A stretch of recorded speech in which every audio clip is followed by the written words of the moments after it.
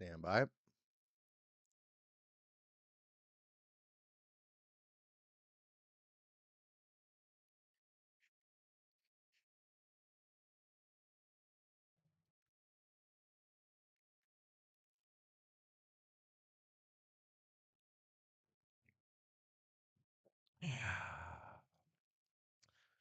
Three, two, one. Good evening, everybody. It's another Monday night. After a short hiatus of late night comics, we're back. And joining me, as ever, is my partner in crime, RDV. What's going on, RDV? What is going on, everybody? That is the question. I am happy to be back on this show that I forgot existed. Yeah. uh, Yeah, sorry for the absence, man. I was dying with COVID. the last time we talked about anything was June 21st. It's almost been a month. Yeah, it's been 3 weeks. Because I had COVID for about a week. But it kind of bookended. I was only barely getting over it last Monday. Uh, so, anyways, that sucks. And I know I didn't even get the bad COVID. So, for all those people that had COVID early on, I salute you. Uh, that was rough. So, I just didn't feel like doing anything. I just felt like sitting and dying. I didn't even want to like read a comic. I was like, um, so Like, if there. you're gonna say they're gonna do it properly, for those got COVID, we salute you. Sorry. Oh, jeez.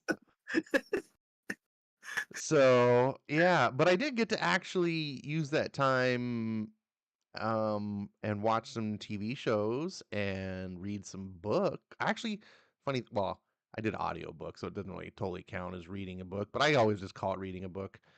Um yeah, because I was just doing a ton of vegging, just like sitting in a chair, not moving. Um I imagine this is like what old folks do when they're in the old folks home. That's kind of how I felt. So Oh, folks home. I yeah, want my pudding. seriously, man. Um, that's it's given me a whole new perspective of life though. Because when I was sitting there feeling like death warmed over, I was like, this is gonna go away. I'm gonna go back to the way I was. But imagine being Biden's age or older and sitting in the old folks' home and you're just sitting in a chair all day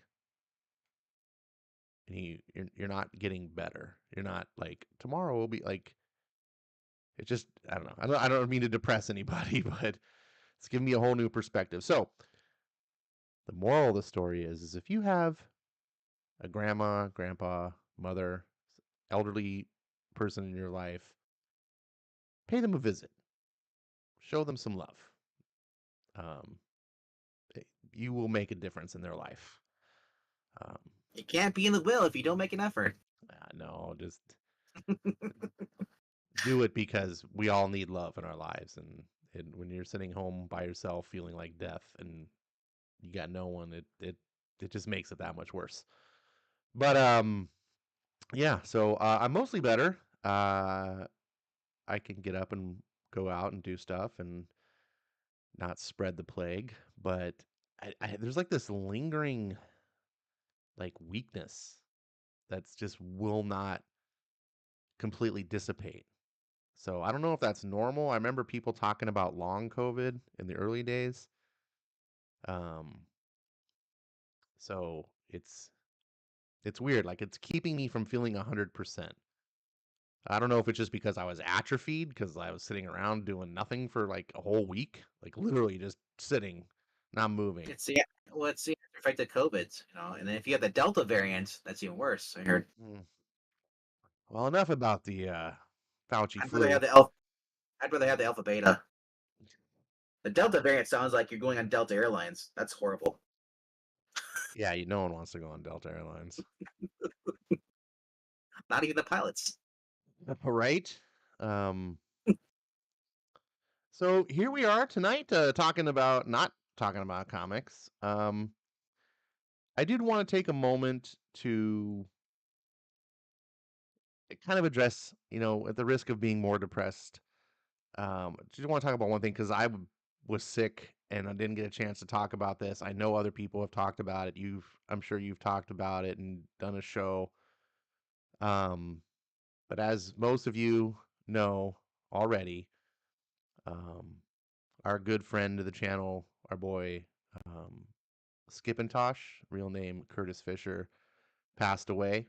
Um, and you posted this in the Discord, and I just thought it was a good thing to I just wanted to take a moment here because he was a big part of this channel, and I haven't had a chance yet to say anything here on Ash on Comics, um, but he's been in my mind, and he was a big impact on my life. We had our ups and downs at times. I know I pushed him away a couple of times and stuff. I didn't really know the full extent of what was going on. I feel really bad, as probably many of you. This kind of came out of nowhere.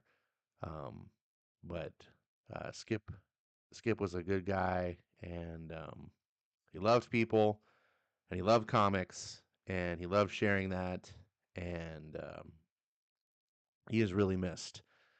And I know that I don't grieve too seriously because I know he's with our Father in heaven, and so I don't grieve for his sake, but rather for all those that are missing him in this world.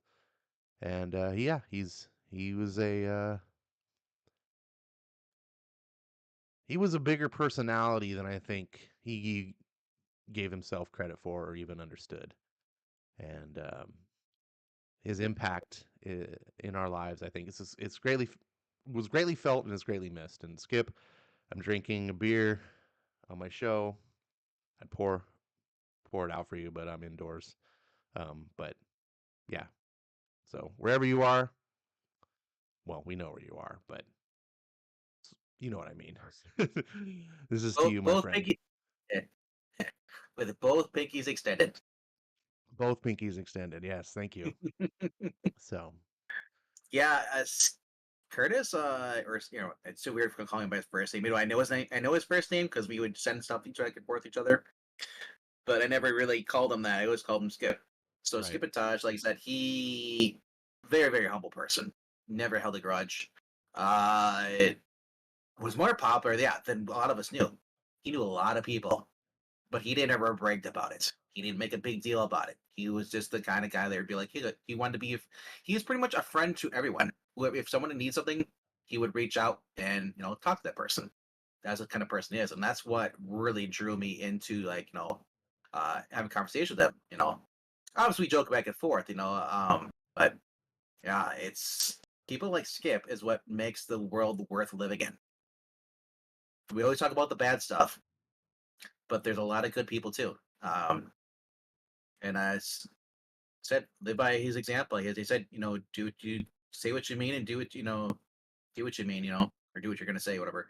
Uh, he said he lived by that motto as far as like just being nice to everyone. You know, we don't know what everybody's going through. And he just that was his thing. He was a follower of Christ. It's his thing. He was, he obviously he'd make fun sometimes, but of me because like, oh, RVD and his cape books. I'm not a cape person. It's like so we kind of rats each other. But Skip was willing to give anything a chance. He's like, it's not going to hurt me. It's not going to offend me. He lived every day like it was pretty much going to be his last day, even before the whole cancer announcement and all stuff. And that's the thing that is like it's his cancer thing. It's like he told me that he had cancer, like he had because he had been having stomach problems. I asked him most seriously, flat out one day. He said cancer, but he said they had caught it early, as my understanding. But he never dwelled on it. And I didn't ask him more about it because I know it's a horrible subject. Yeah. My thing was just to keep him uplifted. So I would talk to him. I would share with him new books that I'm getting, talking about even the Kings games. He's a huge fan of the Kings. Uh, just anything to keep his mind off of what's going on because when you're going through that hardest part of your life, probably the hardest moment of his life, is when you're battling cancer, especially if it's stomach cancer. You know, it is, and that doesn't even have to be stomach cancer. You can have cancer that hits your leg, goes, it's a horrible thing. The chemo, all that stuff. So I do whatever I could to make him laugh. That was my goal, and I'm glad to have like met him through this channel, and and just through and just I feel that everybody, and we may argue, but like the biggest thing is that we are all human beings here. We all have our faults, stuff, but never close yourself off to somebody else. So maybe at their worst, but that's only because they may be hurting. They're lashing Mhm. out. So, um, so Ash may be a dick, but love him. Thanks. You're Well, welcome. I appreciate what you're saying because I want to echo that. Like my biggest lament is those times where Skip and I weren't getting along, or those times that I was too worried about the bullshit in my life, and you just you just never know how long you have with someone. And I've never really had much death in my life.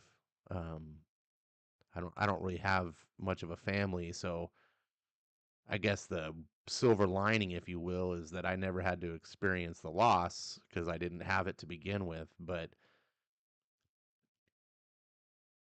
it's just you you think there's always going to be tomorrow, right? Like you think like, oh, whatever. I said something I didn't mean, or I was just kind of acting like a dick because I was in a foul mood or what. I don't know. I did something I was ashamed of, but there's always tomorrow to rectify it. But there's not always tomorrow. And the biggest part is I think to myself, had I known more of what was going on, I might have been more sensitive. I might have been more thoughtful. I might have been more caring. I don't know what I would have done. But that's why it's important to just never assume, because you never know what's going on in someone's lives. And speaking from my own experience or just my person, like I don't share all the darkest things of my life because people don't really want to hear it. So we all put on a face to be like, people say, "Hey, how's everything going?" And you're like, "Yeah, it's good. It's because they don't want to hear that. So you just never know. So it's just important to love people while they're here. And I did. I love Skip like a brother, and I wish I could have showed him better. So um, thanks, Skip, for the I things that you taught me, and thanks for your kindness, and thank you for um, being an example that can inspire me to be better than I am. Yeah, I have the opposite of you. I had grandparents when I was younger that passed away. I had then the last one was an alcoholic. So he's one of those persons that who basically wanted self pity every single time you talk to him. And you'd reach out to it. It was tough. The most recent death I had was my dad. Back in 2016. So it's like I've learned that it's stupid to hold a grudge. Yep. Yeah, it's pointless. There's a lot of stuff that I'm experiencing now with Skip that I experienced with my dad. Stuff that like my dad would have loved this movie. We used to watch movies together. It's like I can't watch it with him. I can't talk about this. Same with Skip. It's just, oh, Skip, did you see this? It was comic book come out. It's like, oh, Yeah. he's not there. It's I get to you. I'm weird when it comes to death. I don't really cry. Hmm. It's not a manly thing. One of the things like, oh, I don't cry. It's just one of those things that it took me for a while from even my dad. Like Yeah. then it finally hit me. You know, Yeah. because you're Oh, just in like it's just disbelief. You know. yeah. That was kind of like me too for Skip for sure. When I got the news, I remember you and I were talking behind the scenes, and you were like, "Can you confirm this?" And we were trying to figure out a way to even know if it's true. Because the sad thing is, you hear stuff on the internet, Yes. you don't know if someone's just being an asshole troll, Yep. and that Yep. was like the one time I was like really hoping someone was being an asshole troll, Yep. you know, um, and we just didn't know. And then once it kind of got reasonably confirmed, I just felt like I was in shock for at least a week. Like I couldn't believe that it was real. Like I was just like, no, you know, there was no Isn't that closure. crazy? There was no Yeah, closure. Zach, Skip was a godsend for me when I started going through his divorce. Skip would reach out and talk to him, you know, console him, and just, just, yeah. And everyone's put here for a reason.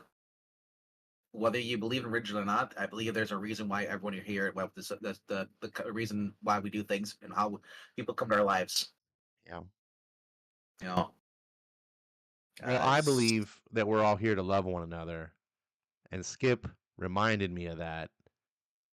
And to my shame, he also, not that he was doing this intentionally, it was more of me looking in a mirror, realizing that I wasn't living up to my own beliefs and seeing my own kind of hypocrisy at times. And I thank Skip for just being an example, not because he was judging me or anything like that, but he was just doing what he was supposed to be doing. And it yeah, caused me to like reflect later on and just be like, man, I should have handled this like Skip does, right? Excuse me.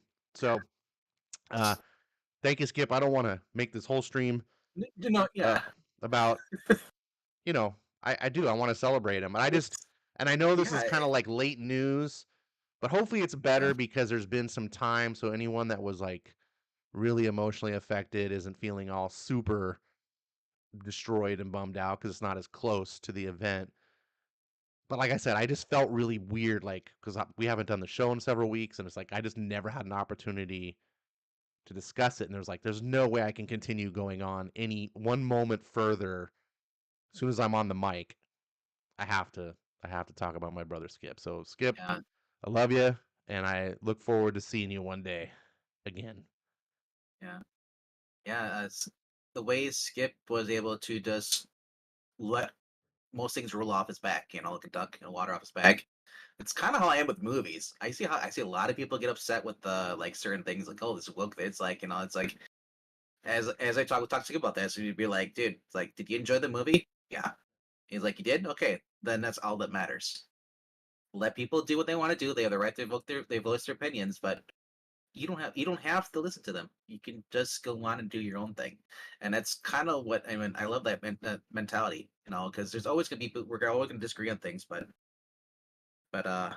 most, yeah, Marania's pointing out she lost her mom when she was 20 years old, and she says she sees things that she wishes to share with her. So she basically honors her mom's memory by making some of her recipes that this basically to remember her. And honestly, that's kind of what I do with some of my stuff. I'm watching like my movies. My dad was the huge James Bond fan, the Rolling Stones fan. So there's a lot of stuff my dad loved that I am going through and like listening to music or stuff just to feel closer to them, because that's what you do when you're grieving. And honestly, Skip, I'm gonna probably take a stab at Ice Cream Man. You know, there's a lot of books that Skip would read that I poo poo it. I'd be like, oh, it looks dumb. Yep. I learned my lesson with Murder Falcon. The weirdly thing is the fact that we reviewed Murder Falcon while Skip had cancer, and it didn't dawn on me until like, oh my gosh. Yeah, I didn't And know. yeah, That was really but weird in retrospect. But I would say anybody who is sad about Skip's death, go read Murder Falcon. It will cheer you up. Yes.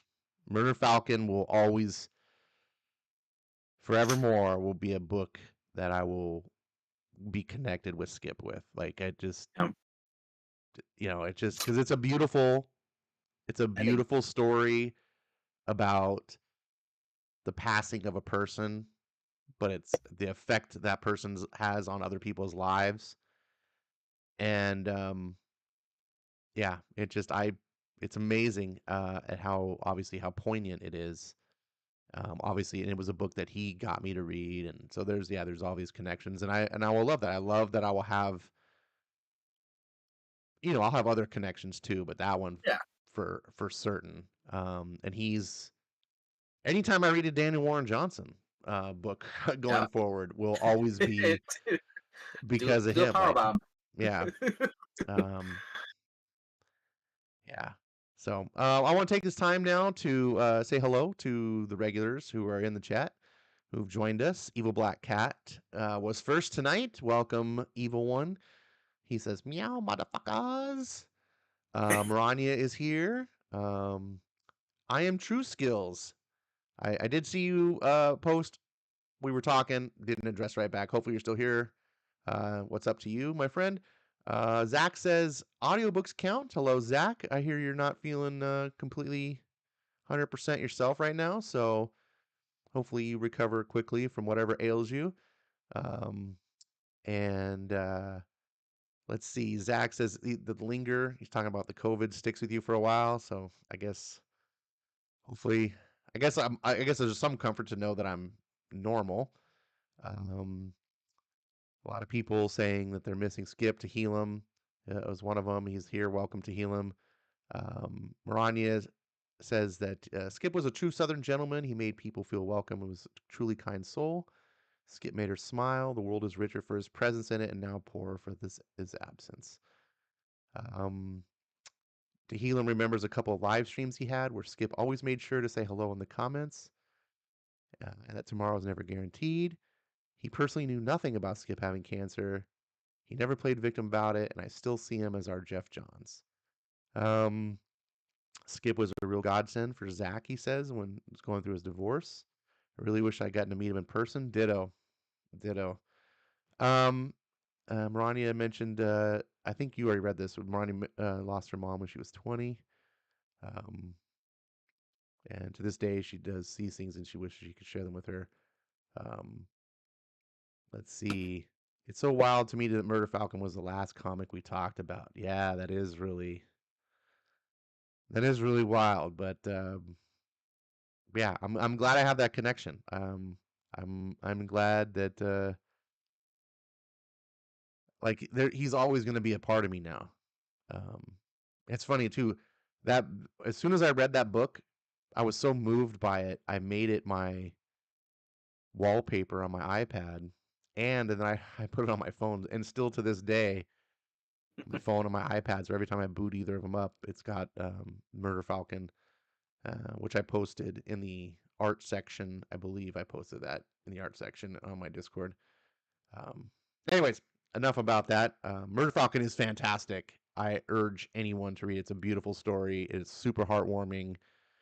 It's yeah. I mean, it'll sadden you up a little bit, but it's not depressing. So if anyone's worried about that, it's not. It's very uplifting, um, and it's just beautifully told. Like it's really really good. Um, so where we go next? Oh, I know where we can transition. I was talking about when I had COVID. I got a chance to. Well, I don't watch a lot of TV. Although that might start changing because I've been lucky enough to find some really good shows. I told you about this like Yeah. weeks ago. I got to watch Rabbit Hole finally because that was a show you were always like, "Oh, you got to try it, you got to Yep. try it," and I was like, Yep. "I can't find it anywhere. I can't watch it." And then my roommate's like, for whatever reason, he's like, "Oh yeah, I never canceled the Paramount Plus account," and I was like, "We still have Paramount Plus this whole time." So it's like, "What's the login?" When I was dying with COVID, I was like, "What?" I was like, "Okay, yeah, give me." So I binged it. I watched the whole season in one day because I was Dude, just it sitting in a chair. Um, that show killed me because I watched it like every Tuesday or every Sunday come out. I had to like we talked to me and Robert talking about every Tuesday. It's like as we're just trying to figure out what's gonna happen next, what's gonna happen next. So I'm not sure if that show if it's better binge watching it or watching it waiting a week. But phenomenal show. it probably is better waiting a week because you would have gotten 8 weeks of like suspense out of it. Where for me, it was just one day and it was over. But regardless, I agree with you. It was really well done. Um, I had figured it was going to be entertaining just because of how hot you were on it.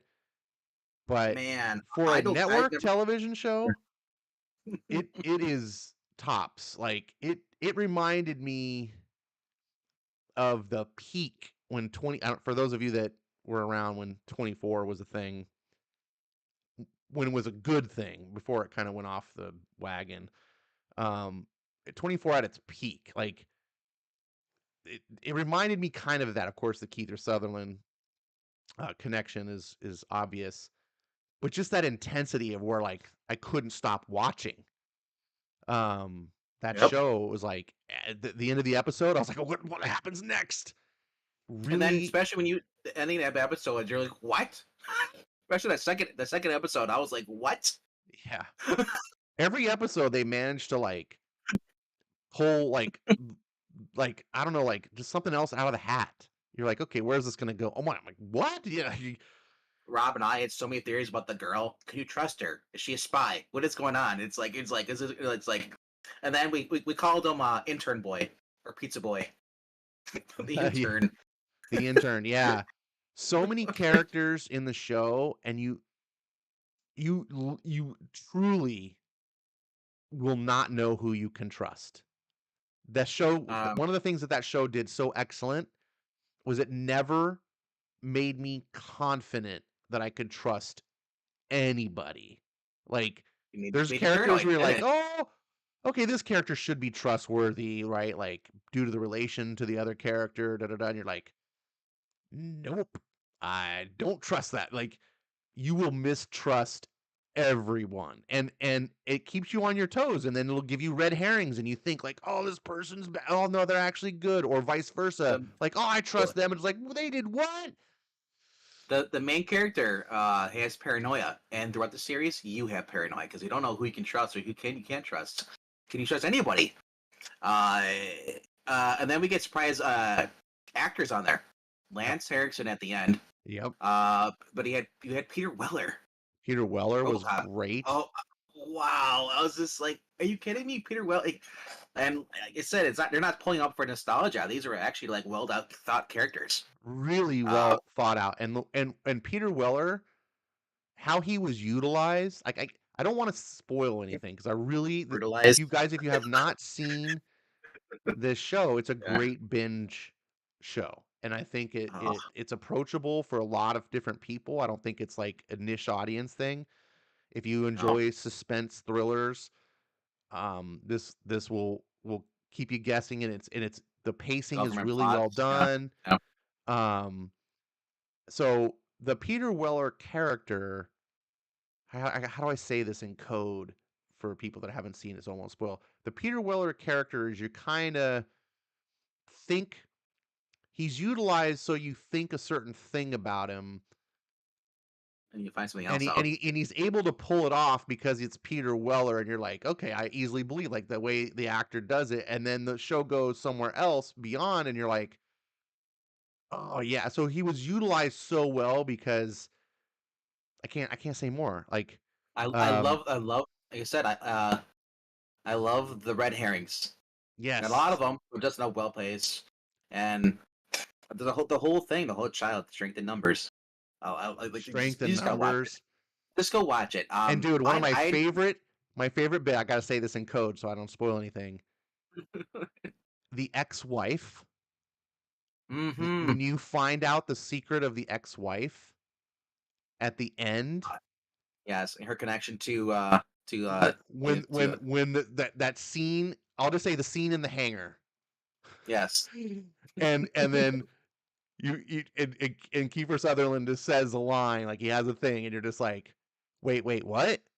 And then things happen, and you're just like, dude, so awesome. I was like, it was like a fist pump moment. I was like, yo, dude, this is so awesome. The FBI agent that's hunting down Weir, is Yep. character, yeah, hunting him down. She doesn't trust him. Like this guy is running a con. There's no way, or he's a murderer, or like it's. I just gonna say this is a show I never watched. 24, by the way. I'm gonna put Oh, that out really? there. I never watched 24. Oh, wow. So I was going in a fresh take, but I knew I'm like, oh my, Kiefer Sutherland is a good actor. No matter what shit role he's in, he puts out good effort. What was it? What was the Mindhunters?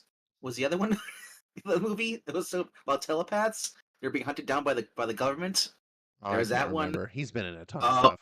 yeah, but I said like ever since Flatliners and Lost Boys, whenever what role I see him in, whether it's even Phone Booth, where he's the villain, he has that certainly something to him that it just makes the show better.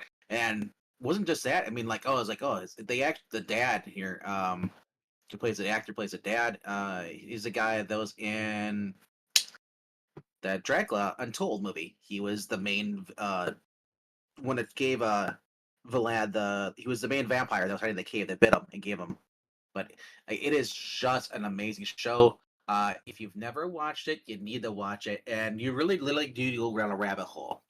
And like when they tell you that character Sutherland, he has panic attacks, and he goes into what a hole like Alice in Wonderland, and his best friends there that always to help him get out of it.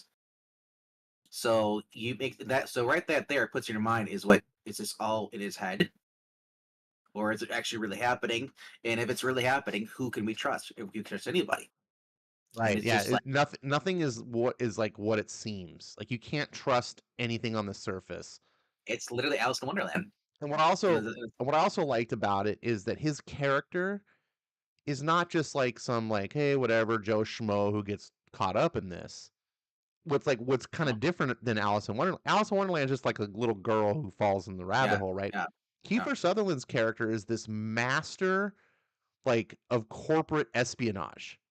So yeah. He's a con artist. the show sets up with him pulling off this amazing con to like have one company get advantage over another company and cause make billions of dollars and all this stuff, and it's just really cool. And so what that does is it sets up that this dude is well equipped to deal with this sort of stuff. But then the rabbit hole is so nuts that even he can't deal with it, type of thing. You know, it's like I thought that was a Yep. really cool thing that you're like, damn, like this is even like this guy, like no one else would have had a prayer. Um, so There's, I mean, there's a scenes when he goes to like a Best Buy kind of place, or like is it just needs to use like a PC and just like at this point you're like, is he seeing stuff? Is someone texting? Who's texting him? It can't be texting you.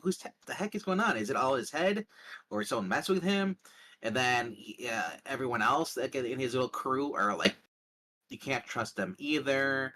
yep, And it's like I said, it is phenomenal acting, and it is just man. Like I said, Rob and I, we did not trust that girl, the one who's helping him out, the black girl. Like, we did not trust her whatsoever. It's like just the way the little things she does throughout the series. What is she looking at? She's in all no, I and the didn't dad trust doesn't. anybody. Every person Oh, in the show, yeah, except for Kiefer, yeah. every person in the show, at some point, I'm like, they're bad. Do you know what? Like, I trusted the Asian guy. the who guy? The Asian guy. He was the most believable. Oh, Yes, yes. You know what I'm yeah, talking about? Yeah. yeah. He was the least Hill Hydra. untrustworthy. They didn't really use red herrings too much with him, No, no, but but he was a funny character. I liked his character too. Um, James. I was James Bond. Did you see that? uh, yeah, Ethereal Dragon says Hail Hydra. That's a there is some echoes of like um Winter Winter Soldier Soldier. in this. Yeah. If you like that kind of storytelling, I was thinking to myself as I was watching this, I was like, it's kind of a marriage between 24 and that Tony Scott film. I don't know if you've seen called Enemy of the State with Will Smith and Yes. Gene Hackman. Yes. Uh, people are coming after them. He's wanted, and he has all these different burner phones, computers. He's always every time he goes in a place, he's smashing a wall just to get something. And then he has like, remember, Dad? And he's like, you can only be on there for like what a matter of like 15 minutes, and then you got to switch or something like that. I was like, all these contingency plans, one after another, after another, after another, after another. He's like, it's. I was like, this is cool. I mean, I love movies like The Fugitive. You know, Yeah. when you're on the run and you're trying to prove your innocence and also do this, stop this, and then on top of this is like Jack Ryan combined with with 24 to me. Yeah, and this is Trying to essentially like one giant movie because it's only 8 episodes. So for a TV show that's kind of short, but they're like 50-minute episodes, I believe. So yeah, it's you're like like getting that. Tim Lim was in this. He was the Asian guy. like 7 hours, like a 7-hour movie. Um, and that's obviously really long for a movie, but it's what's great about it is it gives you a lot more depth and detail than you would get if it were just like a 2-hour movie. Oh But my it's gosh, also yeah, short enough that there's no filler episodes. they're like They're 45 minutes each, aren't they? 45 or 50 minutes each, I think. Yeah, like Yeah, but there's no filler episodes. no, So when you're watching, like that's what I love. Like, there's never like a lot of TV And shows if they go it's beyond like believable. 8 episodes, there's always going to be like the episodes of like, okay, here's one where they're just doing this nonsense thing, so we It can. wasn't your woke writing, but it was believable with the media. The media distort things. It was Yeah, spot on. there was really no wokeness. No, There was really that was another thing that impressed me. Like, and there's really strong female characters in this movie, but they never do the stupid thing that I hate where they like masculinize them. As a matter of fact, one of the strongest female characters in the show is the FBI woman that's kind of investigating him. And Kiefer Sutherland is kind of like her white whale. Like, she's just got like, you know, this thing, like she's gonna get him type of thing. but she's told not. And She's told not to. It's not her case. Yeah. he's too smart for her and whatever. And it's unrelated to the story, right? She's No. trying to get him because she investigates like corporate malfeasance and things. And so his career has crossed her radar. And so the whole time Kiefer Sutherland is stuck in the rabbit hole, she's kind of like dived in to get him. And then she gets tangled up in the mess. But what I love about it is the reason that she's chasing him is because she used to be on like the violent crimes unit or whatever, but she messed up and she got booted to this like accounting Financial division. Yeah. financial division. And so she's like not a perfect thing. Like, she's messed up and she's trying to like live in this like quote unquote man's world. And the guy She's that a like single has the mother. job she wants, like kind of lords it over her. And she continues to like make mistakes, but there are things about her character that are like really valuable and important, but that her character doesn't necessarily see those as the values. She's trying instead to do these other things. And so she kind of goes down her own rabbit hole that you're like, oh no, like, is this really where you're going? And then, but she has a big arc too that I love.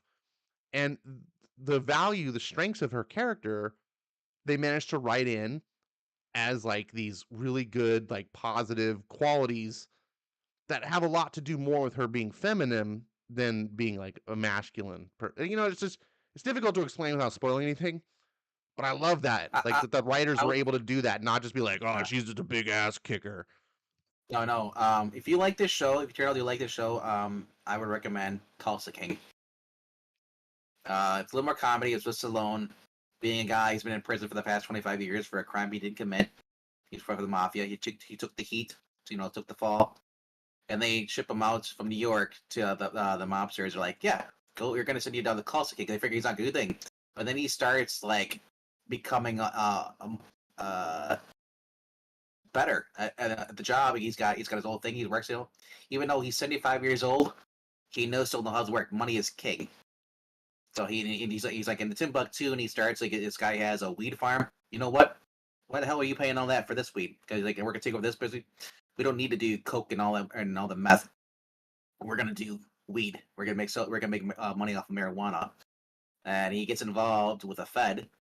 Doesn't know she's a Fed, and she sleeps with him. And then she finds out, wait, how old are you? You're 75. You're like my grandpa's age. He's like, yeah, I didn't sleep with Kara last night.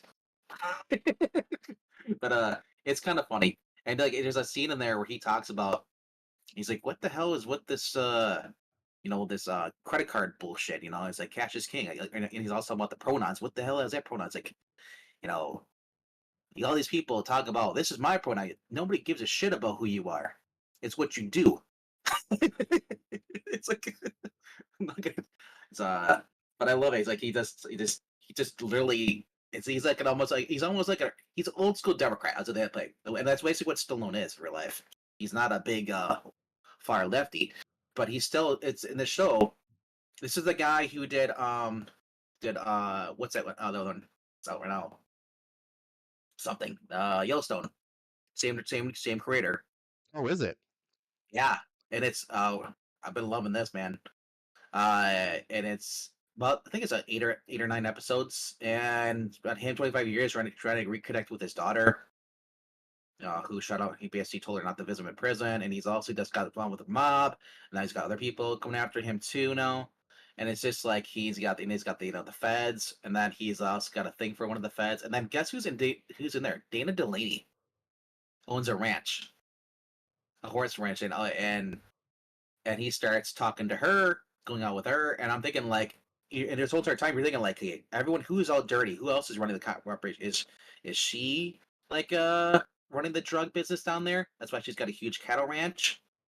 But she starts taking interest in him too as well, and just he's just all it's all snow coning for him, and he's just trying to keep everything afloat and stay alive. And it's also got not the guy who played Gambit, but he's the bartender in there. I'm not sure if it shows the cast in there. Look at the cast. Uh, it's a lot of cool people in there in the cast. Vinny from Doogie Howser's in there. Max Casella is in there too as well. Garrett Hedlund plays the bartender, the bar owner. It's such a cool cast. And then Chris, I think it's Chris Galdivino. I think he's the guy from I think it's him. One of those guys. He's from Sopranos. Well, this show So is it's on my radar. I haven't. it's It's on not. Paramount. It's not on the top of my list. Yeah. I can watch it as long as I have Paramount.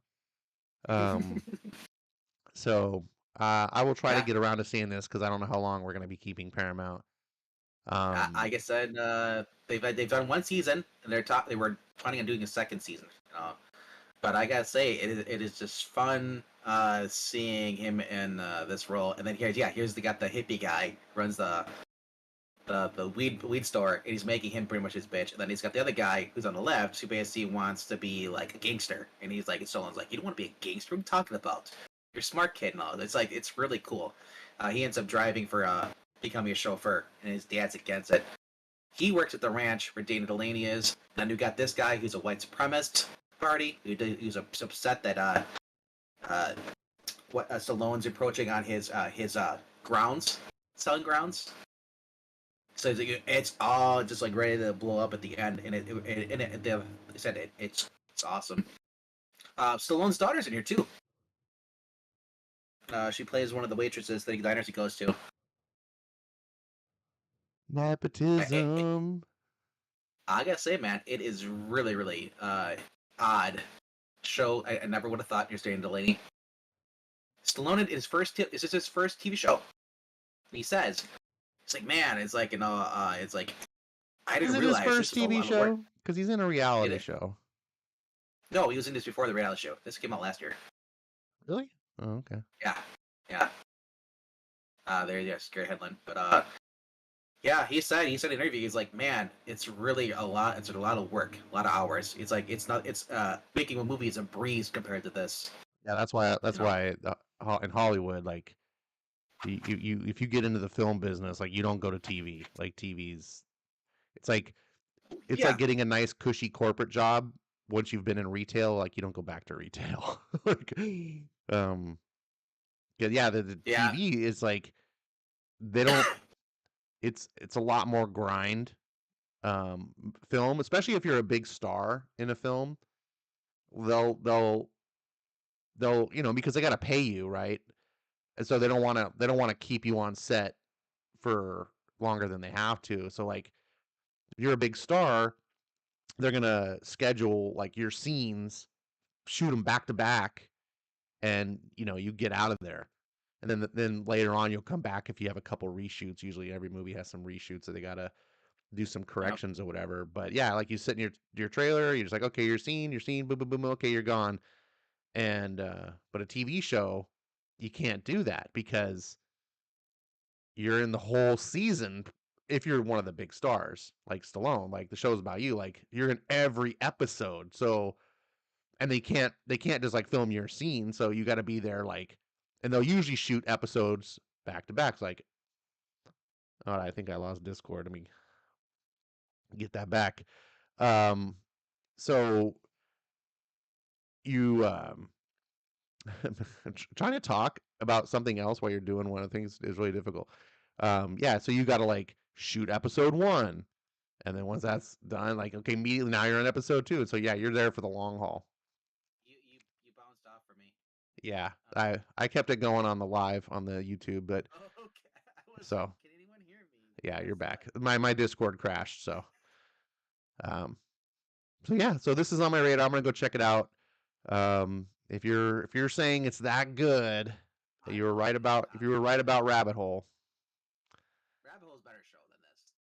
Yeah, this is more of a comedy, a little less action, but more of a drama. But it is just been a fun show to watch. He's like I said, he's trying to connect with everything.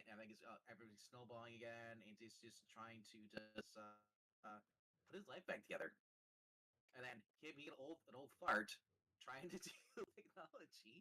He's like he's trying to find his daughter, because he hasn't talked to her. He doesn't have contact with her, and he looks up her name online. He says, he says like you search this person, you have to pay this fee, and we'll find you. He'll give their address and their name and stuff. He goes to the bank, and he's like okay, because he talks to the young dude, the young black dude. He's like, yeah, you need a credit card, man. Where you been? Like under rock? He's like, I've been in prison. He's like, oh. So like everything he knows about is from like 25 years ago. So he doesn't know anything about credit cards and all that stuff. Just and he does. His driver license goes get it renewed, and like it's just funny. It's just yeah. Like Stallone is not afraid to make fun of himself, and he does it in this show. But Well, speaking of shows that aren't as good as Rabbit Hole, okay, um, uh, this show is actually better than Rabbit Hole. the old So man. Oh, no, I haven't watched that. But this show has actually gotten me to read a book again. Um, and it's on Apple Plus, and it's called Silo, and it's a sci-fi show. It's actually a trilogy of books. The first book is called Wool, which is what uh, the first season. The first season is actually I discovered because when the season was over, I was like, "This is so good! I cannot wait another year or whatever for the next season." I was like, "This has been a book series I've been wanting to read since it came out." Um, I'm just gonna go read the books. So I went down, I bought Wool and read it, and I was just really kind of reading it so that I could get past it, so that I could dive into book 2. But turns out season 1 is not just the first book; it's only half of the first book. So halfway through the book, I'm like, I get to the end of where the season ends, and I'm like, oh shit, I got a whole half a book still to go. What the heck? So loved it. Wool is one of the best books I've read in a long time. Um, the show is excellent. The book is enough the same that I was into. Like I liked that it really, because sometimes they just make really radical changes and it's nothing like it. Enough the same that I was like, great. Everything that I liked about what I saw on the show is what the book was. But there was also enough difference that kept me interested the whole way through, where I was like, oh, that's interesting. They made a little change here, a little tweak there, some different things. Some things were like completely fabricated for the TV show, so it doesn't happen in the book at all. Um, and it makes kind of sense. Some of the things they're doing. Also, I think the TV show revealed, because I'm on the third book now. Um, I think the TV show, like they did with the Umbrella Company, skipped ahead. um, they reveal things that are in future stories, so that when the show gets there, it was like already like, oh, hey, we kind of showed you this. But this book series has me gripped like no book series in a long time. It is phenomenal, imaginative sci-fi. The show is extremely well done. It's it's got that super high budget that you'd expect from like an HBO show. Um, so it feels like cinema quality when you're watching it. Um, Really good cast of characters. It keeps you guessing on what the heck is actually going on. It's a political show, but it's not political in like in the sense of real world politics. It's political the way George Orwell was political, where he writes a story about political ideologies, but doesn't ever tell you like think this way or think that way. Lets the politics play out within the world of the story. So all these characters have like their own motives and world beliefs and things like that. And what I found really interesting was that there was no like absolute right way or wrong way. You'll find yourself agreeing with the character on a certain thing and be like, oh yeah, this character is in the right. They're doing what you should be. And then their enemy is doing, and then they're like, wait a second, but but that's, I can kind of see why it needs to be done that way, you know? And I really love that there's no clear, like, you're just a total, like, totally perfect and everything you believe, and these people are completely, absolutely wrong. Because it makes the story unbelievable, right? In the real world, every side has a little bit of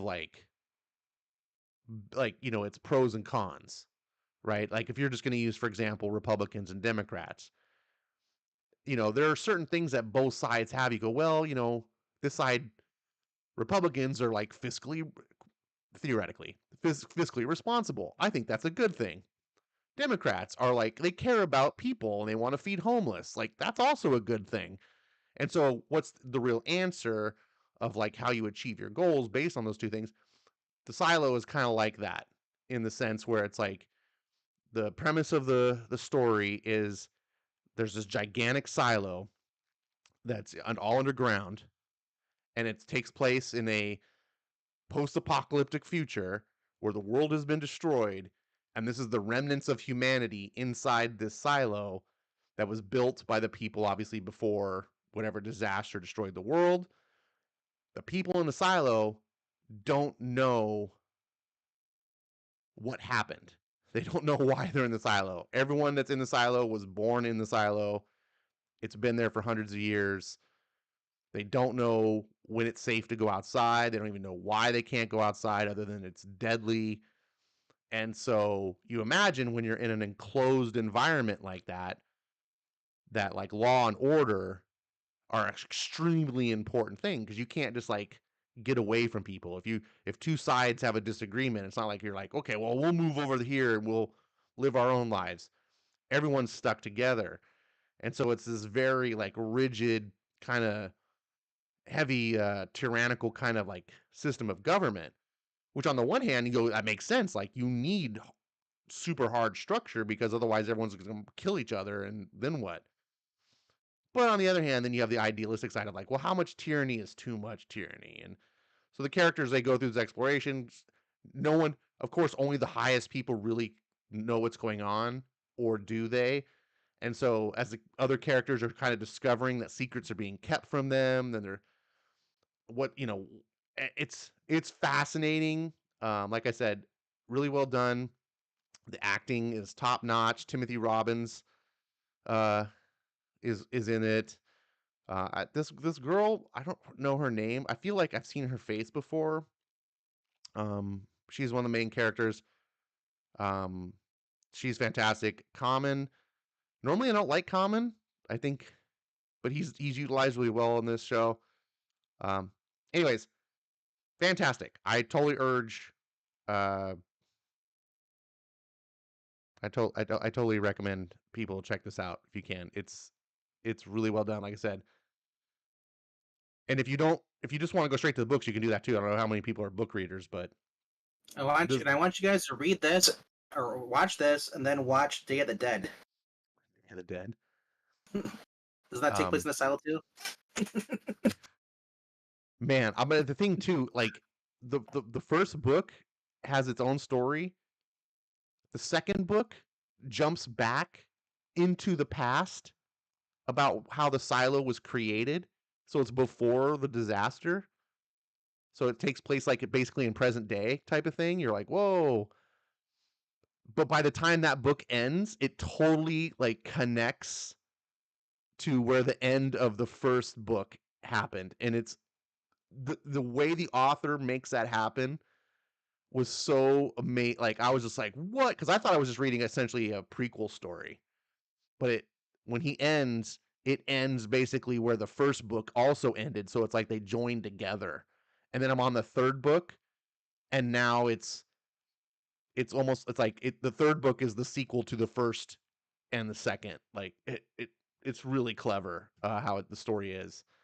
And it keeps you guessing, like rabbit hole. Like I have no idea who's in the right and who's the wrong. Like I have no idea like how they're gonna get out of the situation or what. It's good. Anyways, uh, I haven't been able to talk about this, so I just wanted to get it off my chest. Um,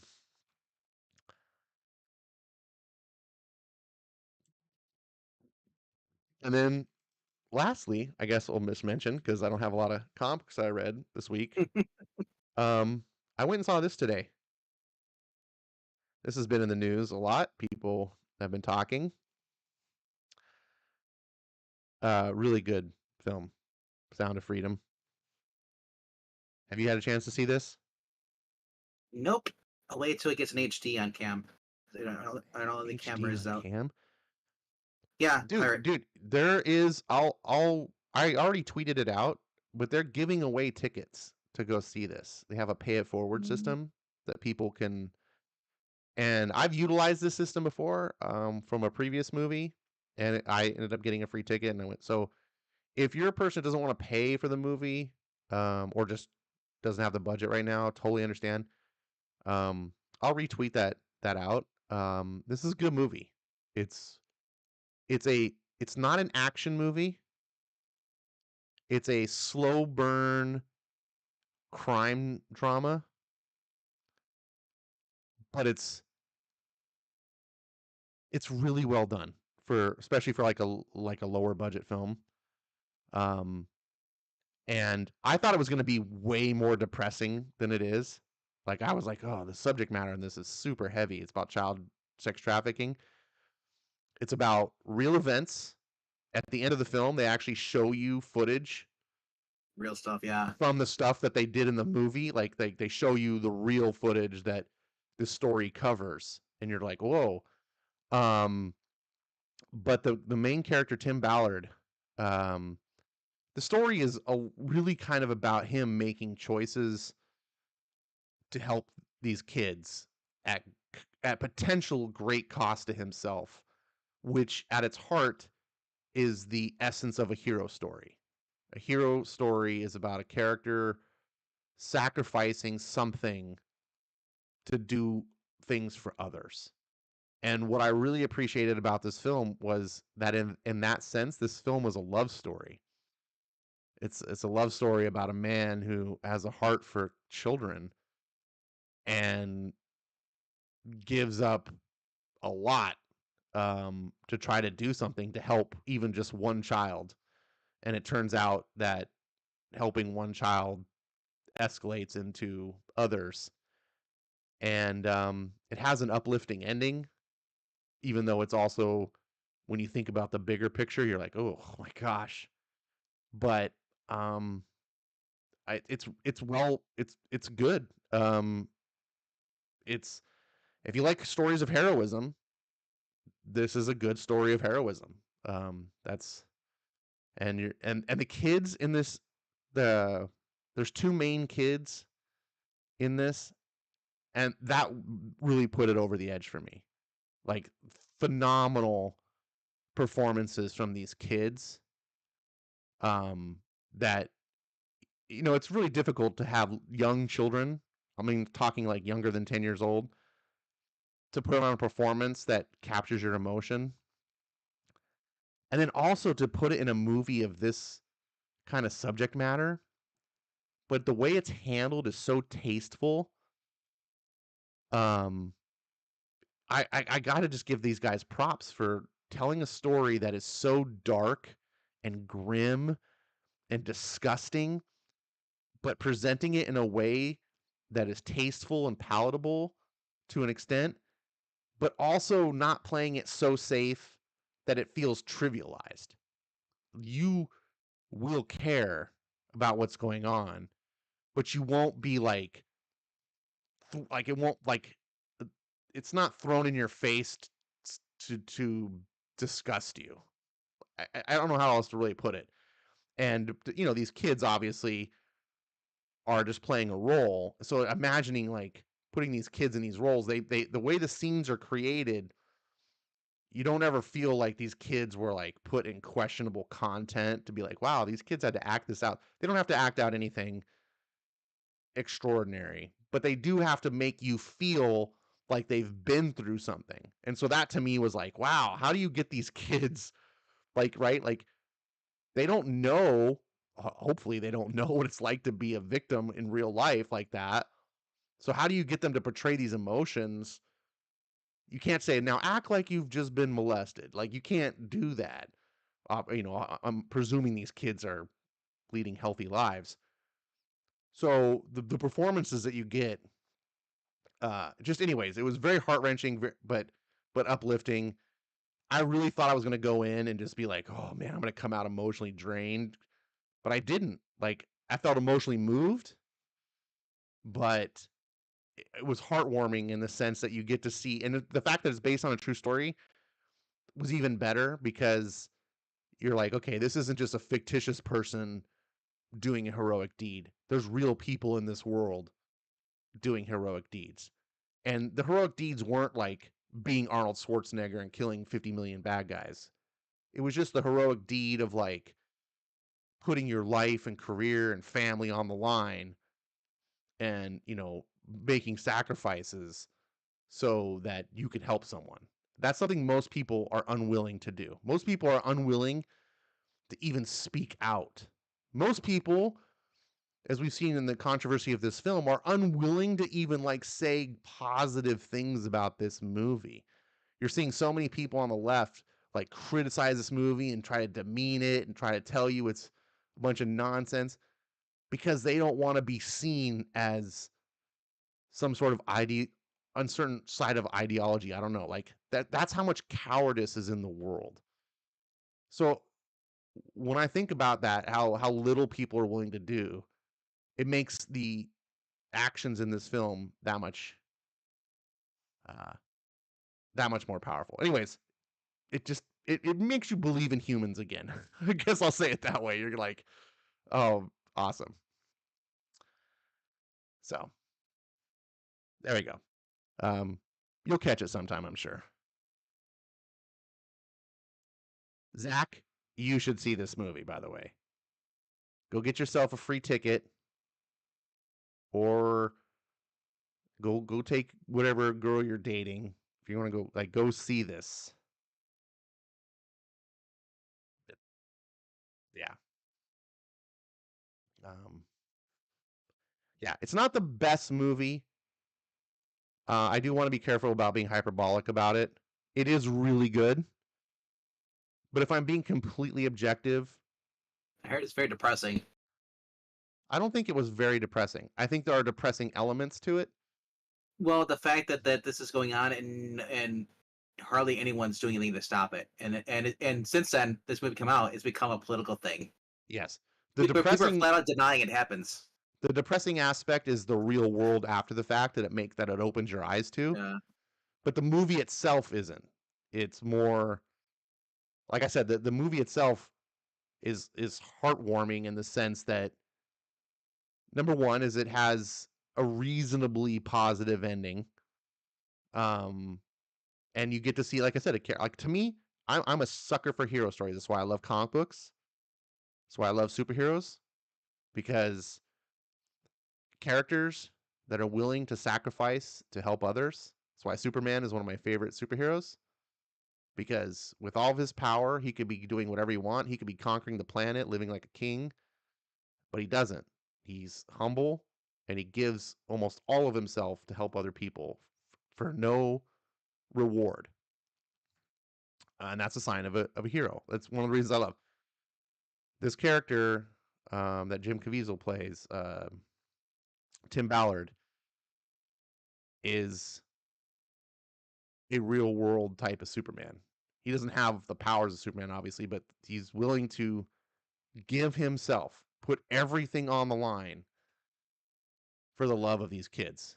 and it's super heartwarming, and it'll bring it hope. If you have an ounce of humanity, it's going to bring a tear to your eye, but in a positive way, like not a depressing tear, but like it's going to make you want to be a better person. Made me want to be a better person. And I think we need more movies like that. But yeah, by when the movie's over and the credits have rolled and they put that text on the screen that tells you, like how many millions of kids. Well, one of the things that stuck out to me was at the end that they put on the thing, there are more people in slavery today than have ever been enslaved in history, including when it was legal. And most of them are kids. And I was just like, ooh, like, damn. And the depressing part is like what you said. And when you wake up to that and you realize that most people just want to keep their head in the sand and not address it, that's the depressing part. But the movie itself wasn't. Um, welcome Breen, who's joined us. Like I said, yeah, and Zach, yeah, you gotta go see it, Zach. Go see it. Um, I think Zach's gonna get a kick out of. Zach's got a heart. I guess that's what I'm trying to say. So speaking of heart, Yes. Heart, great band. speaking They're, of heart, we have a comic book that I read. I read a comic. Are you proud of me? I thought those Ash on movies. What's actually whatever. That's what I've done most of this week. I haven't read a lot of comics because I was sick and had other Watched a lot things of going TV on. though. I watched when I had COVID in 2020. I watched all 22 episodes of Cold Check the Night Stalker because I Dude, couldn't sleep because I had the chills. I had from hot to cold, high temperature, and I was just drained no matter what. So I sit in my computer chair and I watched Cold Check, and I gotta say I had some weird fever dreams. yeah, I got to the point where I was lying in bed. I was bedridden for a couple days. I couldn't lay in bed anymore. I was like getting like bed sores. Like I was literally hurting from lying in bed. So I got up. You're I not have a supposed I to. have a Yeah, yeah. and I have a reading chair in my room, and I just sat in the reading chair, and I literally like sat there for like 4 hours just vegging. And then I was like, I can't just sit here like looking at a wall. So my TV's across the room, and I was like, you know what? We have Paramount. I started clicking in my head. I was like, we have Paramount Plus. I thought, well, I can watch that rabbit hole. So I was like, I'll just put that on and watch the first episode. The next thing I know, it's like midnight, and I'm finishing episode 8. Like I just went, and I just sat there and vegged. Just and didn't move for 8 hours.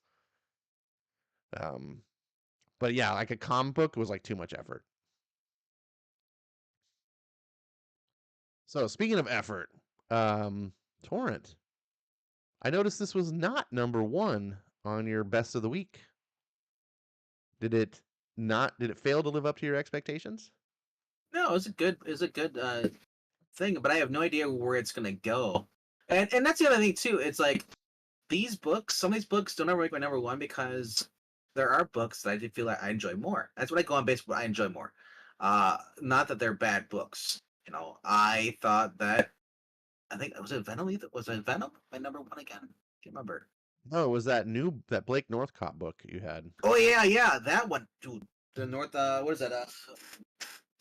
North Valley, I think it's called, or something, or Grimoire. Yeah, I think that's Was it. really, really good. Um, it's kind of like Buffy the Vampire Slayer would mix with X Files and James Bond. So this book, you would say this book Yeah, did meet your expectations, it's just that but the North Grimoire is even better. yes, kind of like the Magic Order in a Hmm. sense. That's kind of what's good at the North Valley Grim thing. But this guy is basically hunting on this grimoire, and this girl who knows nothing about magic. All of a sudden, she's imbued with magic and stuff, and she's only in high school. Her best friend just died, and she finds this grimoire, and now it's like these people are hunting her down. Even one of the people working for the guy, she's posing as a high school kid to befriend this girl. Also get their hands on the book. As like I said, it's really good. But Guggenheim though, I said this is I still love these books by Guggenheim. Uh, the art grows on me. But it's the storytelling even more so is better than the art. The art it most has been like it's I can tell what's going on. That's kind of what I don't mind that. Sure, would I love to have Dan Moore on this? It'd be awesome. Or even the guy who did the alternative cover. Yeah. Lee, was it Lee something? What is it? What his name was? Rick Was Leonardi. that? Yeah, Leonardo. I would love that Leonardo do the interior art. It'd be fun. Yeah, that'd But be cool. Guggenheim, but see, Guggenheim writes so well that I said you really don't even pay attention to the art. That's how I am with World Tree. I think that's what it's called. The one that with Oh, Tomasi. you're thinking of Blood Tree. Oh, Blood Tree. Sorry, Blood Tree. Same thing. World Tree But I think this. is the James Tinian book. Yeah. Yeah, this one has better art though than the other one, than Blood Tree. But I like the art better than the Blood Tree. Yeah. yeah. But Mostly, I mean, I think Justin Greenwood is a good comic artist in the storytelling department. Like he's got good sequential art instincts. His layouts are great. I just his illustrations are not the most pleasing to my eye. So I respect like that, and that can matter a big difference to me. I like Blood Tree was like not only was it ugly to look at, but it wasn't. They didn't do anything for the story. It was just pictures. Um, and so at least Greenwood, I think, is succeeding on a certain level, and I am getting more used to his art. Um, and you're right, I agree with you. Guggenheim's writing helps carry the book for me. yeah, so this, like I said, all the way up there, I was like, okay, I was kind of like going through this. I was like, it's like, okay, it's all right, it's doing well. Where's this gonna go? That ultimately is because this is the last, this final issue. This, well, as far as this volume, I don't know if they're gonna do another series after this, continue it. Probably not. But it left it open at the end that they could do something. And I gotta say though, it's I was when I was reading this, I was like, okay, everything comes down to now she's got she's become like a Punisher in a sense. She's gone that route, basically like lost her loved ones and her it's almost like a Punisher, but also crossover with what's that book I was reading? Jennifer Blood. Uh, she puts her son in the hiding, but she can't, but I gotta do this, she's all hung up on revenge. Her parents want her to like give up this thing, and she's like, no, I can't, why, she basically is taking the law in her own hands. She's given all these different outs, excuses to get out of this and then, to move on, be a parent to her son. Her son, I guess, is with her with her parents. Their parents kind of scold her too, and then she has, at least leads to her final showdown with the guy who basically ordered the hit on her family. And like it's just like all the way through this, like this, wouldn't mind this if it was a TV show. Honestly, I want more of this character, but yeah, I mean, the way it sets it up now, as far as I know, this is not tied into any other. This is what AWA. No, this is Who's an Image. Image? So as far as I know, Image does not have their. I mean, they're not going to be building a superhero universe connecting. As far as I know of, Mm-mm. no. But This could be the starter issue, world building. You could have like tying into something else. You could if they decided to continue beyond this and build upon it, there might be something there. This series, as it is, 5 issues, I don't think there's enough here to do a TV show. Um, Potentially a movie. But a movie, the problem is like movies, superhero movies in this nature require kind of a lot of expense, and I don't know. It's in a weird situation. Like I don't know if this would be a good adaptation for a movie. But I don't feel like I'm missing anything. Like feel like the story is what it is, and if it never goes beyond this, I, I thought the book stuck the landing. I didn't think it did anything extraordinary. So when it was over, I was kind of like, oh, that's it.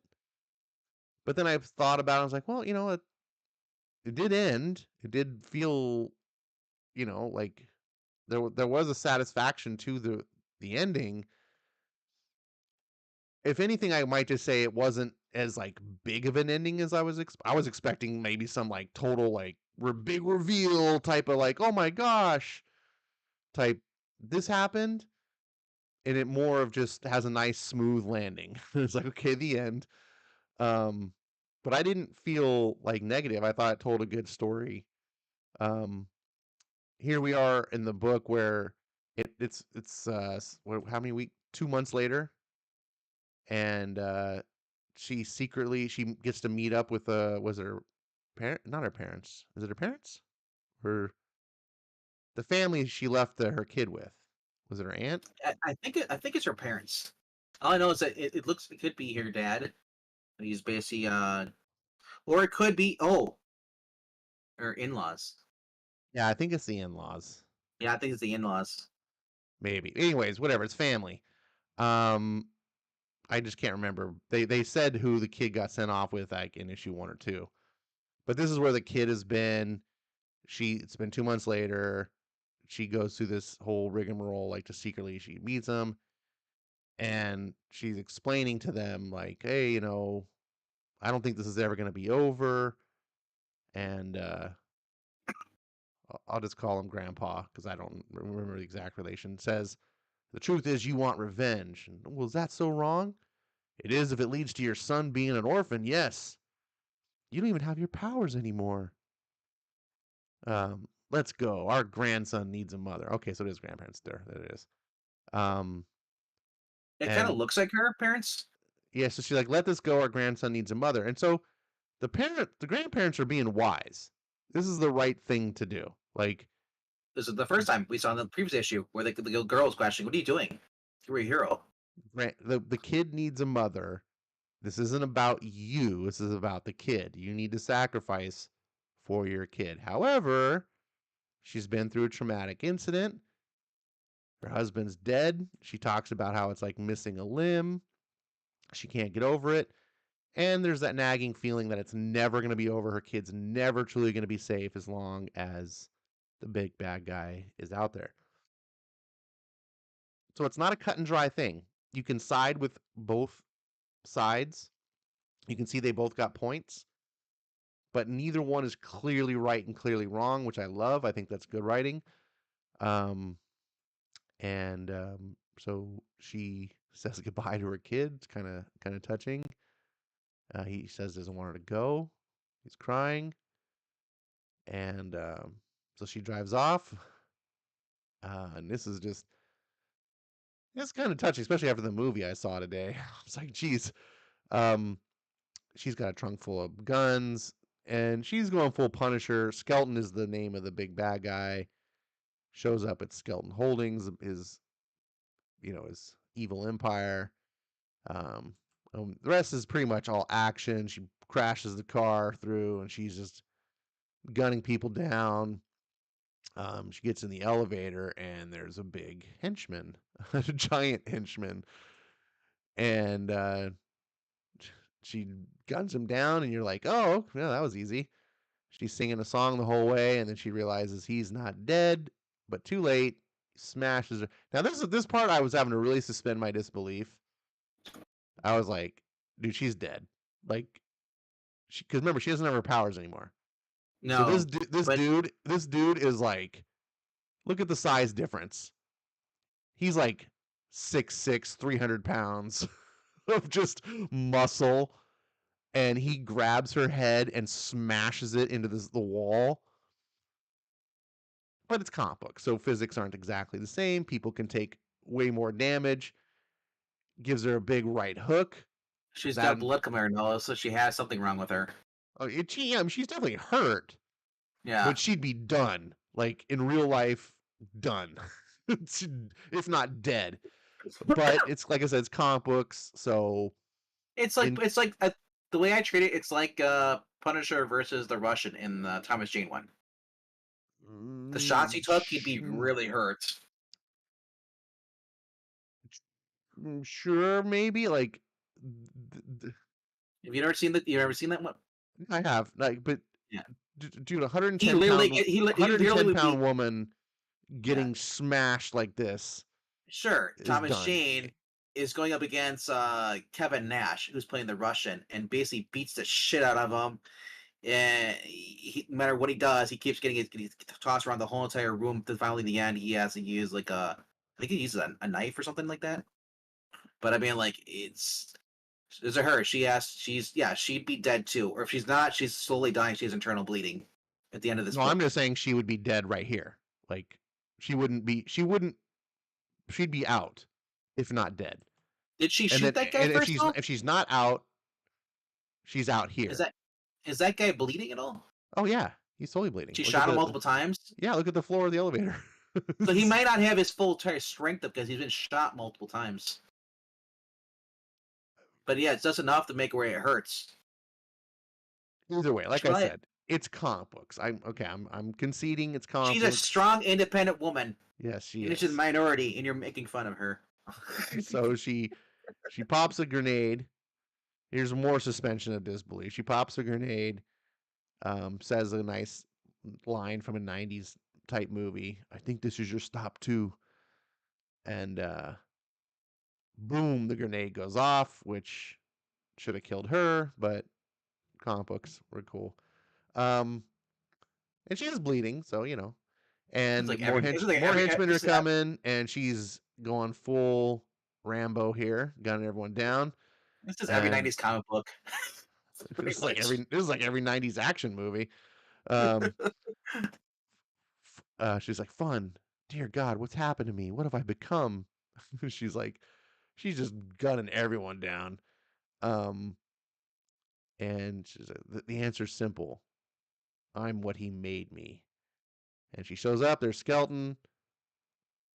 And the henchman's like, "Oh," and he finishes, "Damn," and she just guns them down, throws a grenade. She doesn't waste any time. I love that. Isn't this nice? I think we need a little more alone time, you and me. I thought you wouldn't come back. Thought you were smarter than this. You should have known better. I don't disagree. So, are we gonna do this? Or are we just gonna talk all night? So, total '90s action movie stuff. Again, comic book. And I'm not saying that to diss this. Like that comic book sometimes like that's why you're reading comic books. I get it. So he charges her, he guns her down. Oh, but look, she forgot he has superpowers, so the bullets apparently just bounce right off We're her. also don't really we don't really know about the whole serum. Is it supposed to take your powers away? But we don't know exactly if it's 100% true, if it does all the way or what. But Well, she hasn't shown sign. she's confessed that she doesn't have powers anymore. Yeah, yes. But I mean, even then, she wouldn't have her powers. She may have still the resilience or something. I don't know. Who knows? Whatever. Either way, so she shoots It's at fine. him. Yeah, For he's got superpowers still. Um, he decks her strong enough to like break through a gun. Um, smashes her gun on her. We just the fact that she's still standing is pretty impressive. But she yeah. pulls out the knife out of his belt and stabs him in the eye. Apparently, that's On the her only belt. place he's not bulletproof. And she's Yeah, like, on "I her know you're belt, and she did. bulletproof, but what about knife proof?" Tries to slit his throat. Damn, you are knife proof. I thought that was a fun line. Oh well, broken neck it is then, I guess. This is for Adam, you piece of blah blah blah bleep. And then remember who woke up on the last issue? Yeah, Slipstream. Michelle, penance. don't do it. Get out of here, Simon. And he's doing the kind of cliche, kind of like Robin keeping Batman in check kind of thing. Like you can't go over the edge. And he feels guilty because he was the one that was tortured, that gave the information. So he's like, it was all my fault, blah, blah, blah. And she's just like, what? What are you talking about? And he's like, coming for it. Everything that's happened to you, your family, it's because of me. And she just looks down.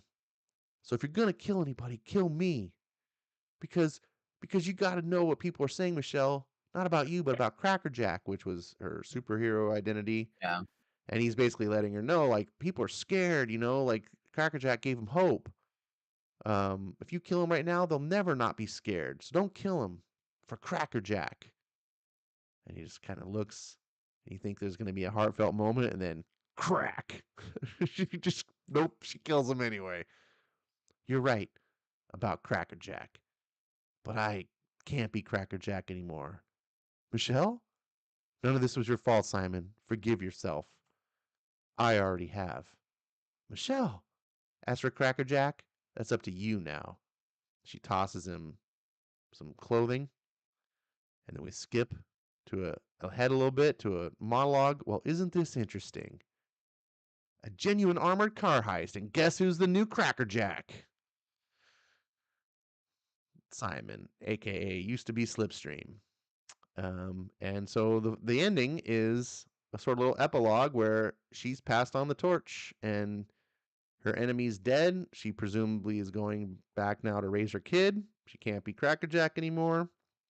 But the pain in the ass from the beginning of the book that sort of let this all happen has now taken over the mantle and become the new Cracker Jack. And I gotta say, I hate legacy characters, but this is a sign of good story writing that I didn't mind this at all.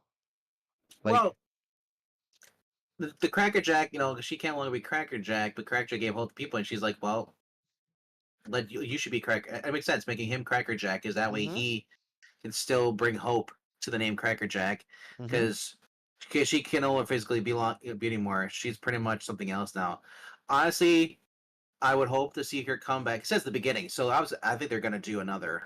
I will hope they do another volume, and then not make Michelle the main character. Maybe make this kid the new character. Maybe he's a little older and he comes across Michelle again. If you want to, or even have her in the second book. Like I want them to world build. Let Guggenheim world build. Be yeah. awesome. I wouldn't If mind it's a an story image, where she kind of has to mentor him, yep. She's like kind the of girl in kind the of be chair. the yeah, like the girl in the chair, or just be the one that he has to go to make, like, he has hard decisions, he doesn't know what to do, kind of like his Alfred, type Well, thing. you could have him being approached by the league. Yeah, You could have more about that Justice League kind of they have over here. I forget what they're called, but yeah. yeah, So it'd be interesting to see more of that in world building. And then, like I said, if you got to bring in a because now that guy's dead, the villain's dead. Who's the main big villain now? There's so much stuff you can do with these characters, mhm, and Guggenheim is shown to be a good writer. Now he may not be, I may not like him as much because he introduced Felicity, an arrow, but he's shown that he can write. yeah, this was, I want to be careful about not being hyperbolic about the book. It's a good book, very much recommended. I'm very glad that you and Skip and Breen got me into reading this and trying it out. You know what you Um, also gonna read that Skip liked? Exterminators. Exterminators. The girl X-Men book. Oh my goodness. Oh my goodness. Um, so I, I didn't feel the book was perfect. There were things about it that I could have nitpicked or whatever, but ultimately the pacing of the book, the fun of the storytelling, just the overall imagination, just I would say I give this book a really good, like, B plus.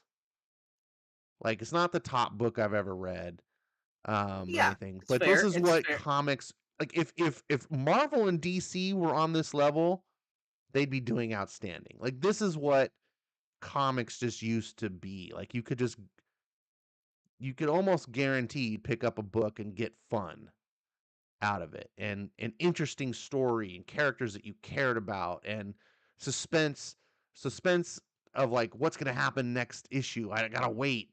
This book effectively did that. And it made me feel the joy of what I liked about superhero comics. So I give this book props for that. Yeah, like I said, I wasn't expecting this. This came out of nowhere, and like I said, it's this is a very indie '90s book, you know. And then we also have things like Local Man that's out right now too. We're seeing a lot of superhero stuff coming out and it's outside of Marvel and DC. I'm really enjoying them. You know, I like I guess said, I hope Bro built this. so. I take the answer is yes. If I was gonna say if they do a sequel to this, you would pick it up. Oh yeah, definitely. I'm curious to see what's going on, who's focused on. I mean, obviously, want to know what the aftermath of Michelle. Now she killed the guy. Is she in prison? I mean, you don't even have, you know, they could just have a nod and say like, yeah, and even just mentioned like, oh yeah, Michelle's in prison, or she's on the lam. No one knows where she is. Now, what's interesting is the book is called Torrent, but there's. I mean, Torrent is yeah, yeah. I Trying to think of kind of understand. Like,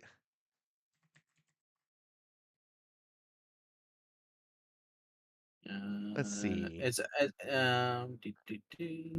Define torrent. it's Noun. a small bus. A Yeah, turbulent, swift flowing stream, yeah. or a heavy Great rapid downpour, imbalance. a deluge, or a heavy, uncontrolled flow.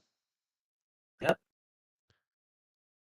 So, Dictionary.com it says, yeah, a stream of water flowing with great rapidity and violence, rushing violent and abundant and unceasing stream of anything. so Torrential downpour. Yeah, I yeah. I can think that's see. this. It I went. can see the It went. name being that, like, because the main character's caught up in a big torrent, and I think that's a fitting name for this story. But you do a sequel, are you going to call it Torrent? Are you going to call it Crackerjack? Like I call it torrent. Downpour. Torrent Something Downpour? like that. or uh, no, the flood or the aftermath.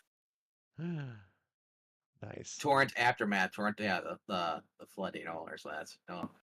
And just go with that. Even if you really wanted to do a sequel to that, or does or do you have to call it torrent? You could just have another different title, but have it say in the in the world of torrent. So Yeah, yeah, you it could do doesn't have to be. that. Yeah, Um, well, I'm curious. It does. Whoops. It does say at the end the beginning, kind of alluding like there's gonna be well, more, but sure, or that could just be a fake yes, thing yes. for for like an epilogue, just to be Like at the end of a movie, you see how these the cowboy rides off into the sunset. You know, yeah, what adventures will we get next time? I don't know. Let's go, and then that's it. And then yeah. the duo run in the sun. So we'll Like have to see. But if I hope that if there is an intent to do more, that they're able to do it. I don't want them to force a story that's not there. But if the whole time they're like, "Oh no, we got ideas," like this is just the setup, then I would like them to be able to do it. Undead Quinn says so. It's a strong 4. Yes, that is what I would give it. I typically do 5-star ratings. So this would be a strong 4 for me. What about you? What's your if you were to give it some sort of quantifiable rating? What would you? I gave it out of 5 stars. I gave it about a four, about a 4.5. All right, there you go. Um, Um, a lot of books I read are fours to me. I really like them. Very few get to the 5th star. Um, I try not. I mean, and there's some books I read like like Rogan Gambit. That's Stephanie Phillips. That's a 3. That's a mid. It's not offensive, but it's not above mid. yeah, Yeah, it's there's a lot of books out there right now in the flooding the industry. So from Marvel and DC. I'm So very. Go ahead, keep yeah, going. like I said, I hold this book above mid. But I also don't hold it as being like, oh, it's a equally 5 star because 5 star is very. I feel like I can read Yeah, every book I like. Oh, it's a 5 star. But I go back and look at it. I'm like, no, this is a 4. now you got to save those 5 stars for like when something really blows you away. Right? Um, I read. I'm like you. I pretty much read only 3 stars and up. I don't think 3 stars is a bad rating. Um, No. for me, 3 stars is like you're doing what you're supposed to do. 4 stars is like, oh hey, you surprised me. Like you're better than I was kind of hoping. And 5 stars is like, holy shit, this is like an all time great. This blew me away. Um, and then 2 stars is kind of like, I was disappointed. And then 1 star is like, I want my money back. This is an insult. Like, what the hell? This is bullshit. Um, I'm trying to think what was a 2-star book that I read. It's that's the thing. It's like Angus, Ella Comics, he likes to do those Gabby awards, like the worst books of the year. I'm thinking like I don't read those books on purpose. yeah. I used to read a lot more of them when I was doing the reviews on the channel, and I would Yeah. purposely pick bad books because I didn't want the books just to be the stuff that I wanted to read, and I was always like, it's good. So I wanted to be a balance of like good and bad. And it just Like gets to a point when you're like picking bad books so that you can have bad books to review. Like they're just like, this isn't fun. Like this is a chore. Like if I looked at books that came out, I mean, oh man, we go to last week. See what came out that are bad. Now I could see like a 2 and under would probably be the current Venom series. Just don't care for that. Ewing. I don't like Ewing's writing. Um, Son of Kal-El the Adventures of Superman, John Kent. That's a 2 book. Anything that has to do with steel, and like that's a 2. yeah. And I would say the original Steel books that came out in the '90s would probably be a solid 3 for me. That being Well, said, so I haven't read them, but out of the recent Steel is stuff, out of yeah. the recent stuff that we've done, I would say that the current Green Lantern series is a 3. It so far for me it's been a mid. But then again, I say that because I'm not a fan of Green Lantern. I do not like the will they won't they get together. That's a manga plot that goes on forever and ever. It's called Rental Girlfriend. The whole thing is this guy, he likes this girl, but she secretly likes him, but they won't tell each other, and he's such a nervous wreck, he can't say anything, and he just Oh, always thinks the worst. It's like that's Green Lantern for me when it comes to Carol and like anything in the inner. Like Green Lantern without Carol, I'll read it. Definitely way better. But I don't care about the well, he likes her, but she's with this other guy. And it's just like, it drives me nuts. It's like I don't need that crap. Um, it's one of the reasons I fell in love with Spider-Man was the whole dynamic relationship between him and Gwen Stacy, then getting into Mary Jane, and then as soon as they decided like, oh, we're gonna fuck up the marriage, say it never existed. Now we're gonna have him being single, and then just like now they strip away their personality. Like there's nothing wrong being single, but like it's just I don't care for like will they won't they. It's like I don't. Comics are supposed to be like escape from realism. Hal Jordan, the whole relationship, that's too realistic for me. Sorry. You know, I don't. I mean, he's in a bad relationship. Most people would just say, "Bro, leave her alone. Go move on." yeah, but Carol, move on. I get what you're saying, but at the same Yeah, time, it's like, how ugh. interesting is it if every comic book hero just Yeah. had the love of their life and they're together and they got kids? That starts Well, to become really either vanilla and well, lame. well, I disagree. Mary Jane and Peter I'm loved not each saying you other. can't do it. I'm saying if Yeah. every character is that way, No, not then every character it's has like to do going that. to Baskin Robbins and they're like, "Hey, we got 31 variations of vanilla. Which one do you want?" You're like, I'll take the vanilla number 5." Like, All of now that's them. great if you love vanilla, but like what I'm saying is I understand that you have your preference and that's good, but I think part of what makes that good is that it's not all the same. Like if every relationship in I comics just was like Peter don't. Parker and Mary Jane used to be, Uh, they would I think yeah, that would get stale. Like I like the variety and then being able to have your favorites and go, "Oh, I like this one better than this one." I'm just saying it turns into the CW show. It turns into the Vampire Days. Well, I like her. I can't be with you because I like your brother, or I like this other I person. don't I don't think Green Lantern's doing that. I don't Like, I'm just saying, I don't want to turn into that. there's there We sure. already had to suffer. We already had to suffer before. Uh, I don't think it's doing that. I don't think there's melodrama no, in the well, Green no, that was Lantern book. yeah. Well, not currently now. In New Currently, Fifty there's not. Two, And I hopefully in New they well, in it's New not fair. 52, Sure, but they let's not fuck. judge the current one by New 52. I understand, and I'm just going back. A lot of us are already scarred from the whole New 52 thing, where she's like, Kyle, she's like, I love Kyle. She's like, I don't love you, Hal. And then next thing you know, she's banging Kyle in the next issue. Wow. She's like, let's take a break, and then it's like, oh my gosh, it's the Rachel and Ross thing. I was on break. So to finish this or wrap this part up, all I was trying to do was give an example of what I think three. Again, I don't think Yeah, three. When you hear for those listening, when you hear three from me, that is not meant to be a negative. Three is you're doing what you're supposed to do. yeah, You're not doing anything amazing or special, but you're giving me an entertainment.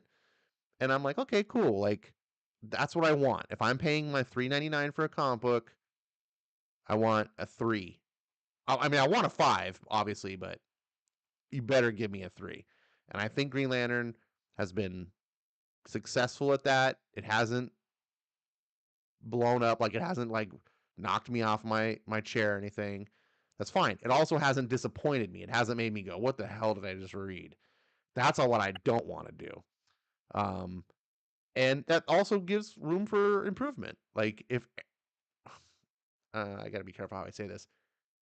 Obviously, I would like every comic book to be to five, but when when when things get really good consistently, your expectations rise to meet them.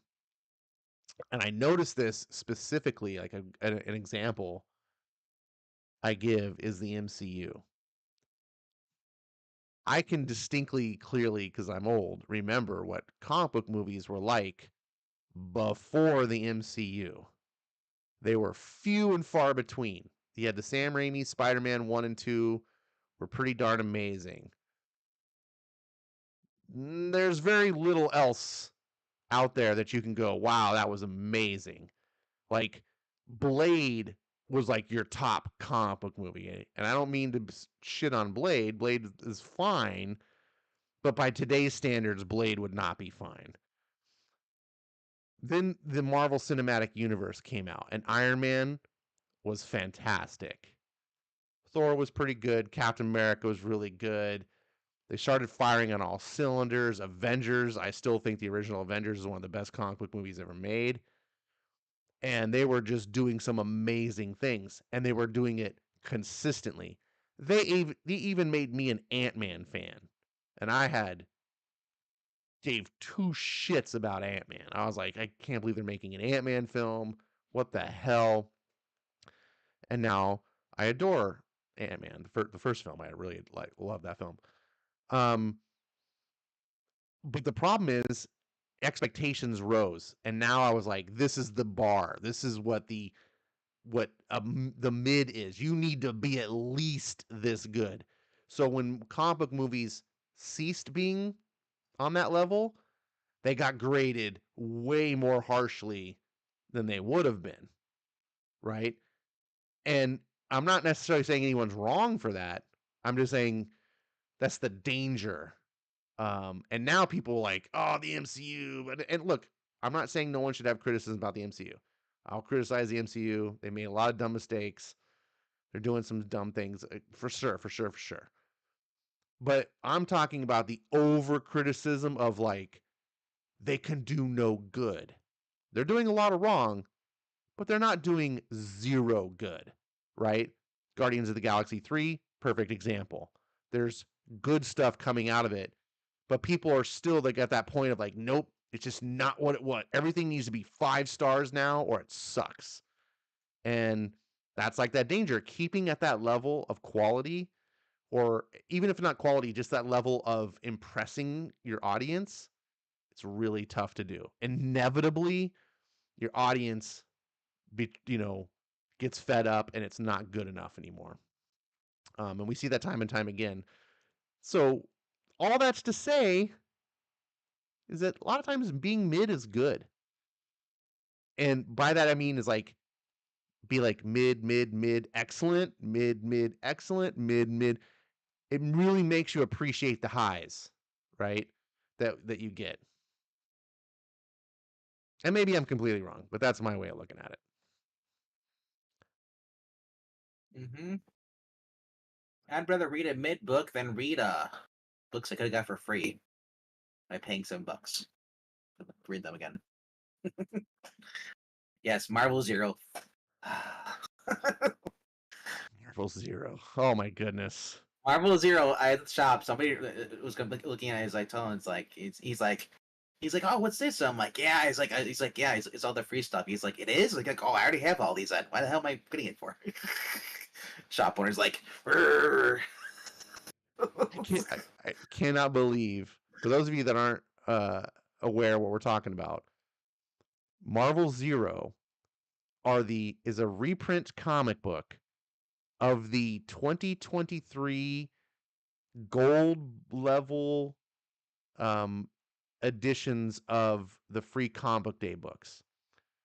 Gold level is just, there's different tiers of free comic book day books because free comic book days books aren't free to the stores. The stores still have to buy them, and so they buy like different tiers. Like there's a they're silver like a level. they're like a quarter a piece, 50 cents a piece. But I think recently they're going up to $1 now.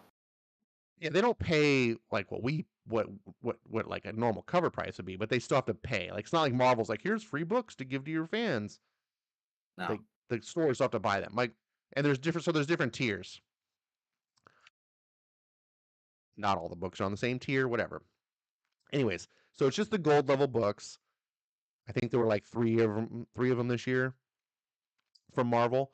So Marvel took those books that everyone could get for free, reprinted them under one edition, and then charged $7 for it because that's the kind of bullshit that Marvel Comics is. By the way, oh yeah, this isn't like all the free comic book day editions from like 2016 that you can't find because they're not no. in This back this issues, year's and so we're gonna reprint them so you can get them. This is just a couple months ago in May when Free Comic Book Day yeah, was. We're yeah. reprinting those books that the stores probably still have. The problem is with that is that why would you pay for it at that point if you can't find them, you can find them online for free. It's called pirating. Some I don't know if people, if anybody you're a collector, you who's dumb want the enough. physical book. I don't want them. Yeah, Well, you're I don't not a know. collector. I'm a collector just of good stuff. I like collecting Free Comic Book Day books because they're not, they can become kind of rare. So if there's something special about the book later, getting it later will be tough. And there's just a lot of people that hate reading digitally still to this day. So I just think charging $7 for a book you gave away for free 2 months ago is beyond retarded. Imagine if they released individual again, but this time they released it for like $2.99. Marani says not every character relationship has to be Superman or and Lois or Reed and Sue, but they can't be afraid to have those kind of relationships in comic books. Um, Character progression in relationships is important, like heroic progression. There need to be flaws and screw ups in real life relationships. This could especially apply to non hetero couples. But it feels like for the past 60 years, Green Lantern and like Carol and Hal cannot figure that out. There's been no progression. Well, that's That's my because point. but here's the Yeah. thing: the DC universe reboots every 5 years. So realistically, no one has a chance to have relationships because everything's just getting rebooted all the time. The only one who's actually been having a relationship has been Clark and Lois. Really, I don't see any other. I mean, Oliver and Dinah, are they even related together? Or it's like I know New 52 happened in 2011, but it ended in 2015, right? Or Here's the 16? danger. This is the problem that I really see is breaking up characters is far worse than not putting them together. I would much rather do the moonlighting scenario where Sybil Shepherd and Bruce Willis, like, will they, won't they, like, for 50 years, fine. Do that than do what they did with Peter Parker and Mary Jane. The problem is that they put them together in one book and then decided to pull them apart Right, that's the what I'm next book. saying. Don't That do was Green that. Lantern, New 52. Well, New They 52 had is a whole different universe. I know, I'm just saying, It's that was Jeff not it Johns, like it I think. but New 52 is essentially like Elseworlds. It's created by Dr. Manhattan. It's not the same characters as pre New 52. Like it's well, except for Superman. These are all new characters with like different All different. stories. Like it's just an alternate universe. So Yeah. you're you can do things differently, and sometimes it doesn't work. They put Superman and Wonder Woman together in the New 52. Um, Obviously, you're never going to please all the fans, especially when you make changes. And I understand what you're saying. I'm not Er, trying to invalidate it. All I'm trying to no, do is I add a just think different me person. perspective to say I would much rather have the characters be in that sort of like will we, won't we? We're having the flirtations, the chemistry. It's my point is Then like, hold yeah. on. Then having the happy ending, like Peter Parker, Mary Jane, which is one of the all-time great comic book characters coming together relationships, only to also have it be one of the all-time most horrible breakups in comic books. So my thing is that I don't think they even know how to relate a relationship, getting together at this point. Superman and Lois were already together. I mean, if you were to put Hal and Carol together, I don't think they'd even know how to write a continuing marriage. Well, I think that they might be the type They, of they, they, characters they, that could- you they don't could, do that. they could, well, even Lois and Clark, they're the people they have writing these books for Superman and Lois really don't know anything about marriage. Well, the current ones. Peter Tomasi was nailing it pretty hard. Sure, sure. Uh, look at you looked at the whole thing with the Flash, why it worked so well. You had Jeremy Adams, who actually has kids and actually has a family, Mm-hmm. knew what he was writing. He was writing in the book. Uh, Peter Parker and MJ, if they were still together, married, they probably would have found another way to break them up because the fact these people do not know how to write marriages over at Marvel. I can't think of any couple. Who's the only couple that's married at Marvel? What is it? What Reed and Sue. Sue and Reed and Sue? Who else? No one. Um, I can't think of any. Oh, Gambit and Rogue. wait, no, they have Clea and Doctor Strange, and that's barely a marriage. Gambit and Rogue. And but look who's Black on it though. You Panther got and Storm used to be married, Storm and Black Panther, and but yeah, they dissolved that somehow. I don't know how that worked out. Um, that was yeah. retarded. That was just like a racist stupidity. I Like, said, oh, the like I black said, characters all like each other. honestly, Um, I do have faith in Jeremy Adams putting Carol and Hal together. He might do something that no one other than the person's done and actually make them a couple maybe. that doesn't break up. Or maybe, like I said, I don't like to see. This is my personal preference. I don't want to see every book be a cookie cutter of the other books.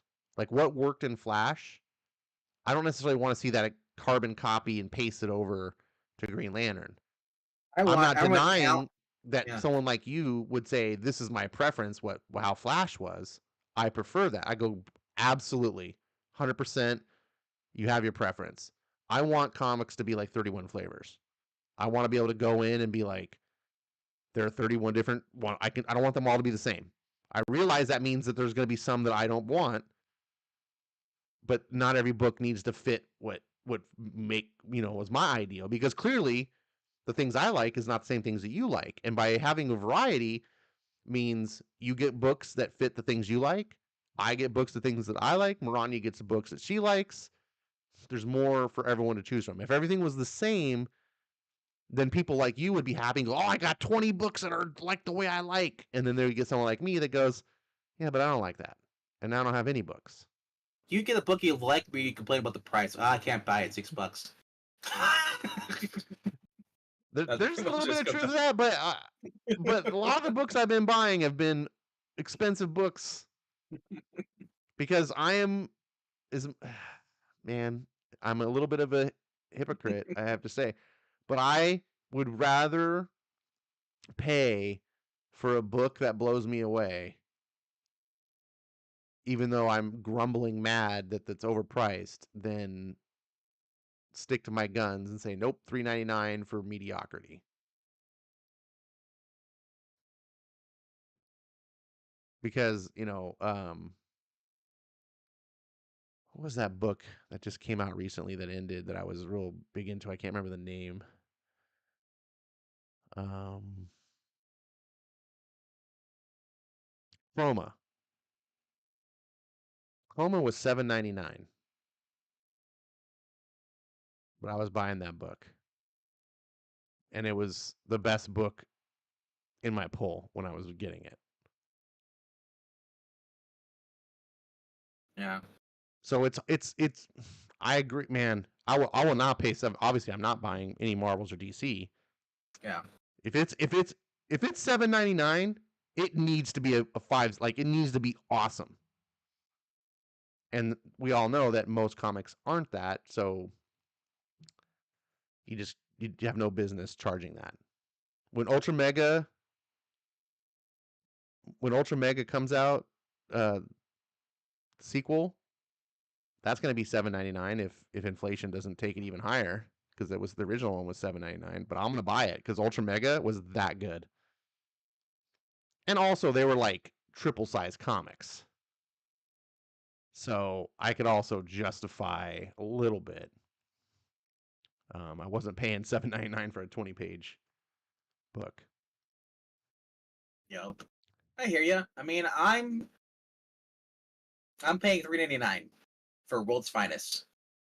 The Mark Waid book that more book because I'm getting quality stuff. I can Oh adjust, yeah, I can agree to $3.99 for that. yeah. No, Uh, that's a solid recommend. Like yeah, that's what you wish all DC books were at that level. Good art, exactly. good writing. 100%. Like that's what DC should be shooting for every single one of their books. So yeah, that's what we're getting now. I look over at Marvel. What's coming out this week? I look at they have Moon Knight. It's the 25th issue. This one has 92 pages because it is $10. They are including a classic Moon Knight story from Doug Mensch and Bill Sienkiewicz in the back. Uh, so I don't know. I mean, Stephen McNiven's doing the cover art for this issue. He's doing a Frank Miller cover too. That's I think it's Gary Frank, or is it Frank Miller? Frank. You look again. It just says Frank, so I don't know if it's Gary Frank or Frank. But Well, anyway, but it looks the names are really usually the last name. yeah. But it don't even list oh, it is Gary Frank. Okay, the Gary Frank cover looks really good for an alternate cover. For it's but just looking at that. My point is though, it's $10, 92 pages. Jed McKay is doing the first story with Alessandro Vitti and Alessandro Capino with Rachel Rosenberg, but you also have a backup story. It says Moon Knight's past and present collide, leading to his first ever event series. So that's why it's also why it's a little more expensive because they're bringing back that girl, Layla L, whatever it was, the one from the show. So she's gonna be introduced in year two, but they're also bringing in a backup story from. I'm not sure if she's in the backup story, if she's just being this is her first comic book debut at present. But yeah, $10. That's a lot. I'm looking like, do you That's really a want to spend lot. $10? 92 pages though. No. Yeah, but here's the thing And for I'm only me. getting two. I'm only getting two writers. I'm not getting like Megan Fitzbard and all these other weird writers on it too.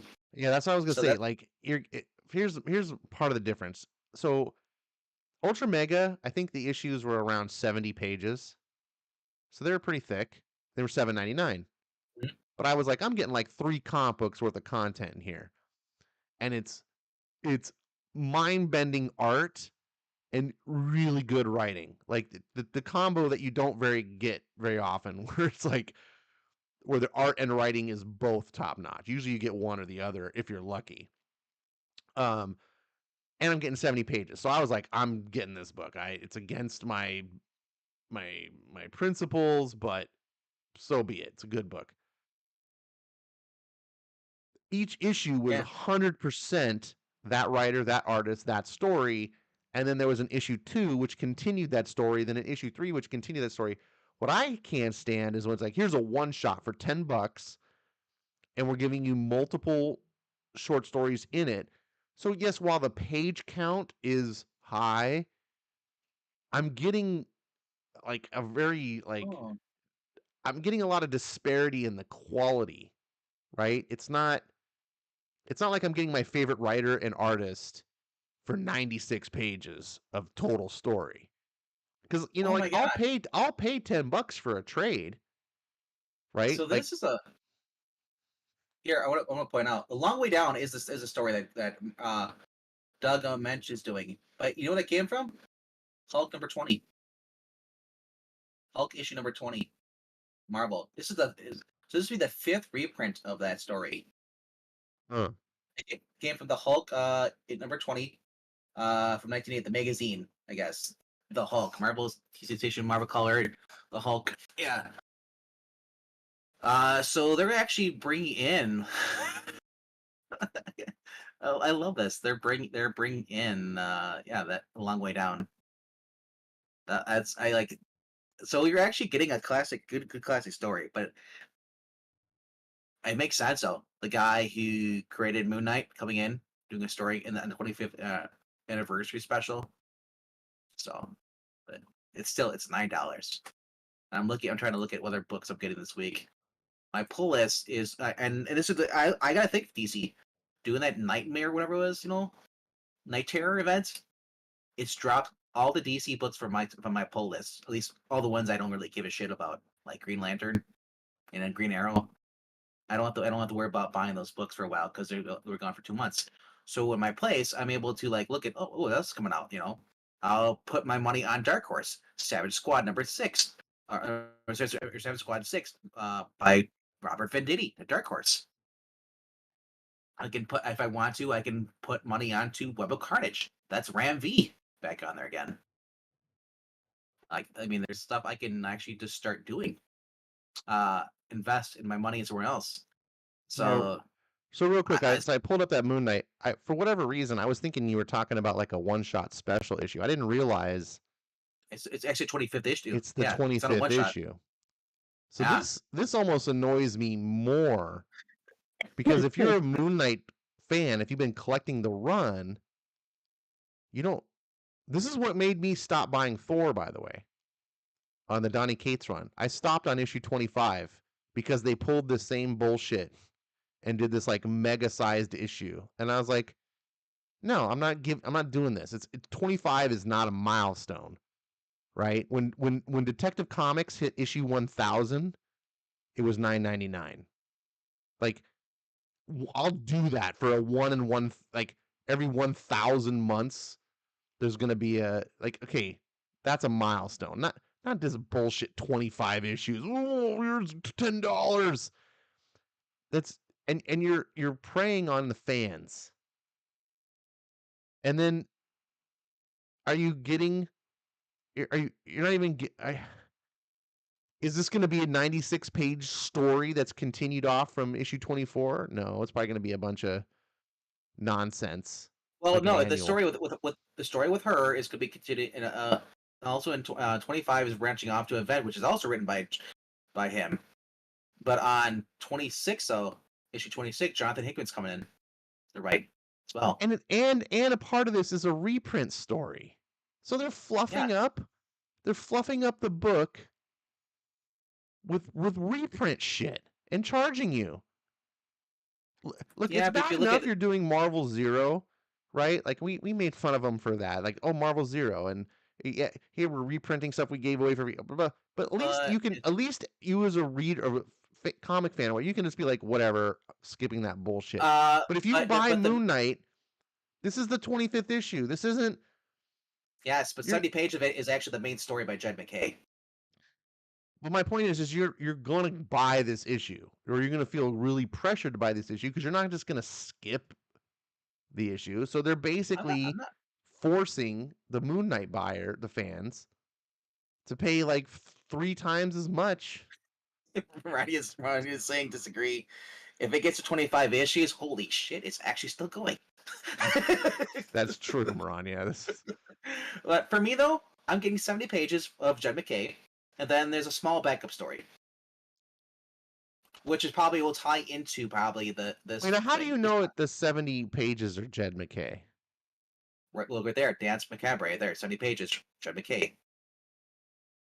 If you look Wait, under where to does your left, how where do you says Dance Macabre, look right there above Jed McKay's head, 70 above, pages. above Jed McKay's head? Little wolf creators right there outside. Oh, that was really small. Yeah. Huh.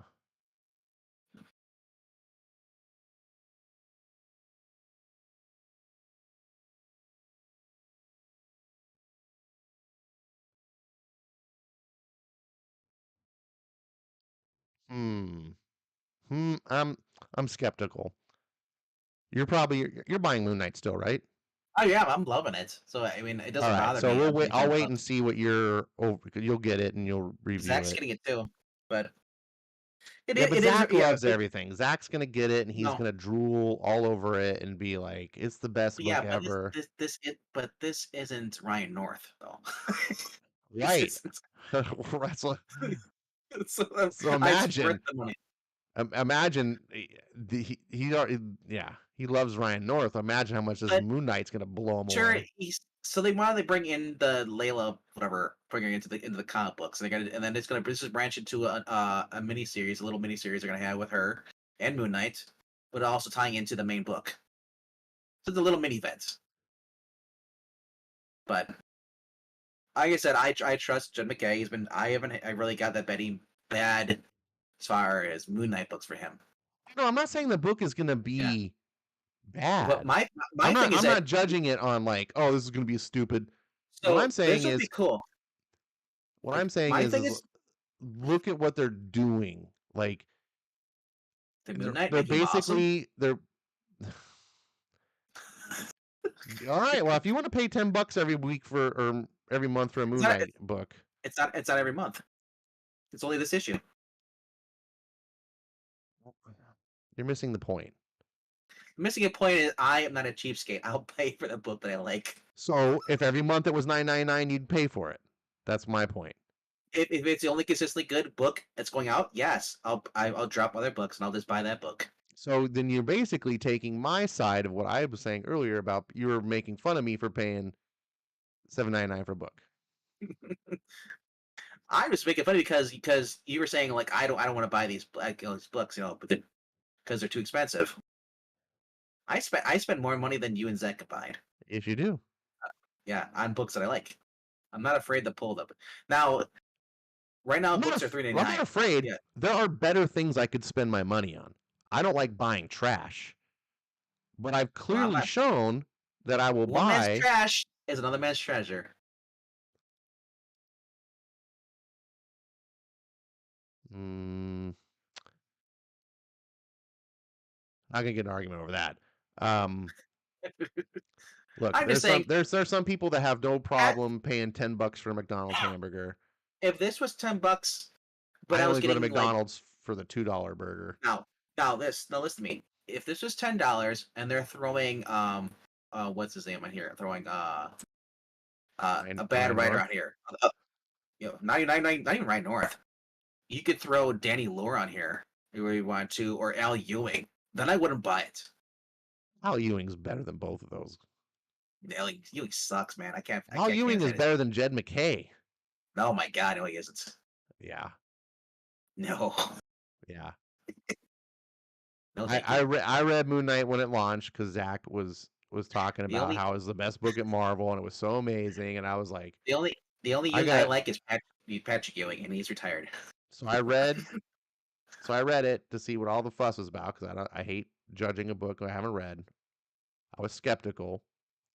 I was pleased to find out that it was a solid book and it was much like what Green Lantern is like. I'm like, it's doing what it's supposed to do. It's entertaining.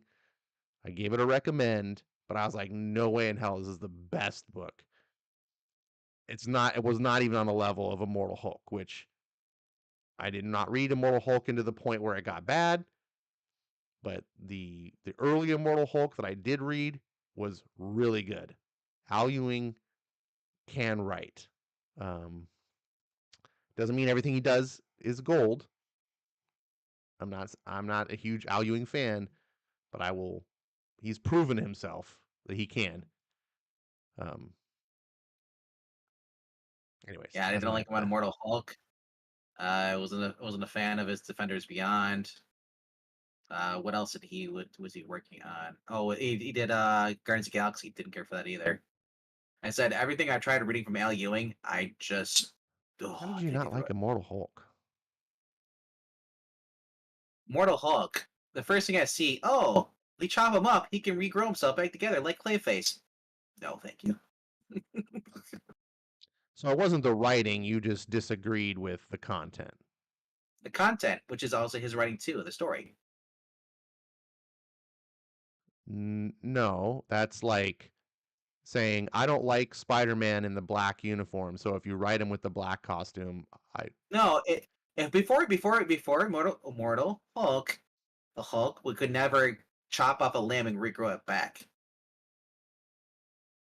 Because that's a new thing to give him a new power. Just like I don't like the fact that oh look, and Superman. Now he's got this new power. Like they keep adding a power to the guy who has powers. The Hulk is pretty much like Superman. He doesn't need any more abilities. well, you're correct. It was a different take on the Hulk. It wasn't like they were adding powers.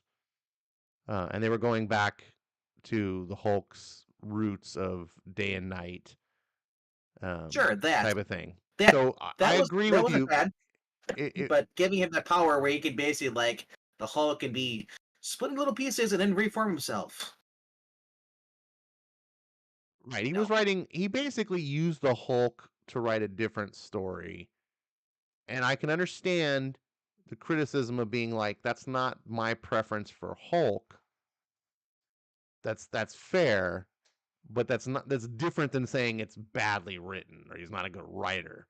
He was just taking liberties with a character that you did not find appealing. Had you I had you knew nothing about Hulk, you wouldn't have been able to have those complaints. so the MCU is great then, right? Most people read comic When it's books when it's well done, yeah. because I people don't know mean, anything about comics. They just go and watch a movie and are like, "Oh my gosh, I love this movie. no, you can still I write love a this bad Marvel." story. I'm saying is Immortal Hulk was well done, right? There's terrible comics that Marvel's doing as well that don't stick to the characters, and they're terrible. What I'm saying is I'm recognizing that you can have your valid opinions of like I don't like You this direction that they're doing with the you can character. like That's the not the way book. I It like doesn't. the. Yeah, just because you like something doesn't make it a good book. This means that you like the book. That's all it means. No, it'd be like if you go to like McDonald's and you go, I like quarter pounders, but I hate Everybody chicken hates it. sandwiches. And they go, and someone said, well, the quarter pounder now uses a chicken patty. And you go, well, now it sucks. And it's like, well, no, your preference is beef. No, it You just sucks. don't like chicken. It doesn't mean Why would that the sandwich is a bad sandwich. It just means it's if not the what quarter you want. pounder no, if you call it quarter pound, you call it a quarter pounder, and you decide like, oh, we're not going to put beef in there, we're going to put chicken there, then it's no longer a quarter pounder. What if it's a quarter pound chicken? That'd be a lot of chicken, bro. It'd be the same amount as the beef. What are you talking about?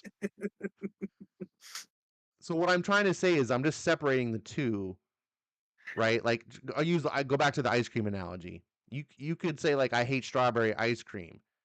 But if I give you the best strawberry ice cream in the world, you don't just go, well, that's shitty ice cream. No, it's ice cream you don't prefer or you don't enjoy, but it can still be quality ice cream. Just like Miss Marvel. You may not enjoy it, doesn't mean it's not quality. That is true. I have not read any quality Miss Marvel yet, but there can definitely be quality Miss Marvel.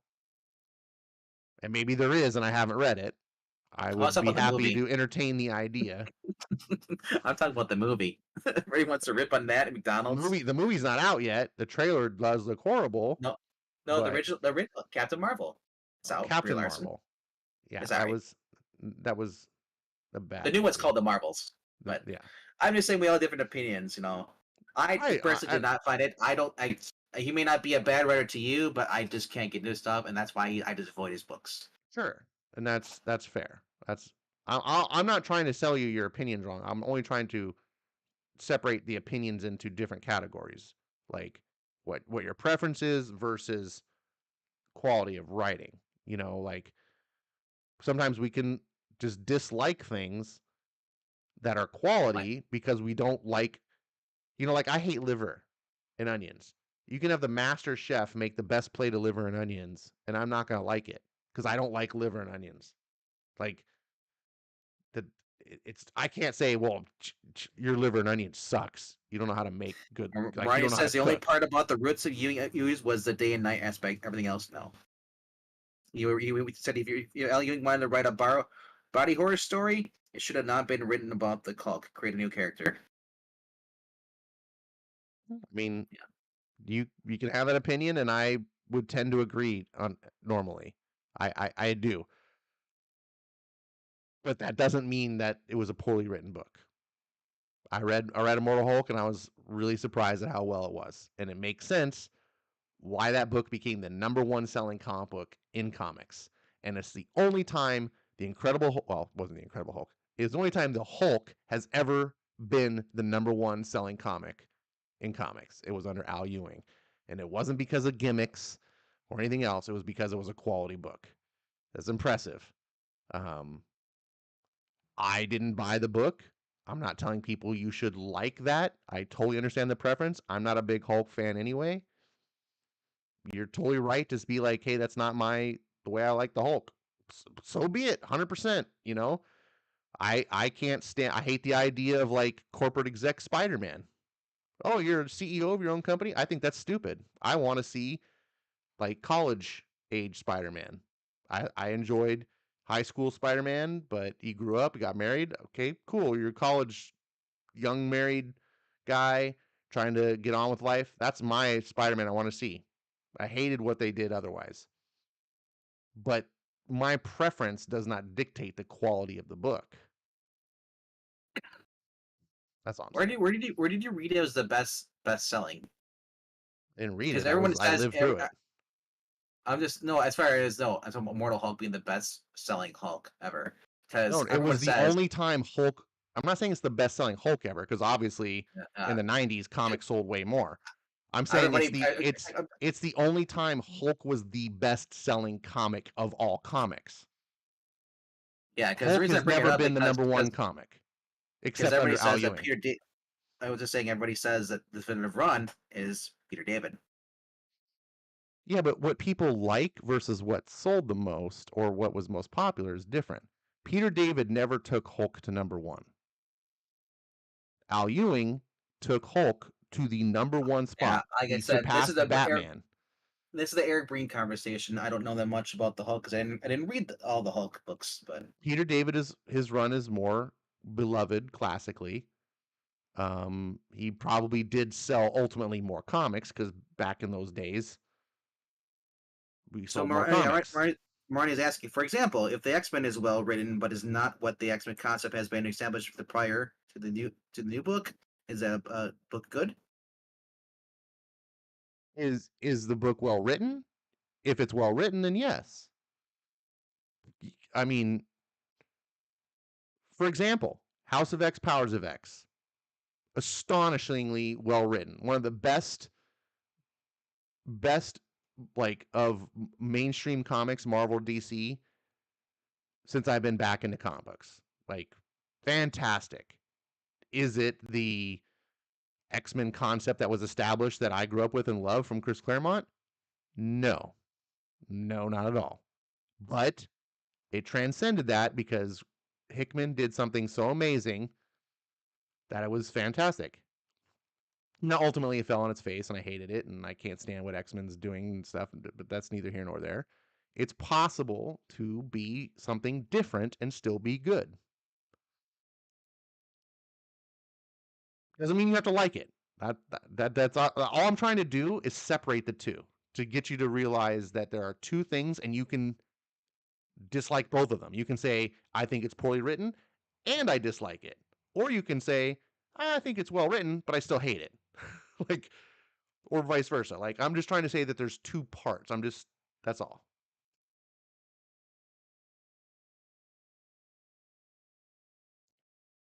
Um, Ronnie says, I say no because the book does not respect what has been established. Good writing does not save disrespect.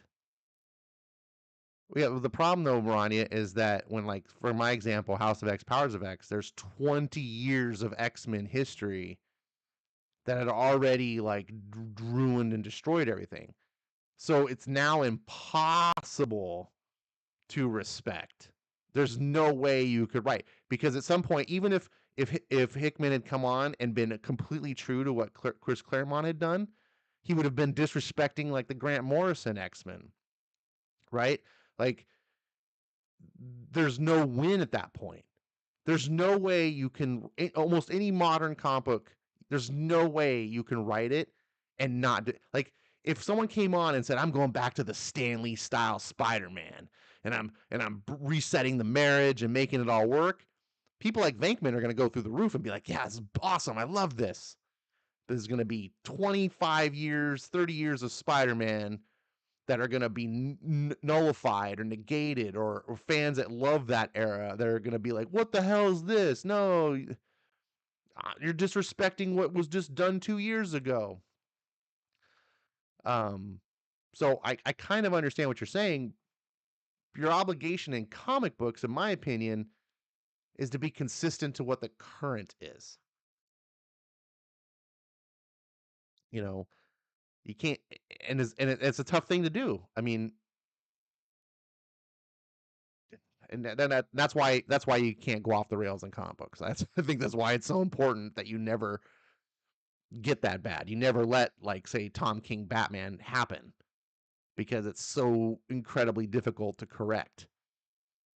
Um, so, anyways, we beat that dead horse in the ground. The horse was dead last year. You dug him up, and then you beat him Sorry. again.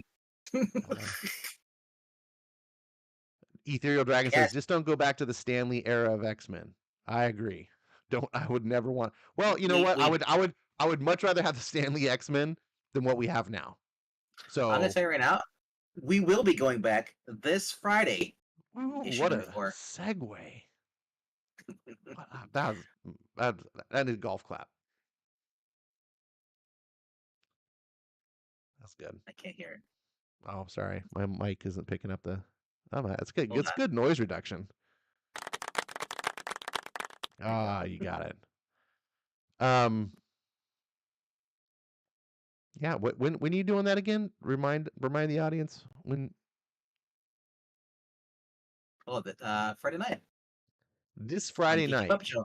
Geeky Puppet Show is reading X-Men classic number 4. Stanley era X-Men. Yep. We've already read the first 3 on the channel. Look at checking the backlogs, but Bobby was gay since issue 1. It's in Are you there. guys are you Soon guys as are you guys voicing him like he's gay? no, no, it's Zach's voicing him. Oh man, I should. You guys should have invited me to do that with you. I didn't know if X-Men's you my wanted to. jam. And if I could have done, wow, I It's been gotta crazy you because gotta do Bobby Gay. That's like it's that. That's such an opportunity. I mean, it's like Rawhide Kid all over again. we keep Zach Iceman because he's just useless as Human Torch. But that's only on Fridays when Zach's with us. When otherwise when Human Torch is we're reading Fantasy 4 on Sundays. That's when Human Torch is not useless. Yeah. But man, it's been fun. And we have more fossils from Graphic Man's channel on Wednesdays. We had Captain Strangelove Joy's joined us a few times now, and so is Dr. Silverage. Ooh. We have Graphic and we have Eric Breen. We have 4 fossils on the channel. Some of the readings. We have about 9 people now total. If we added you, would be 10. And I just got another friend who I just got wants to read with us too. So we'll have another girl. Jeez. So it's like I know, right? I think you can You only get 9 people on StreamYard. 10 You can do 10. with the premium. Yep. Oh, Yep. oh. Yeah. Marani says, I do not want to continue the decline of Iron Man from Bendis to Cantwell. Dugan Real Talk is doing the Lord's work and rehabilitating the character from the disrespect since the first Civil War. He has been. It's weird. I would not think that a Duggan would do it. Well, I mean, that's fair. I'm with you. I haven't read it. I don't know, but I will just throw out there that that's also kind of like says something about how bad Cantwell was. Like you're just like pretty much Well, anyone is now going to be an improvement.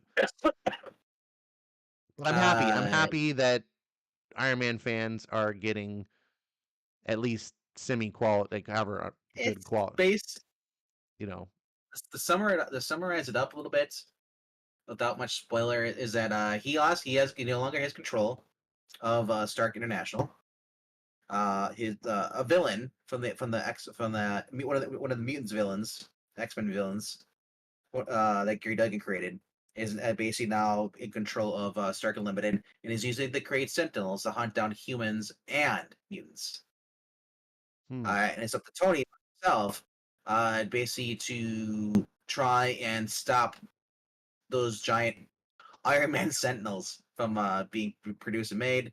Uh, Last issue, the villain Israeli's working with Sinister and also Nimrod. Do you remember Nimrod, Mm-hmm. the Sentinel for the future?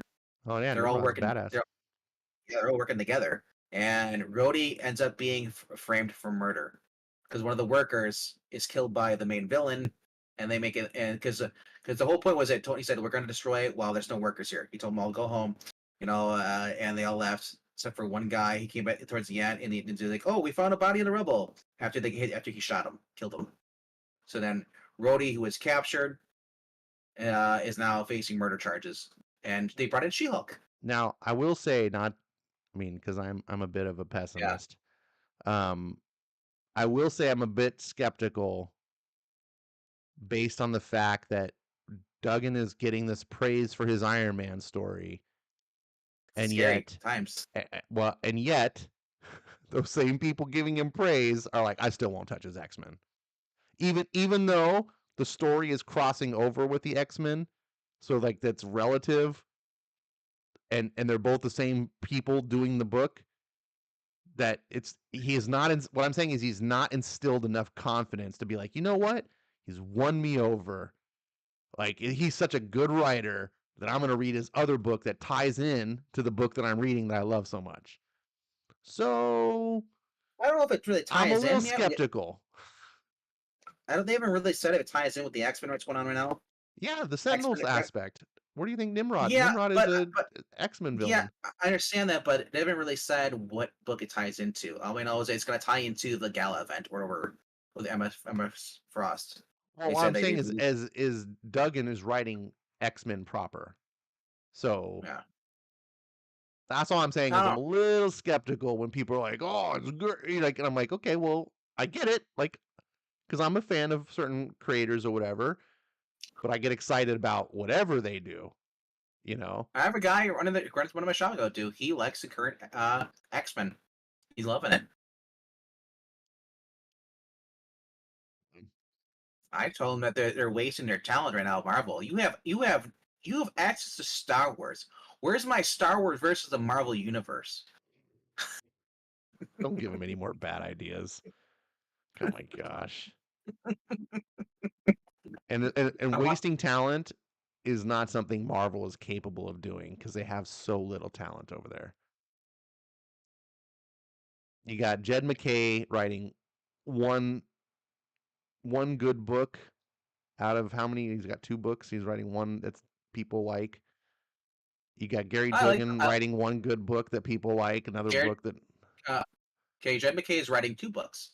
yeah, He's but like he's only writing Doctor. one is people like hailing. What do you mean? Who other than Marani is hailing Iron Man or Doctor Strange? You were.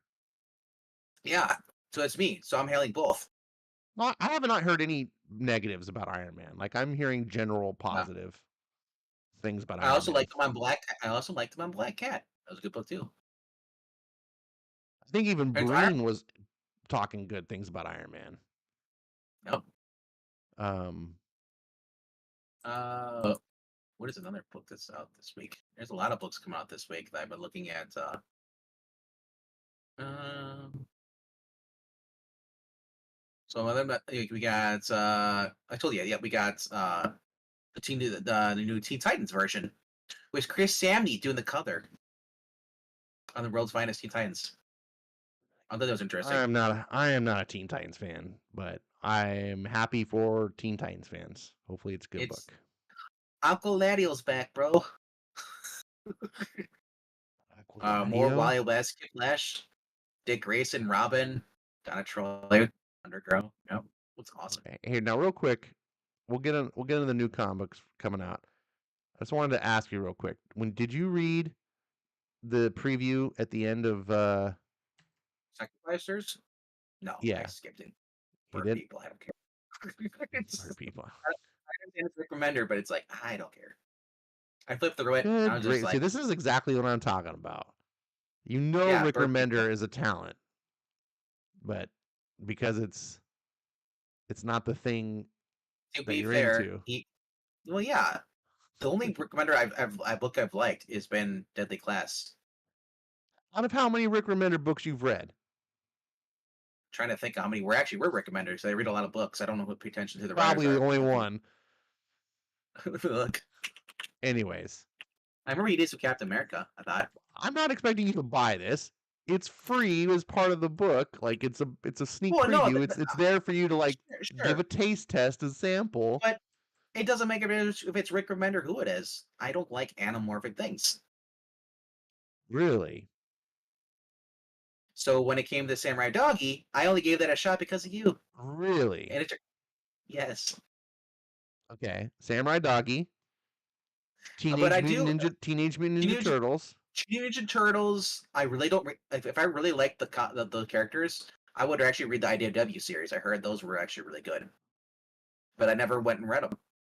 I like the cartoon, but I never really went out and like collected the actual books and read them. You were buying a series. Just Saturday so morning cartoons because it was based off the cartoon. Now, if I read the ones that aren't based off the cartoon, I probably wouldn't like them. my point is, Your point you is that you want to you argue. no, I'm calling you out on your BS. You won't read a book because it's got anamorphic characters. Now, if you were consistent on that view, I would say, okay, that's true. You never do, but you do. So that's all I'm saying. I'm I not saying you do. should I buy the do. book. I'm Once saying it's yours free. You could have just taste tested it and see. I did taste at it, and I didn't like it. You did not. You skipped right over it. You said. I skipped through it. I looked through it. All right. Okay. So you weren't interested. Fair enough. You're not. Oh, Nothing could possibly win you over. Um, it, the problem with these samples, I read it. It's so short. Like I forget it. Like I'm like nothing much happened that I could get excited about. Sometimes I wonder what the right thing is. I'm very curious. I actually tend to really like Rick Remender.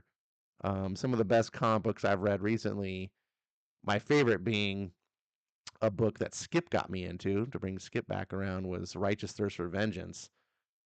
Absolutely love that book. Um, Funny enough, is the book you love is the Rick Remender book that I didn't. I actually tried Deadly Class and couldn't get into it, but that's just different flavors of ice cream. Um, so I want to give this book a try because I think Rick Remender is a good talent. I actually happen to like the art. I don't care necessarily about anamorphic animals. I don't after really this stream is know done, hey, after this stream is done, I want you to go get a berry shake over at McDonald's. Get the Grimace shake why. because you like all the weird stuff. I Weird stick to the stuff. basics. The weird stuff. Yes. It's a shake at McDonald's. There's nothing weird about it. It's like Have you seen the about as videos? mainstream. It's about as mainstream as it gets. Have you seen the videos? It makes you Probably kill people. You don't kill people.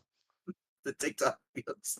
It's a They're it's a real. it's a berry shake. Like people are making it out to be like something obnoxiously weird. It's Meanwhile, the it's Shamrock made from Shake grimace. has been a popular institution for decades. No one thinks that's weird, but a Grimace Shake that's got berries in it. The reason people like the Shamrock Shake because it has no freaking chocolate chips in it. They ruin it. I've never heard anyone say they like the Shamrock Shake because it doesn't have chocolate chips. That's why there's no chocolate chips in there. People wouldn't buy it. Most shakes don't have chocolate chips in them. Most shakes actually, if you get custard shakes, that shakes like strawberries, they have chunks of strawberries in there. If you get strawberry, vanilla doesn't have it because it's vanilla. There's nothing in there. You put a fruit in there. But if you have raspberries, there's chunks of raspberries. If you get Unless you're a getting if generic you get a blended. shake from a fast food place, it tends to just be some sort of flavoring put into their artificial ice cream mix, and It's you get my favorite. whatever My favorite. It's all powder. powder, whatever. Yeah, like it's so. If you get a strawberry shake at McDonald's, you don't get strawberries in it. You don't even get ice cream in it. You don't know what you're getting. Um, I wouldn't. I don't know. I think the Grimace shake thing is really weird to me. It's just, isn't it just a purple flavored shake? Which one is this? Grimace?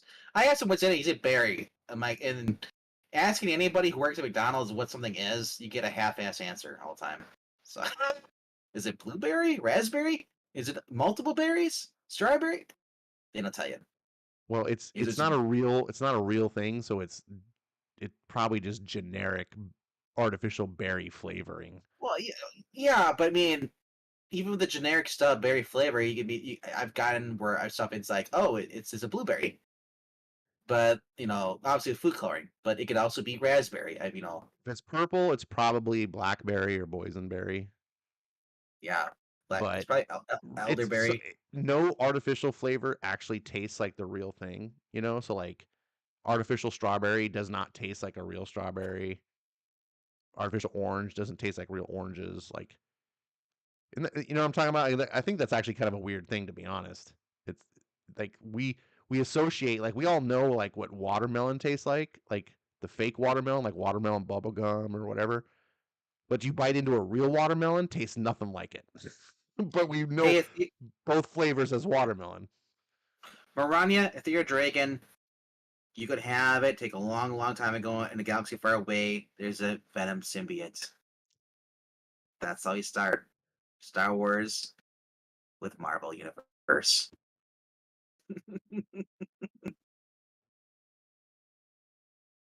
All right. So Rick Remender's got a new book coming out in August. It's called Sacrificers. It's got animals in it.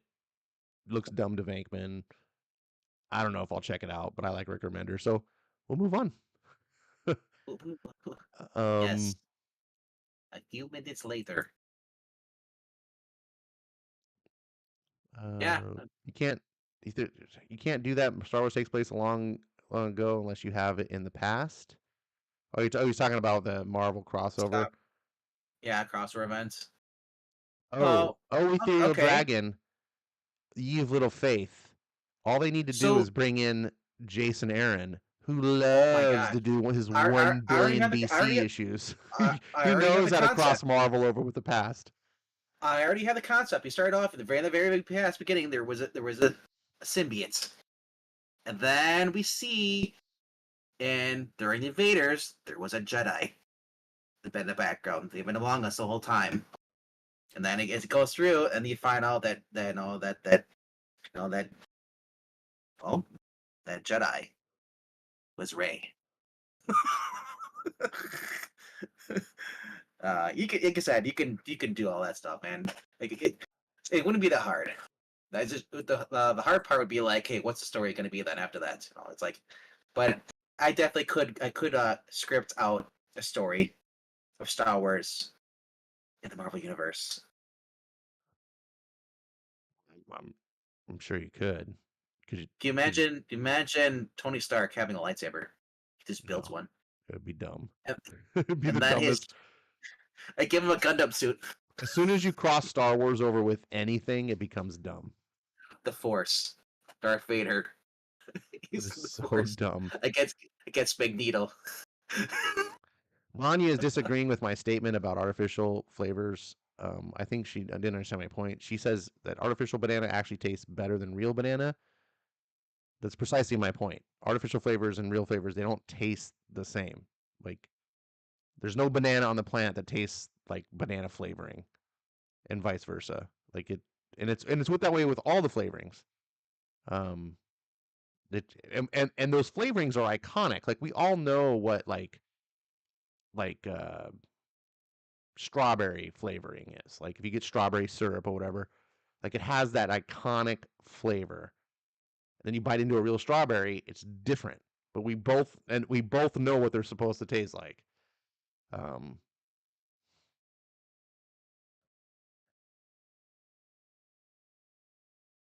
eh, I don't I don't think artificial banana tastes like on a breed of bananas that aren't grown anymore. It wouldn't make sense to breed out a flavor profile that you try to achieve artificially. If this it's just counterintuitive. Anyways, but it's not the point. No one's tasted real bananas in our lifetime, so I don't know how we can really say that. Um, it's just one of those things. Like artificial flavors aren't meant to replicate the real thing. They're meant to replicate what we imagine the flavor to be. Um,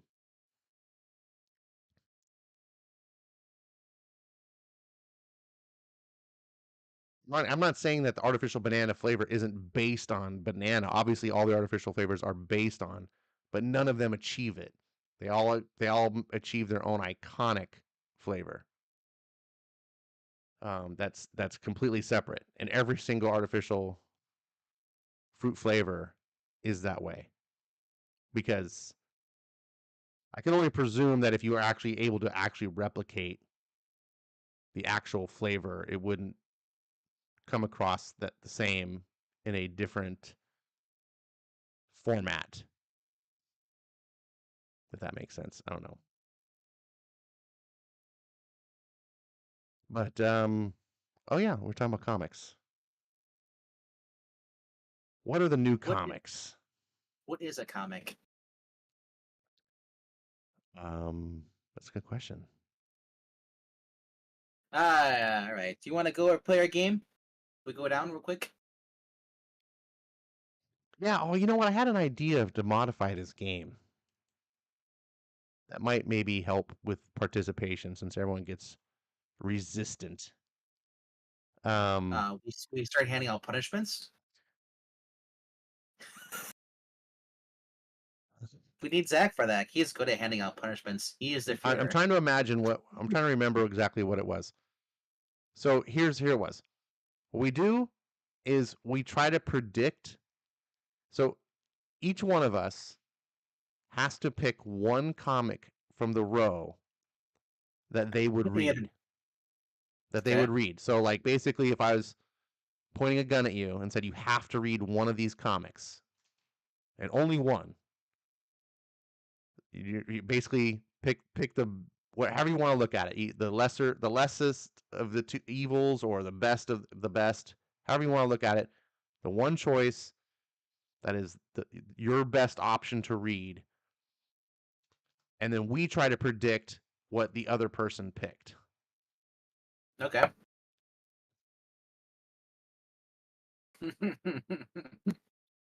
And so, Well, how do I know? I'll let them guess first, and then yeah, I mean, we have to use the so honor system. Obviously, the idea is not so necessarily to.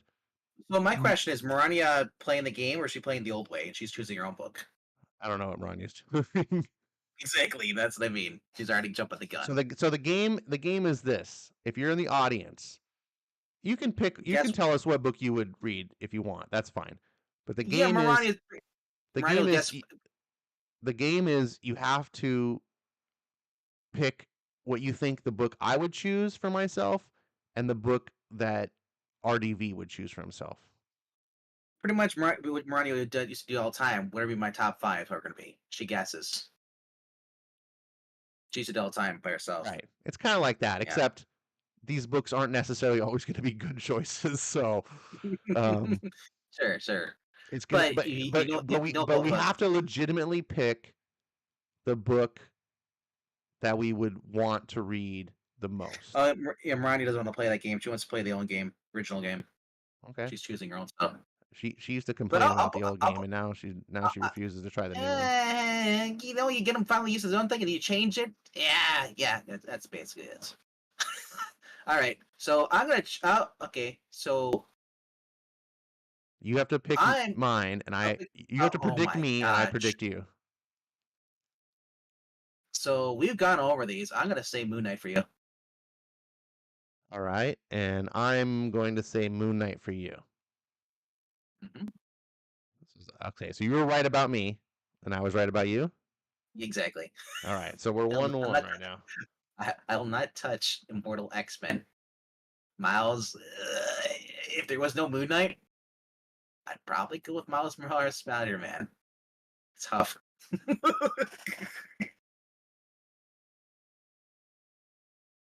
Oh my gosh. Evil Black Uh, Cat. RDB would choose the cheesecake on Ash, and Ashton would pick you soggy Jim socks or some other furry book. Oh my Yeah. goodness. Marania was right for me, but she was wrong for you. All right.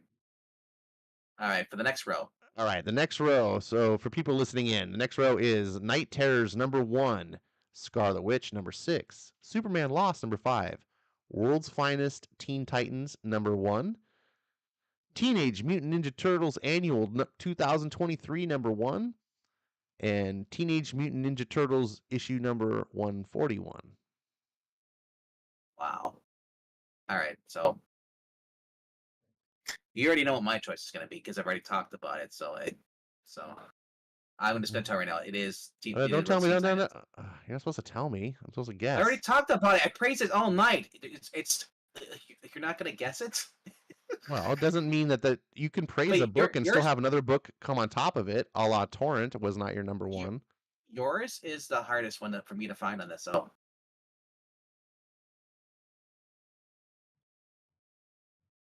actually, that was right. It is did more. It's Manuel Lupacino doing the art on this. Interior. She's fantastic. And I'm going with Eva Black Cat's pick for you. It would be incorrect. Really? If you're going for Night Terrors, ooh, I would be going with Night Terrors. Mostly because I am not a the Teen cat's Titans fan. I think Mark Waid can probably be right, but I do like Joshua Williamson better as a writer. Casper Wingard is one of Skip's favorite artists. I'm not excited about the Night Terrors crossover thing, but this is the first issue. So if there's anyone to read, it would be this one to give it a try. You sure it's the Um, first issue? I thought the issue was last week. well, it says Night Terrors #1. Oh, that was a prelude. That's what it was. This is issue 0 was last week. So this It's not really is number the book to try of all the Night Terror stuff. This is the one to try. So that's why I would pick this one. And mostly Teenage Mutant Ninja Turtles because IDW is completely shit the bed on Teenage Mutant Ninja Turtles. So Night Terror's First Blood was last week. Not sure what the whole rent I is get they're all made went. fun of for reading furry books, but Oh, yeah, what I it is? don't. I read books with anthropomorphic characters. Turtles has So, legitimately become a furry book. No, it's nasty. Turns my stomach. all right. So I guess the alpha was last week, and this is the omega, or not the omega, but the in books. And they're gonna have an omega at the end probably. So, All right. uh, So let's see. Marania picks. So Marania's gotten you correct every time. Um, Whew. Doesn't help. It You, doesn't help if they're looking. It doesn't help if they're looking at the top 5 thumbnail either. But and they'd be cheating.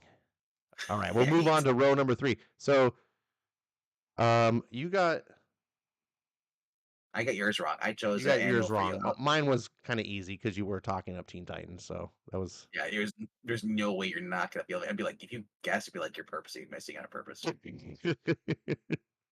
Yeah, this row would have been hard to miss for you. All right. Well, no. That the reason I said the annual though because it looks like a Eastman cover.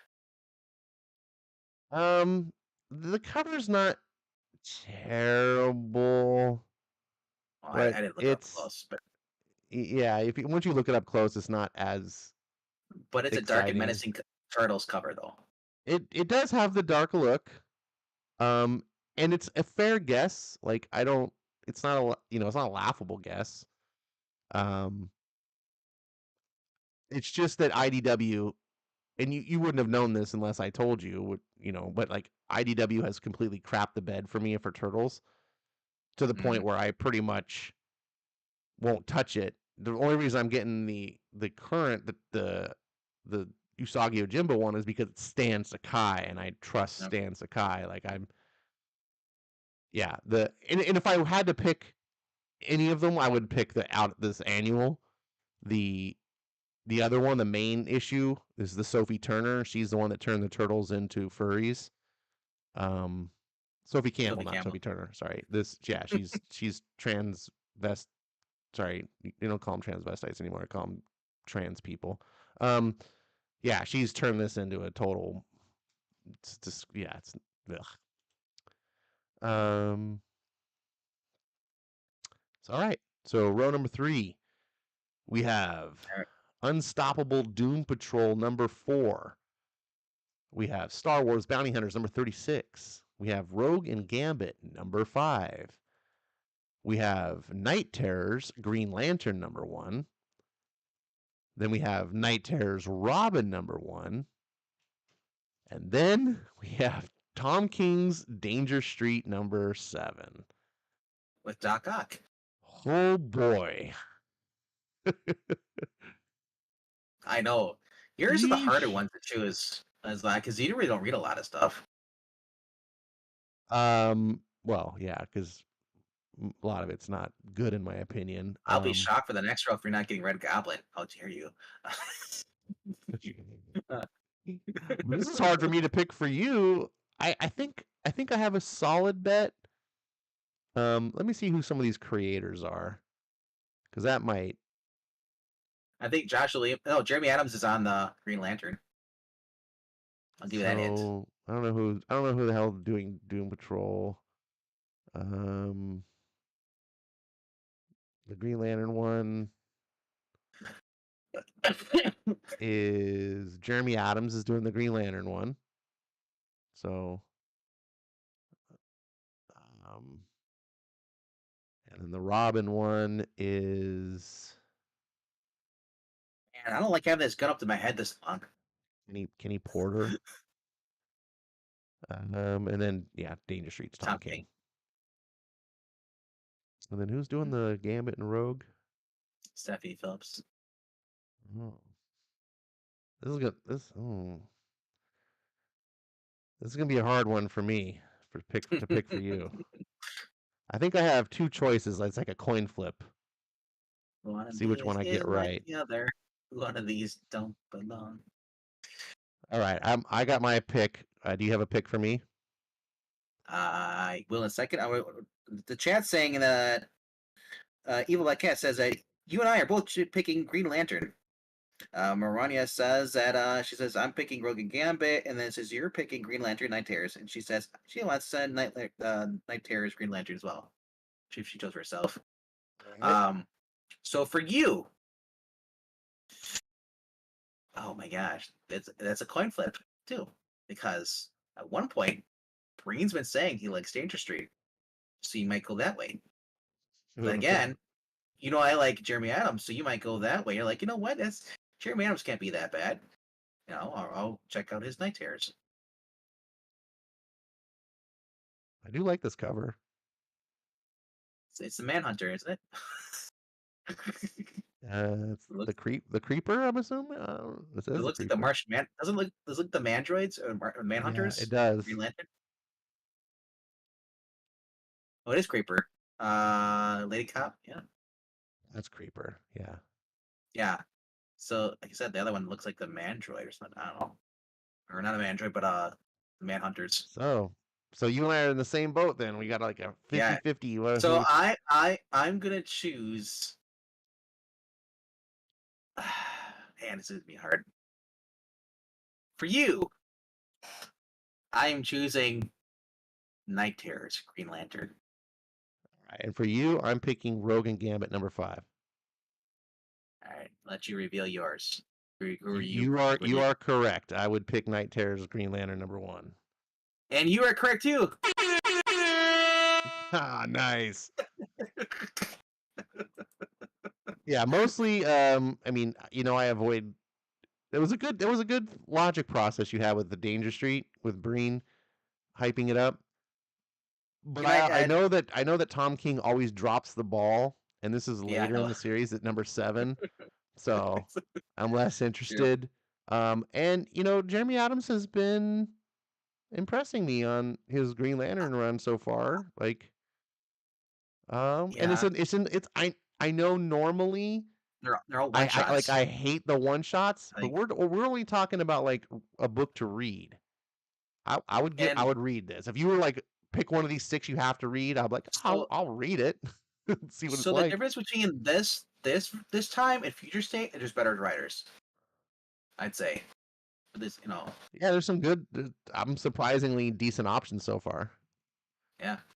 Um and I thought like I was like I know he loves Jeremy Adams, but he's not a huge Green Lantern guy and it's the Night Terrors. And I know he's not as big on Stephanie Phillips outside of the Exterminators, but he does like Rogue and Gambit. So I was like, Well, oh, she which one wasn't. is it? That was Leah Williamson writing Oh, Exterminators. I thought it was. Oh, okay. Well, I still got it Leah right. So Williamson. lucky me. Yeah, yeah. Well, she also wrote Amazing Mary Jane too. So Oh well. now we're getting into books that aren't on my pull list. Now we're getting into books that are like, who the hell buys these? Okay.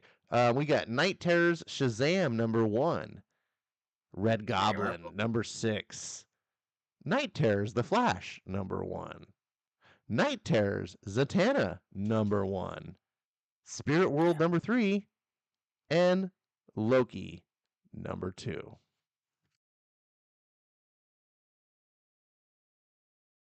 Let's see. I gotta see who's even on some of these books. Well, Mark Wade's on the first one. Uh, he's on Flash. Mark Waid doing Shazam. Yeah. And Alex Peck Nadell is doing Flash. Isn't that the guy who took over for Ram V over on Carnage? Yeah, he's part of Ram V's Okay. that writing group that I forget what it's called. Alex Packnadell. Indians. I don't know. Um, probably. No, I forget the name of. They have like a name for themselves.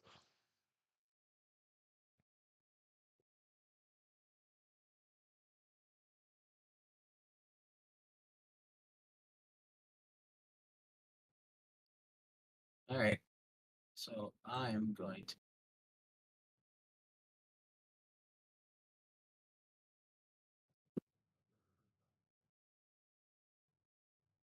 Uh, who's writing Red Goblin? Is this Dan Slott?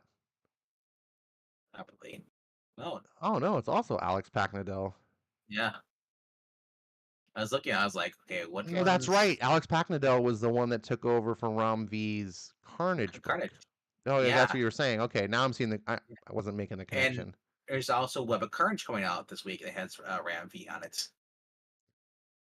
It's just really throwing me off. It's like I thought he was done with it. I thought he had no ideas. That's why he took you to Alex. So, Yeah, that threw me off because Packnadell's also doing this Flash book. So I yep. was like looking at the wrong book. I was like, wait, what? All right. Um, man, This is a tough row to pick. Well, Evil Black Cat, our foreign correspondent, saying A foreign Ashton, correspondent. he is. He says that he's saying that you pick the Flash. I'm picking Shazam, and he says I'm picking the Flash because it doesn't have Wally West in it. He hates Wally West. He's an anti-ginger. I love how he says because it has Flash in it and not Wally West. That's like the extra sting. Wow, Marania. She's predicting that you pick Shazam and I pick Spirit World, and Marania is picking Shazam for herself. All right. It can't be Wong, right? I got my pick for you. Do you have a guess for me? Oh my gosh. I'm yeah, I have for you. All right. You All want me right, to for go first, my or do you want to go first? doesn't make a difference. All right, I'll go first because you've been going first mostly. Um, I'm gonna guess you pick Night Terror Shazam #1. All right. And I'm going to predict that you're getting the Flash. All right, you are incorrect on my pick. What? You are getting Spirit World? No, you're No, no, you're getting Satana. no, What? Red You're actually Goblin. going for Mark. Oh, you are. Oh, nice. And you are correct. I am going for Shazam. It's Mark Wade. Out Yeah, of all the that's other writers on there, it's just a no-brainer, and it's got a yeah. hot chick on the front. It's got a hot chick. It's Mark Wade, and you're not actually opposed to Shazam, so there's a lot of that was kind of a no brainer for me. We Um, call her. We call her Shazam. Flash was my second pick, but knowing that Packnadell was when I made the connection that Packnadell was picking up after Romv's Carnage and Red Goblin is essentially Carnage, like out of all the books there that I'd be most interested to check out, and that was I was like I'm curious. I'm like actually genuinely like Oh, that's another book that's on hiatus right now. It's Shazam by Mark Wade. He's still doing the world's finest stuff. Both those books, Teen Titans and the Spanish Superman, but Shazam is on freaking hiatus because of this event. Damn it, I forgot about that. this Ugh. book makes me want to stab my eyes. So I read the first one. I was like, I was like, oh my gosh, you actually have a decent cast in there, but the writing sucks. everything about this book makes me just You ugh. have I read the first issue. You have John Constantine in there. This character apparently she's dead. She's been dead for the past years, but she's the bridge between the life and afterlife. You know. Actually, Uh, I will say I like the she background art. well, they're in the If I spirit could world. remove this They're girl off yeah. this cover and just look at the cool like Yeah. Spirit City in the background, I think that looks really nice. So her job, I forget what the other character was. It's in a different thing continuity, but her character basically is there to basically prevent spirits from leaving, crossing over back into the mortal realm. She's the balance of dead and the living. She's like the protector, kind of like oh my gosh, freaking Vampire Diaries. It's Bonnie. But yeah. So John Constant's in there too, and they actually bring in what's her name? It's the silent black girl, Cassie. I think it is. No, not Cassie. What's her name? What's the one? It Oh, uh, I know who you're talking about.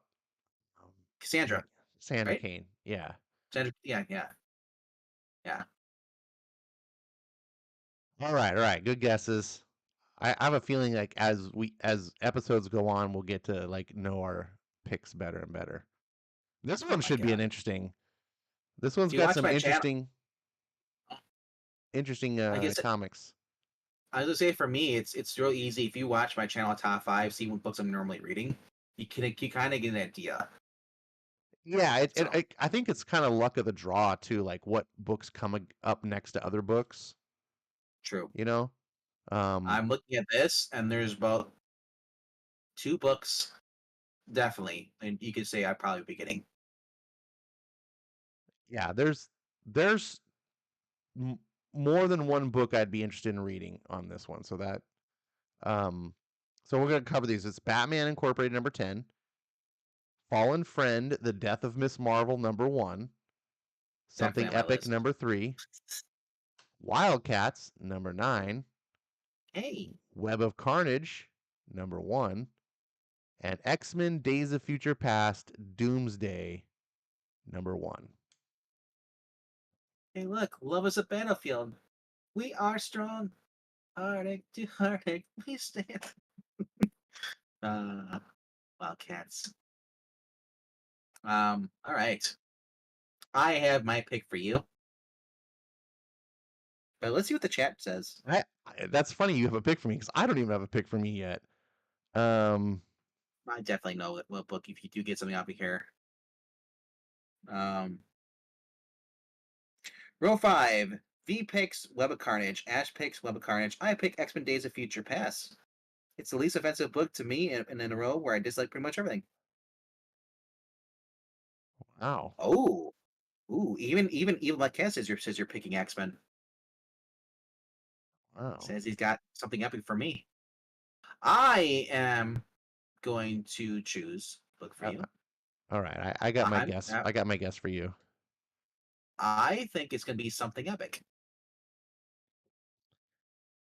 All right. The devil you know, Yeah, right?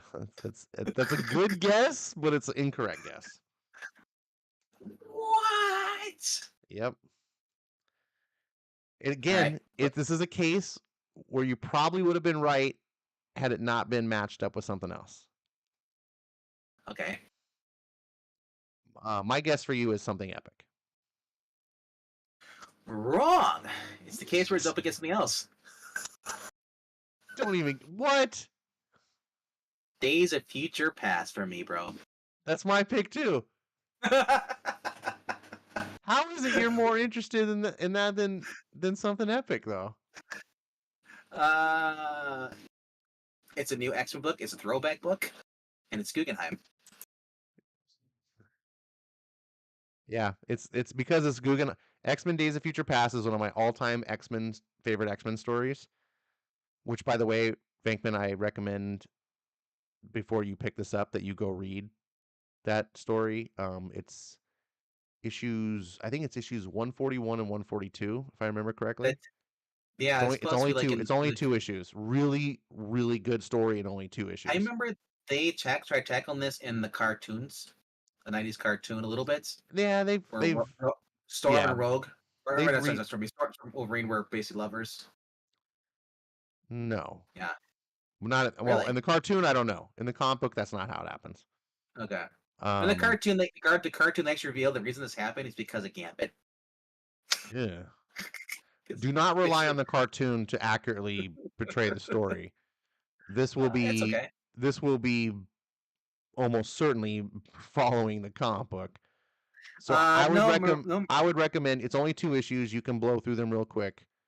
Um, Maranya, what have I been? What have I not been buying these past couple weeks? I haven't been buying any Carnage books. There's a reason for that. yeah.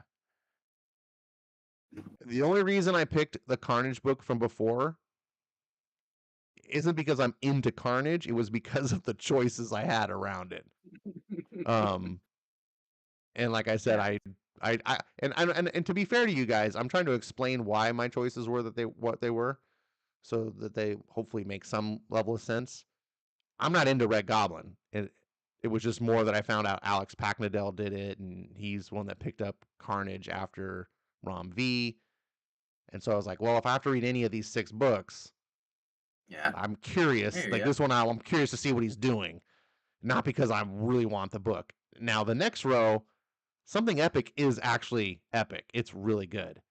It's a good book, but But it's for I just am a die-hard old school X-Men fan, and Days of Future Past is one of my favorite X-Men stories of all time. you give me X Men And any Mark Guggen throwback.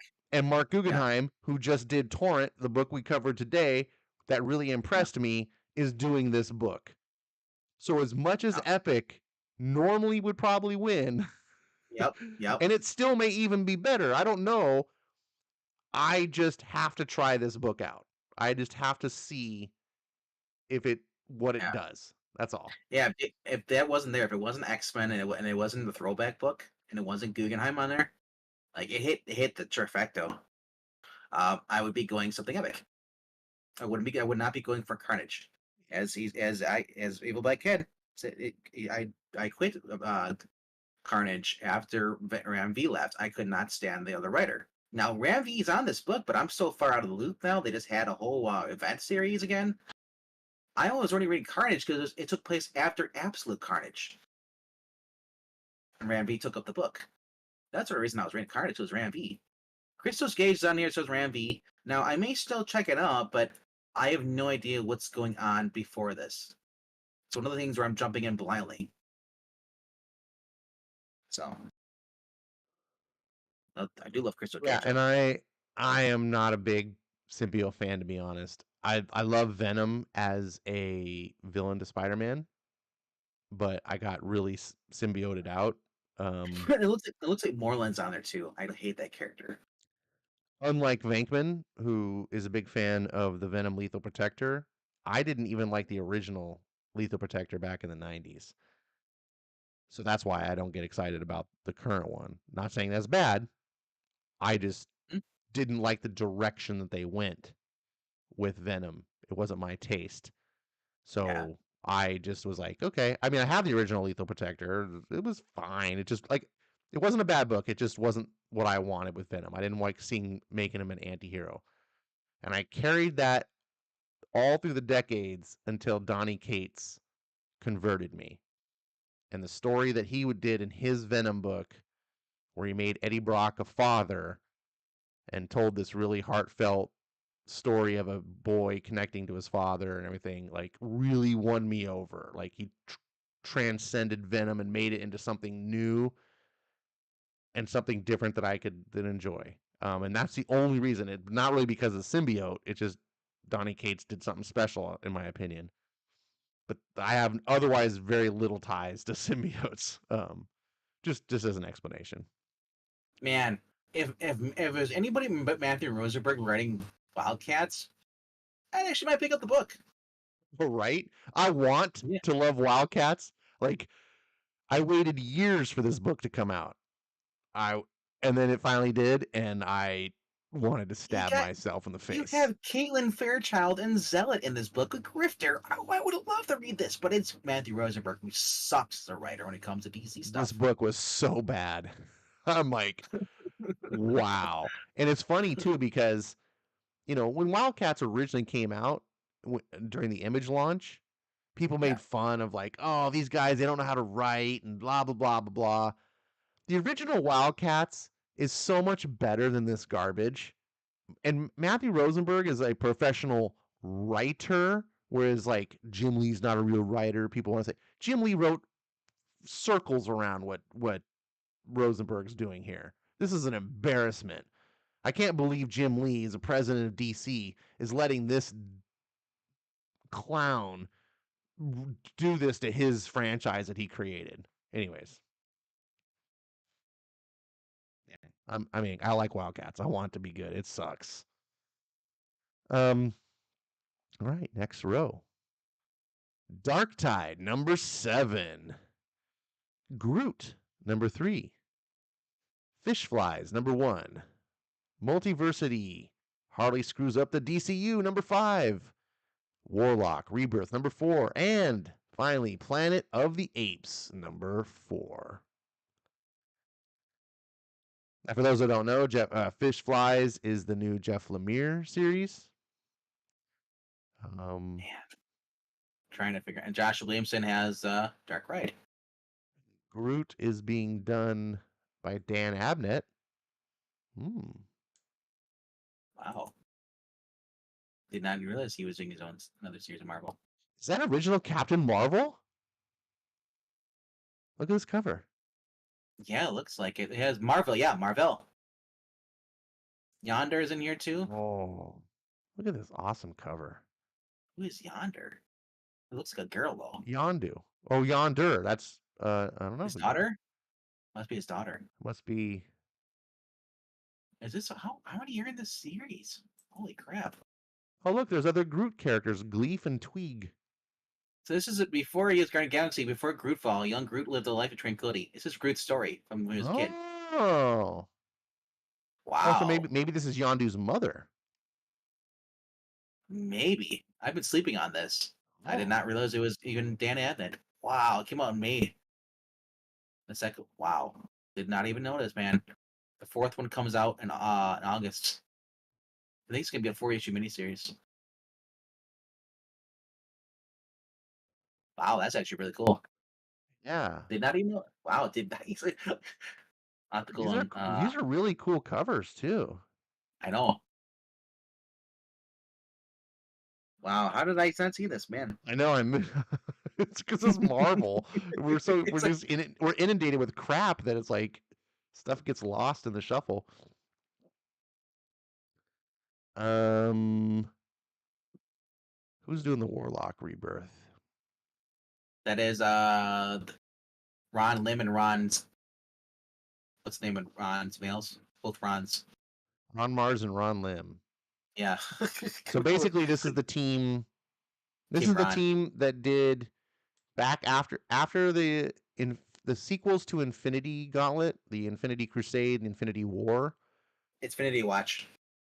I There think. was a book, Infinity Watch. Anyways, the writer and artists back in those days were these two. Yeah. So And well, yeah, it's but this had an Infinity Watch, the team get Gamora, Pip, and all them. yeah, Yeah, and but yeah, then but I'm just saying Ron Mars and Ron Lim were Mar the writer artists back in that day. yeah. So that's the story. It's Marvel's son originally comes to basically pay his respects, and talk to Adam Warlock and stuff. Then she shows up, steals Adam Warlock's gem. Thanks to Pip has one of the Infinity Gems allows him to transport. So I think he has a space one.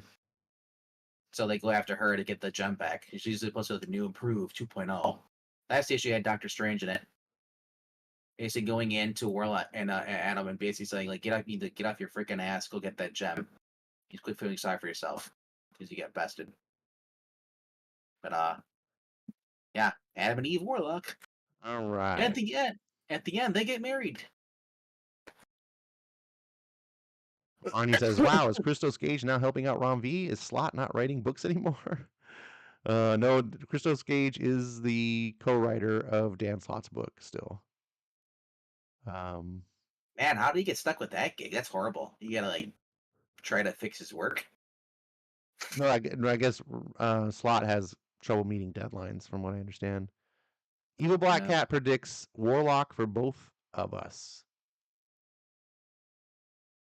But no, but Ash may pick Harley.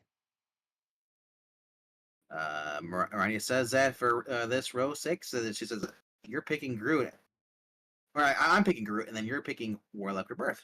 All right, And Marani's I'll picking let you Planet of go the first. Apes. I'll let you go first.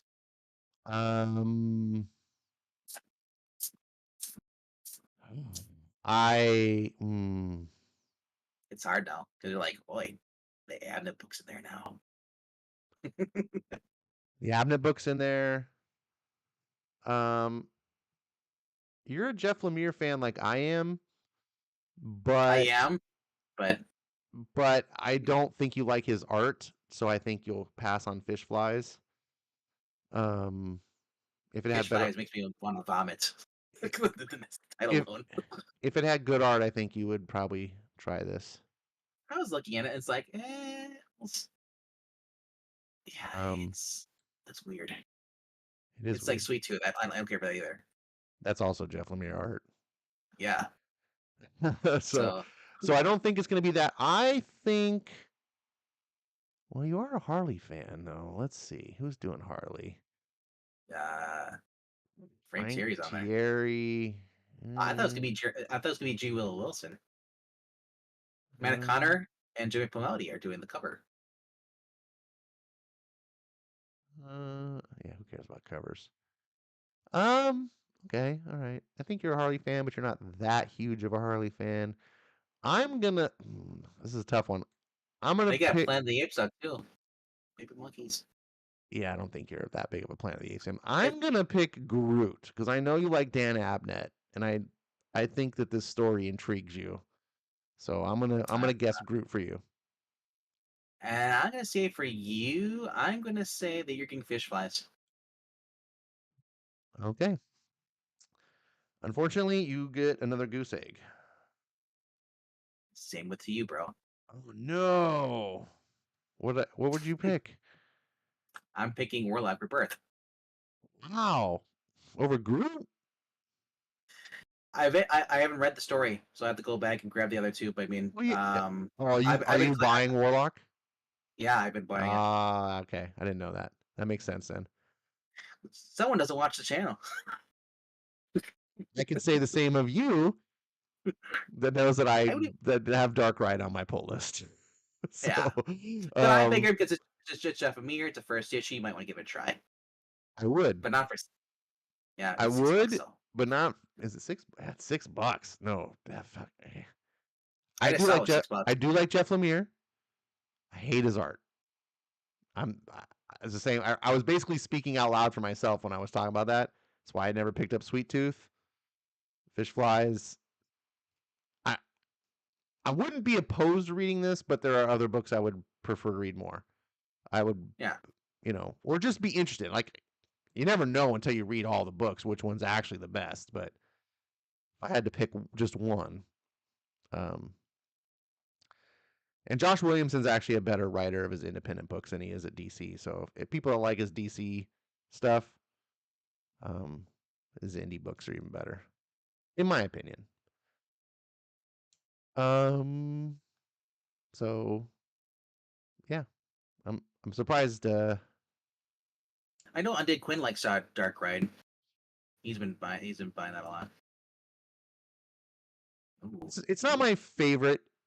It, it, this is the same writer artist that did Birthright, which I loved. Love Birthright. So I was like, I'm picking up Dark Ride. It's a no brainer. It's the art writer I love, the artist I love. Totally different type of story. This is more of like a horror story. I'm trying to give it a, like I'm give it a fair shake. It's just not my normal wheelhouse. Next line up, we have Loki. Oh, sorry. What if Dark Loki #1? Remember when What Ifs used to be like the title of the book was what the What If was? Like, what if Spider-Man became Punisher? Now they're Yep. like, what if Dark Loki #1? Like, what is that a No, what no, if of? Like, so this reminds me of a cheap imitation of the Dark Multiverse. What ifs they had? I Said just it used to be especially they the what if it was a yeah question like what if yeah no, I hear you, I hear you. what if Jane What Foster became Thor? What if now it's like but there what if Loki was what had they it was instead of he was the God of Thunder. yeah, that'd be That's what it better. looks like. Like, but what if Dark But Loki? I know it's a stupid title, but they expect you to get the idea from him holding the hammer. I guess. If you're Next normally coming in, you're like you really have no idea what's going we on. have Star Trek #10. We have Yes. Teenage Mutant Ninja Turtles X Stranger Things #1. Then we have the Batman and Scooby Doo Mysteries #10. Then we have Ghost Lore #3. Or is it And, Avatar 3? and finally, we have The Hunger and the Dusk #1. This one's gonna be tough. It is gonna be tough. This one's really tough. Let's take a look first. Who's doing the Loki book? I'm sure it's nobody. It's Walt Simonson on the low key. What's Walt Simonson? I know. Okay, That's that. why it's up. That's why it's up to 4.99. Oh, But Nick oh. Lowe's editing it. I'm scared Walt now. Simonson is my favorite Thor writer. Will Nick Lowe even praise this? No, he's gonna praise Spider-Man. He can't praise the older writers who are better at everything. Okay. Star Trek. I don't know. Just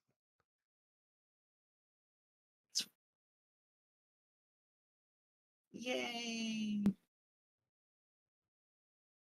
Star Trek number 10. Jackson Lansing and Colin Kelly. There you Yeah, they go. started doing some Star Trek books. Yeah. And Teenage Mutant Ninja Turtles X Stranger Things number Judy 1. Hauser, probably. This is a bizarro crossover. I don't know who the talent is at all. Jimmy S. Rich looks like what's his name? Rip something. The guy who played the T-1000. I don't know how you cross this. It's a weird story. I'm very curious to like. Wait. So because she can open up, remember 11 is can open up portals. Sure, I just like thematically there's That's such how they're gonna do it. different kind of stories. Well, You know, that's like Batman and Ninja Turtles. They should never be crossed over. That's weird. Ninja no, Turtles no, and Batman and Ninja Power Turtles Rangers. are they fit. Not Batman, really. yes, Ninja Turtles was based on Frank Miller's work. Like it's heavily inspired by Frank Miller's Daredevil. Like it's a gritty, like living on the streets, fighting bad guys. Fits perfect with Batman thematically, right? But Stranger Things is weirdo, like Very government 80s. Yeah. experiments and demons and like just a different. I don't know. It. You want to be a better crossover? Ghostbusters and Stranger Things. Oh, and by the way, Batman Teenage Mutant Ninja Turtles Batman TMNT 3 was freaking excellent. Just gonna say that. Super one of the most fun TMNT comics I've ever read. And great art and everything. Just knocked it out of the park. Batman Scooby Doo Mysteries. Ghost Lore it's by Cullen Bunn. This looks like some sort of horror book. And then finally we have Hunger and the Dusk. This G. looks like Will some sort of Wilson. fantasy title. G. Willow Wilson. How is that not Avatar?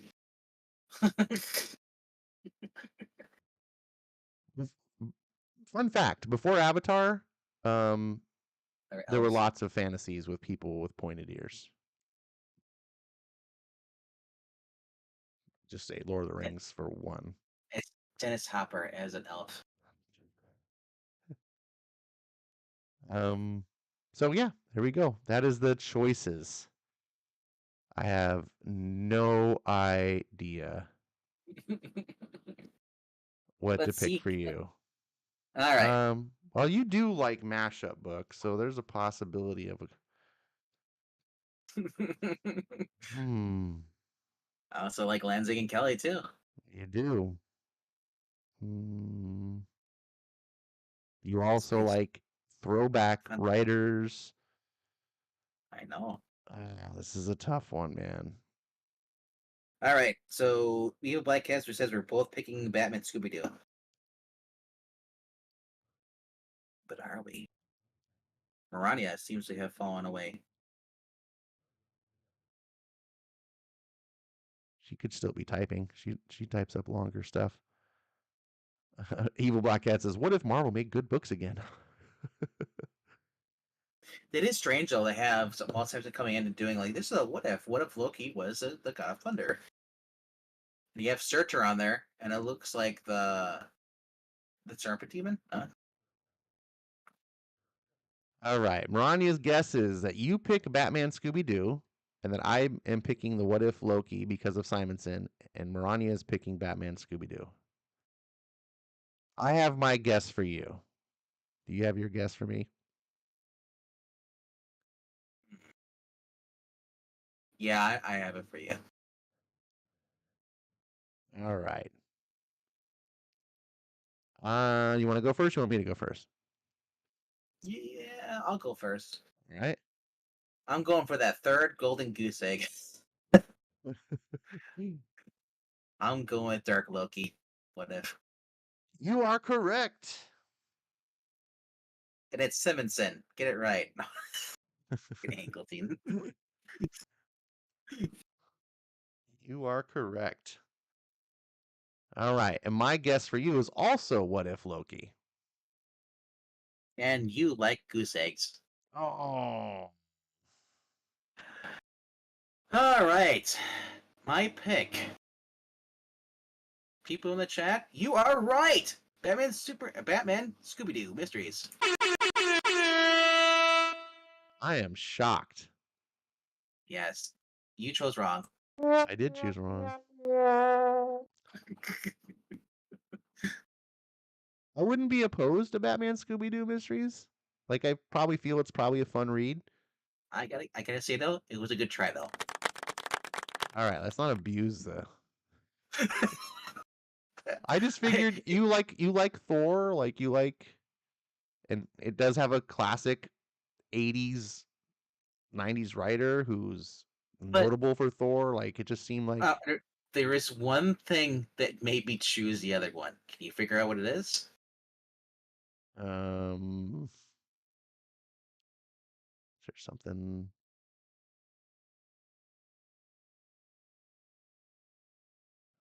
Mm, oh, it's got a pirate. It's gonna what? It's got a pirate. No. I'm not even looking at. Well, does it? Yeah, it does say on the cover. Yeah, it is on the cover, but it's not the pirate. Um, It's very obvious if you compare the two books together what it is, what the major differences. oh, the price. That's how- Yes. Well, this is just about what you read. I wasn't trying to. It's like I said, $2.99 and it's Batman and Scooby Doo, and it's I never had a bad issue. I've read a couple of them. I read the couple first issues; they were pretty cool. It's not my thing, but if I ever wanted to go into Batman Scooby Doo stuff, I would go with that, and I'd read it in Adam West's voice. No, I'm guessing these are probably fun books. Like this, They look fun. I, I've I read it. I would said I would I've not read have a a few. problem reading these at all, or at least trying them out. I'm making assumptions here. I want to read them on the channel with you. Yeah. That'll be fun. Um, Like Scoob, no. man, like I could have seen you. I didn't see you It's picking Batman. this one. I didn't see you opposing it. I kind of Yeah. something that made me think you might pick Stranger Things Turtles, but I was just going with the Simonson Yeah. and the Thor, Yeah. and it Simon just says a looks good like. pick though. I I mean, mean, look at this cover too. Like this is it kind of evokes the old classic '80s Thor, and I don't know. yeah. I thought you were gonna get all nostalgic, but I was wrong.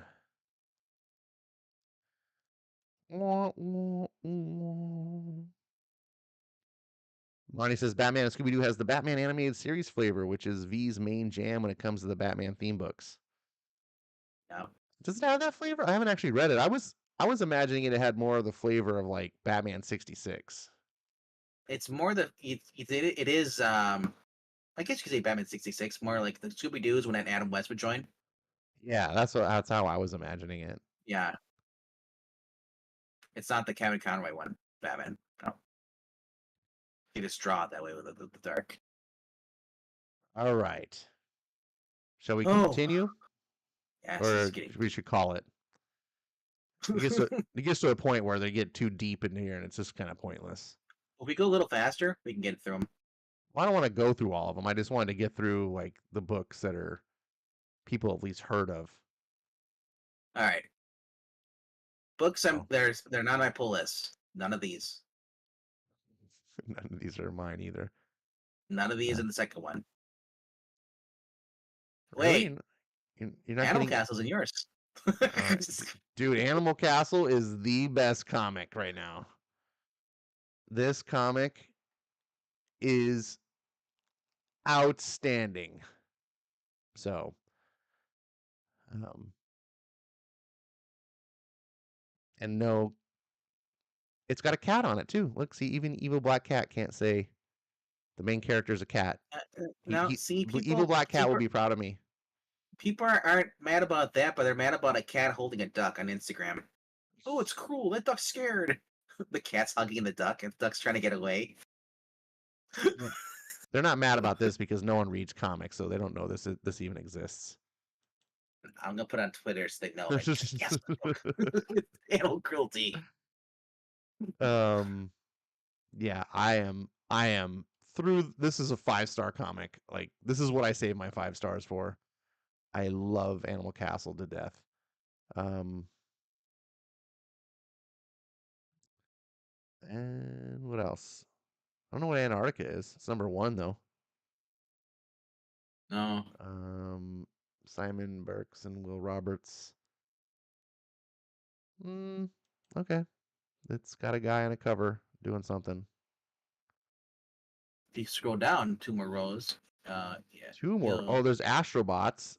I missed yeah, issue number Shabbat. 2, and now I'm debating on whether to keep going because I can't find issue number 2 because of the small print run. I never read the first one. First one was good. I was impressed with it. So I just that's you know what I'm saying. Like Cats and bunnies. Yeah, I don't sorry. want to be like I can't find number 2 forever, and then Cats and bunnies living together. Mass hysteria. what's this? The Lonesome Hunters, the Wolf Child. Yeah, I saw that too. I was like, it's kind of weird. It is weird, but kind of evocative too. Like it makes me kind of want to open it up and know what this is about. Mysterious child in a wolf mask. Yeah, it's right now. It carries by magical wolf and a mysterious child in a wolf mask. Looking for carpet repairs, the kid befriends a child, and she and Howard are drawn into war between the townspeople. Romeo and Juliet. Huh.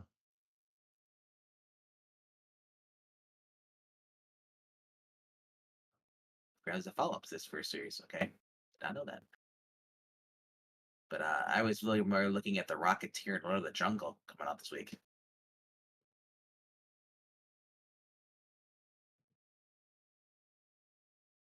Lord of the Jungle is my only Tarzan series I've ever read, and this is Steve Mooney coming back there writing this. He did not write the run with the Great Race. Did not write that one. It's a different writer. So I'm looking forward to this. He is the writer who's been writing the Betty Page series books from 2021. But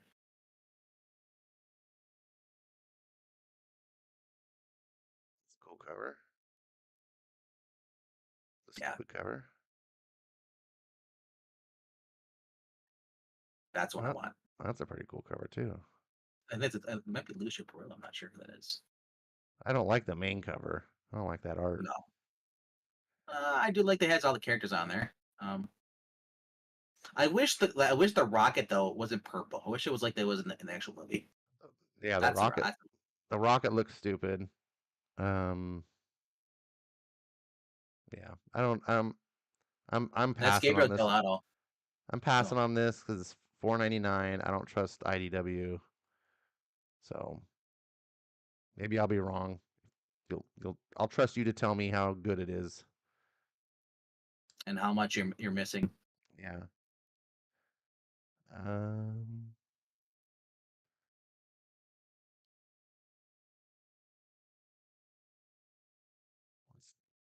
Duck and Cover. This is the new Scott Snyder book, isn't it? Yep. If they have it in my shop, I don't know. No, Is it it's only uh, is it it's exclusive it's Comixology, so it's only going to be on Comixology? I digital figured. at first. It may come out later, because Scott has this thing with Dark Horse, so some of his books I, do come out. I Um, thought this already wasn't this already on Comixology? I don't think so. I think so. I remember seeing it, reading about it before. So they're releasing it on paper now. No, so like here it's showing the release is Comixology, but it does have Dark Horse, so it will be coming out later on Dark Horse. But it took like 6 months for Clear, and what was the other one? The Ghouls one, Yeah, and Night Ghouls. Night Ghouls. Yeah, there's a couple of his books that So if people don't like the digital books, they just want the physicals, they can wait. I think that's actually pretty cool. I wish all the Comixology books would come out physical for collector's sake.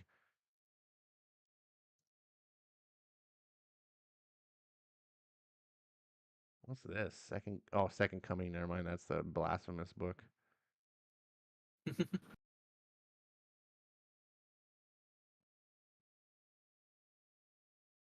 Um, I'm not seeing. Don't spit on it.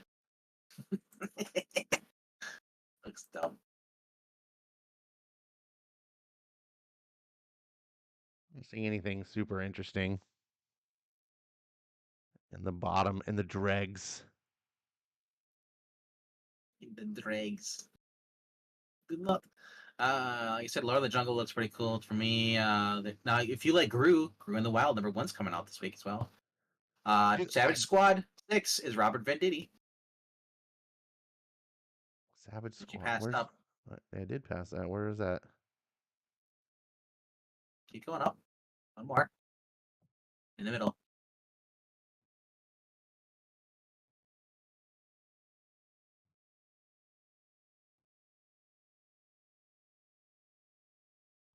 The year is 2037. A brutal world war has left humanity in shambles. The remnants of civilization are tracked down and systematically eliminated by the Scourge.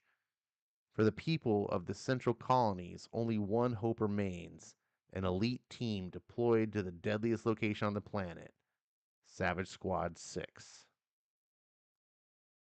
So 14 Interesting. years from now. Yeah. Huh.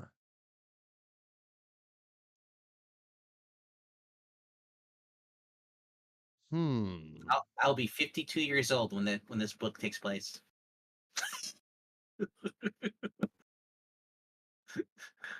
Hmm. How old will you be in 14 years?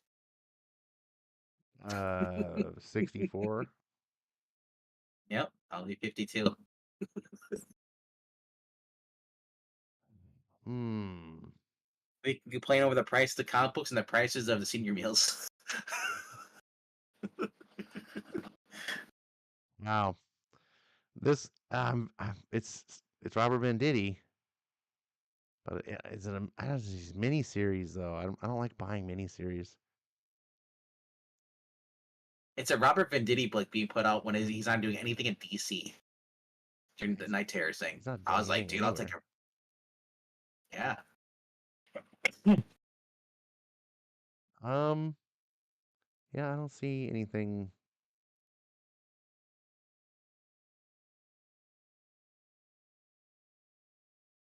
What's this?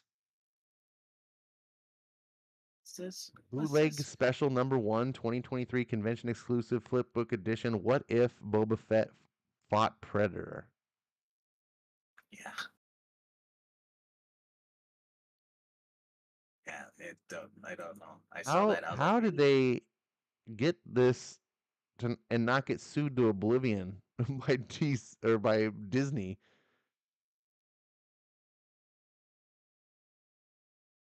Like it I don't looks know. like they did the Marvel trade dress, like the old school. What if? Maybe they did this beforehand. This is a reprint. So I thought it was like an actual Marvel book, and I was like, oh, it's a convention, like because Marvel obviously owns, Disney owns Boba Fett and they own Predator, so they could do What If is a Marvel trademark. They don't own the rights to any of the Predator, though. Right? They don't know the I don't- right. I mean, well, Disney owns Fett though Boba they do. Fett and Predator, and Marvel produces Disney Comics. So yeah, I mean, they could all. That's why it's like if this is Marvel, but if you're not Marvel, you're violating What If trademark, Boba Fett's a Star Wars trademark, and Predator's Fox trademark. Like I, I don't see how you get away with this. You're not the Um, only person that says that. Yeah, the only person said "LO what" in the comments. like, So this was released originally. This is it was originally released in February 2nd. The one before that I was looking at. These are variant copies, limited. Each first printing of all three variants limited to 50 copies each.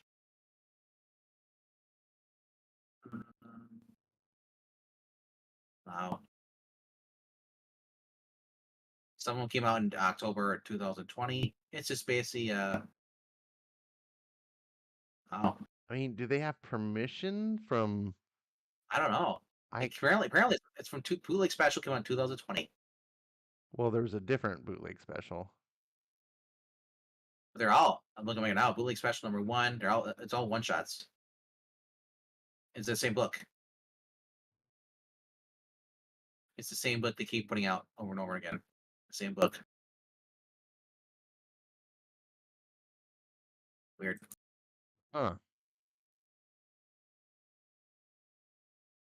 Oh, so the one that this is on the screen here is the 2023 convention exclusive flipbook edition. Yeah. And it's like a reprint with something different about it, I guess.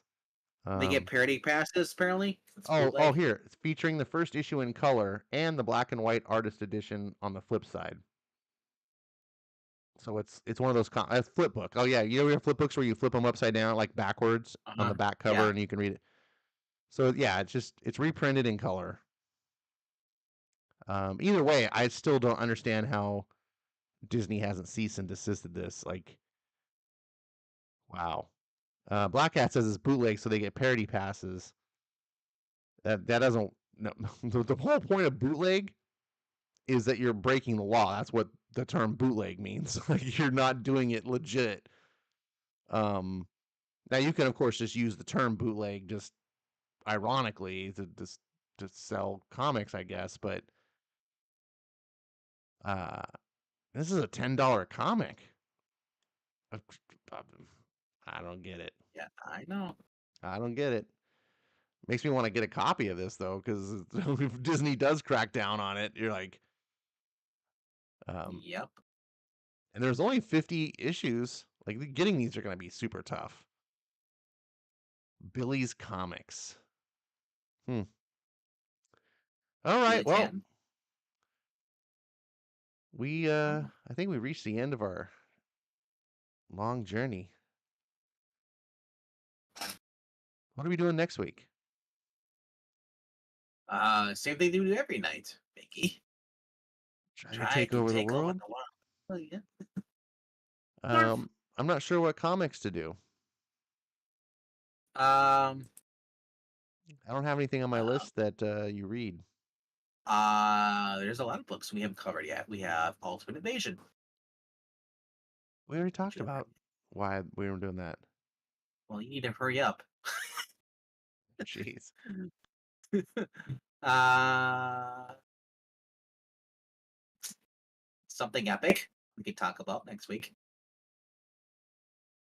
We'll talk about Sarah Squad 6, number 1. Robert Venditti.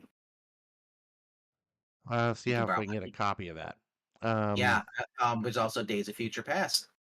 Oh yeah, yeah. That'll okay. Days of Future Past. I think we both were interested in that. Yeah. All right. And I would love to get the Rebellion's the Spider Syndicate, Crime of Volume, but Yeah. Good luck. the Rebellion does not ship any books out to the US, apparently. So in 2 weeks' time, look what's returning. Yeah, Firepower. That's when I saw Chris Samney doing the art for the cover art for Teen Titans this week. I was like, oh yeah, Firepower. So we need to get Zach on the show and go back to our coverage of Firepower. I can't wait till Zach's cool again when he reads cool books. Yeah, we need to. Zach needs some help.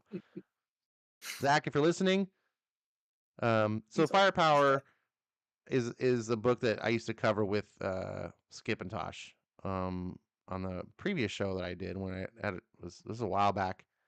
This book's been on hiatus forever. Um, what was it the unnamed indie comic show? And Yep. we covered Firepower every issue, and it was a popular thing, and we had a lot of fun doing it. And I'd kind of like to go back to now that the book's coming out of hiatus, covering the book again. I know Zach's a big fan. I'm a big fan. I think you're still a big Do you know fan, what's? aren't you? Do you see what's come out the week before that? I'm Ronan? surprised you don't have it. On the 19th, you don't have it selected? Wow, I mean, I don't have it selected. you are a fake fan. Look what's coming out that day Obviously, something I missed. on the Um, 19th. Keep scrolling down. da, da, da. Well, Oh there's yeah, out. why You're not don't getting I your have this selected? I don't know why. go further down. That's all I'm talking about, though. Well, also Void Rivals, you don't have selected either. Why is that not so? Okay, hold on a second. This is a fault of the website. Pull. Okay, it's being pulled. Make sure you get Void Rivals for next week, which is right next to it. Pull. I don't know why that should have been on my. All right. Figure on that. Keep going down. I missed multiple. Oh, Hawk Girl. Sorry. No. You don't want that one. Um. Further down. Keep going. Um. All the way to your left. Why is that? What? Oh, it's a special issue. That's why it's not on my pull. All the way to your left. Big game. Mark Millar. Man, look how many books I'm missing. If it wasn't for you, man, I'd be. You're like, damn, I gotta spend money now. Serious. I went from one book to all these. What else I am was I shocked. missing? Um, Red Dawn. Oh, I thought that said Red Dawn. Uh, Okay, that's got to uh, be. do you have like I have? Well, okay, I'm getting a Vicious Circle #2. That's I well because I was reading that, but Battle Chasers 11. I don't know if you're reading that or not. Nope. Fun book, man. I'm not saying it's not. It's just. But yeah, I couldn't believe I was like, you're missing like a lot of books there. How do you only have one book? Funny Frank, you're like, I only want Frank Miller, nothing else. I thought that was the only thing coming out. I had it marked. Um. Wanted Special Collector's Edition. What's this all Yeah, about?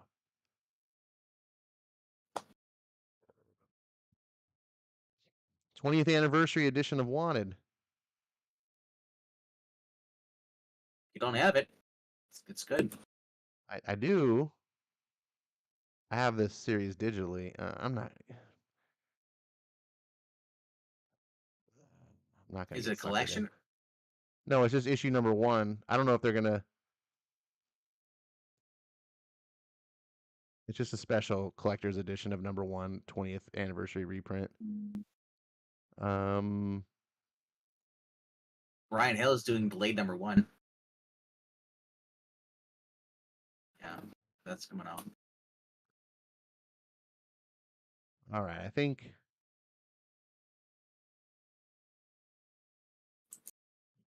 All right. Let's go look at Uh, my pull list now. Updated. Boom.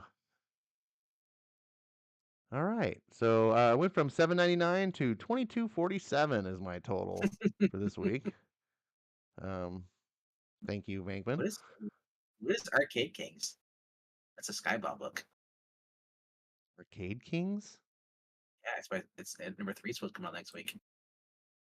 Dylan Burnett is writing it with Walter Biamonte, but it's under Skybound. I don't know anything about it. I don't know, but it's through Skybound. Skybound's I guess he's got other people writing for him Yeah, under yeah. the He Skybound. totally does that. Uh, Um. Exo Is, Man of War 4. is it coming out that same week? Yeah, 19th it is. Yeah, Arcade Kings. It's issue #3 though. Where is it? It's next to Traveling Mars and Northman, underneath Monarch, Maniac. So basically, if you go to a big game, go down like 3 rows, and it says a guy in a suit. It looks very cartoonish. You go down one more, right there.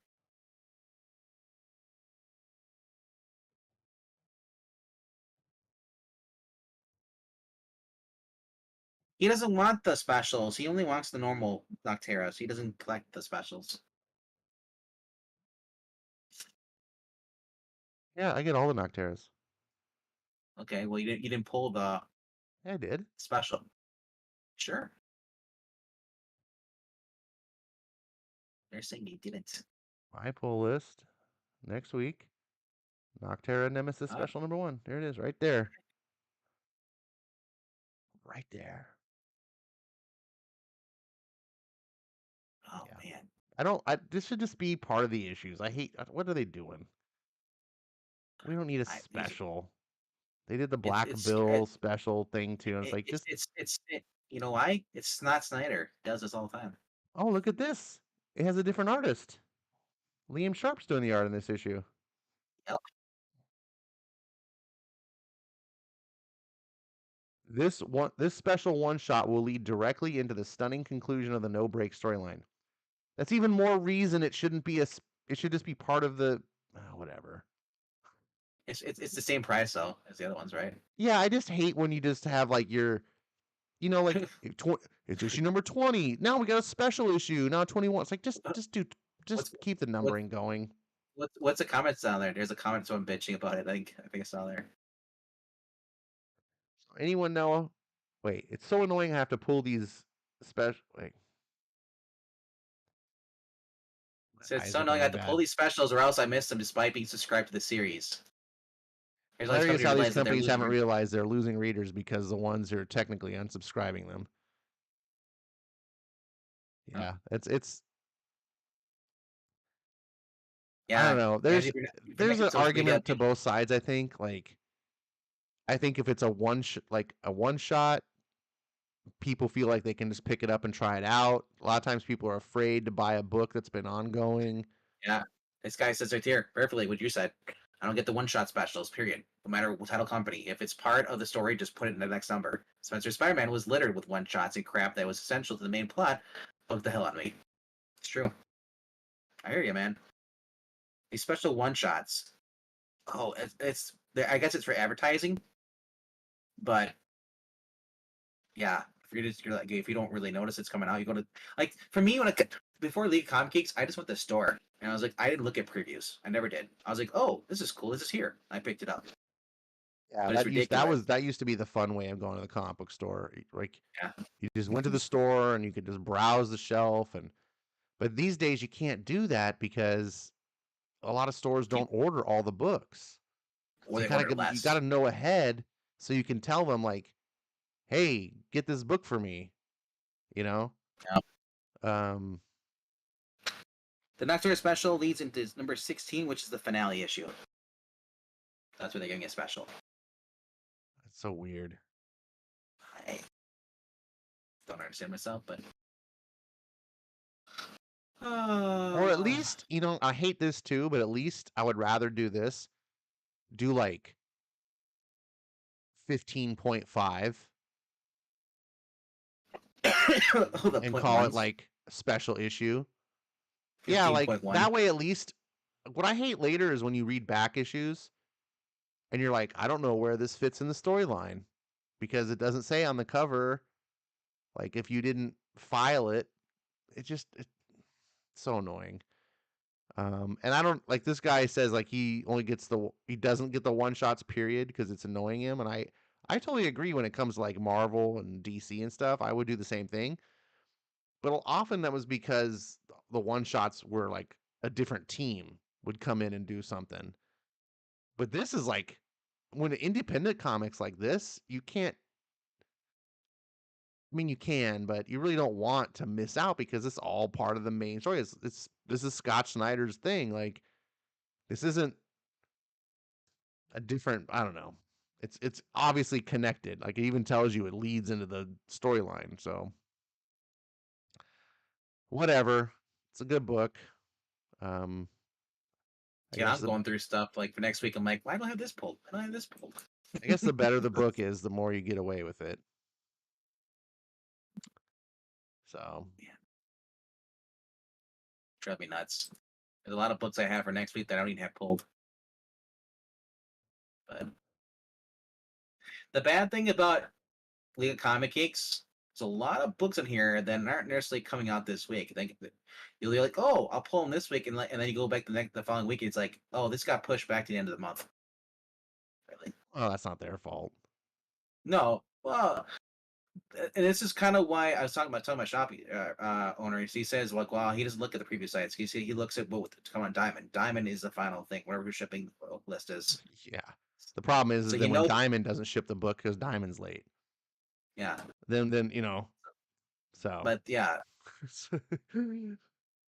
um, there's this some book site, League called of Talk. Comic Geeks, just takes their information from the Diamond anyway. So Boon, yeah, Blood Moon Comics must be a new publisher for next week. It's called Tox. Number one. The dystopian wasteland where humanity has long since been sterilized by radiation. A woman miraculously becomes pregnant and must find a way to stay alive as multiple groups vie for control over her and her unborn child's future. Eric Pilecki. I said, why do I know that name?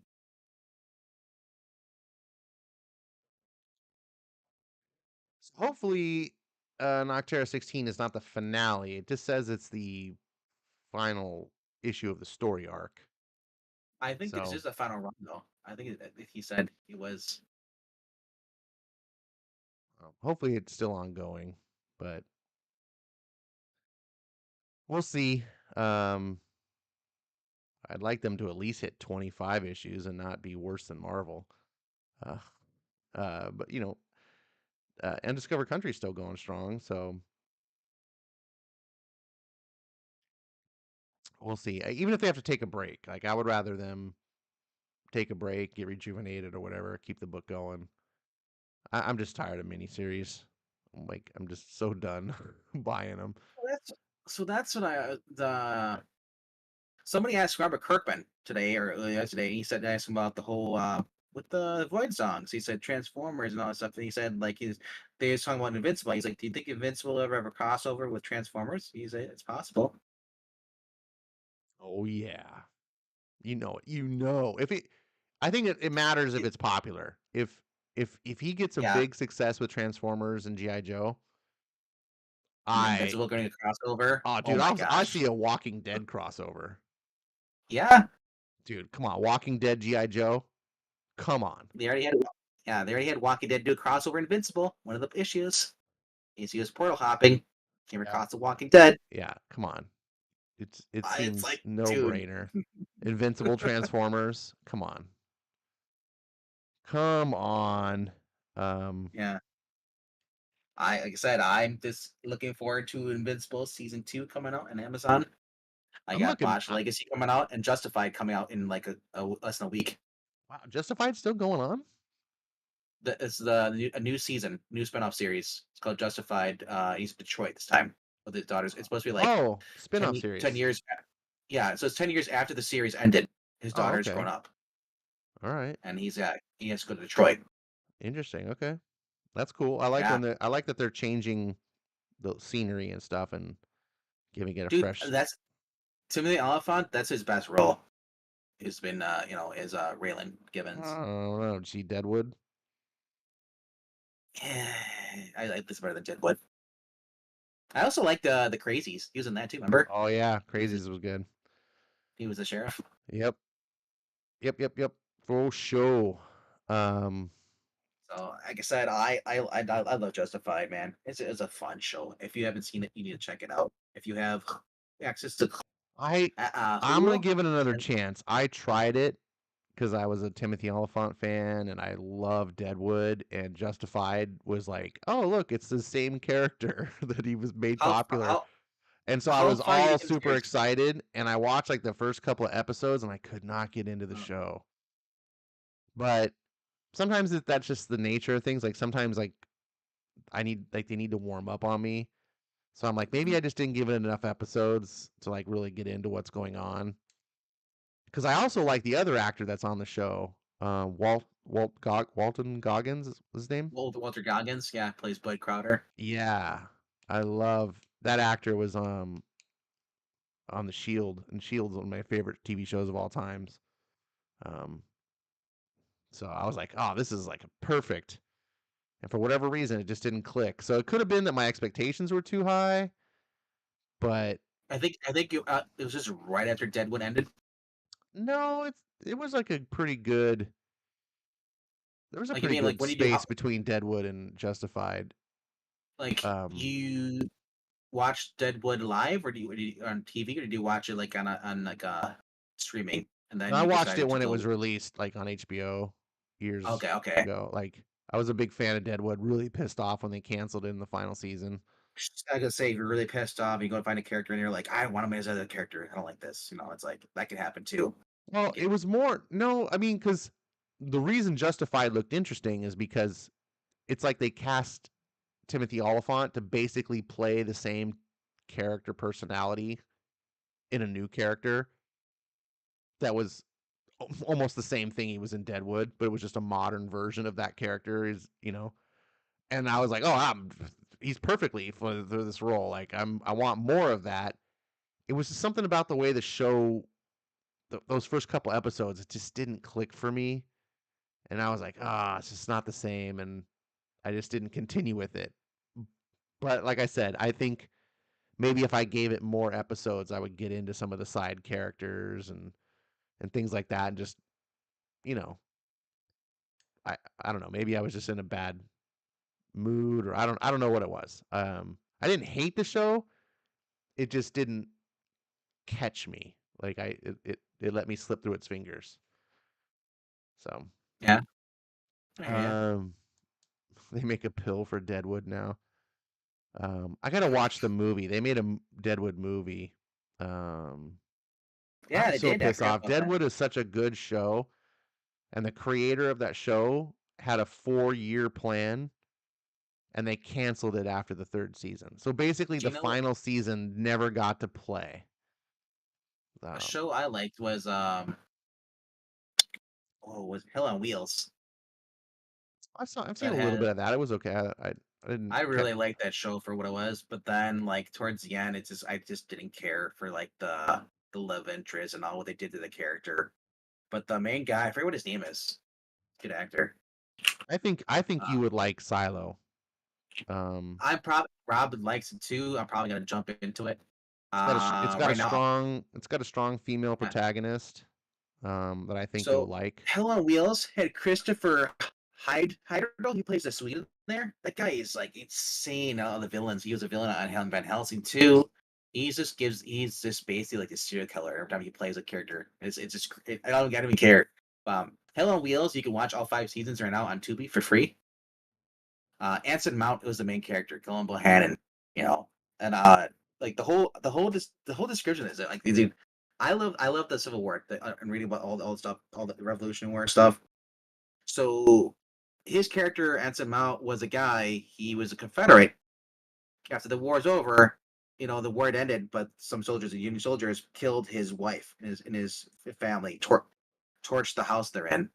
So he went in this in revenge before the series started. He killed all the people in that group, except for one. He's trying to hunt down the guy.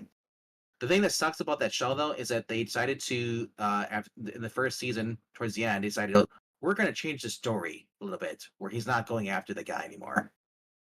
I was like, what? Because that's where he joined the railroad because he heard that the guy, the general, who he never saw a face but he owns a name, was involved with a railroad company building a railroad, going from cross state before Lincoln. Just there is a race between two companies, and it was Cole Meany plays the guy Doc, as they call him. He's the one that's basically building it, and you recognize the guy who plays Elam in there. He's been in a lot of things. He was actually recently in John Wick 3, I think it was. He was a guy in the or was it 2? The one where he has the guy hunting him down, the black guy hunting him down in the John Wick movie. I don't know. I And don't really pay attention to actors, to be okay, truthful. okay, okay. So It's so yeah, that's the one. Yeah, I think it had been 3. But anyway, uh, it had so many different characters. It was such a fun show, but the shows at the end kind of shit is bad. 57 episodes though. But I can say like there's a lot of shows I've been watching. Like Anson Mount, yeah, like he recently did. What was he? He was in another movie. Oh, he's in, actually no, he's in Star Trek. That's what he did. hmm Strange from Worlds. He plays. I'm not playing. He's playing Kirk or who he's playing, but he plays Christopher I Pike. I might actually watch that. Yep, So I'm curious about Strange New Worlds, so I gotta give that a try. I heard that Picard was end. The end of Picard was great. I heard season 3 of Picard. Everyone's raving about season 3. So I'm in a weird situation because I watched season 1 and I hated it. And so but the people that are talking about season 3 were like, yeah, season 1 and 2 suck, but season 3, it's like turn the show around, and I was like, all right, well, I want to like the show. I mean, I love Next Gen. Like I like to like Star Trek.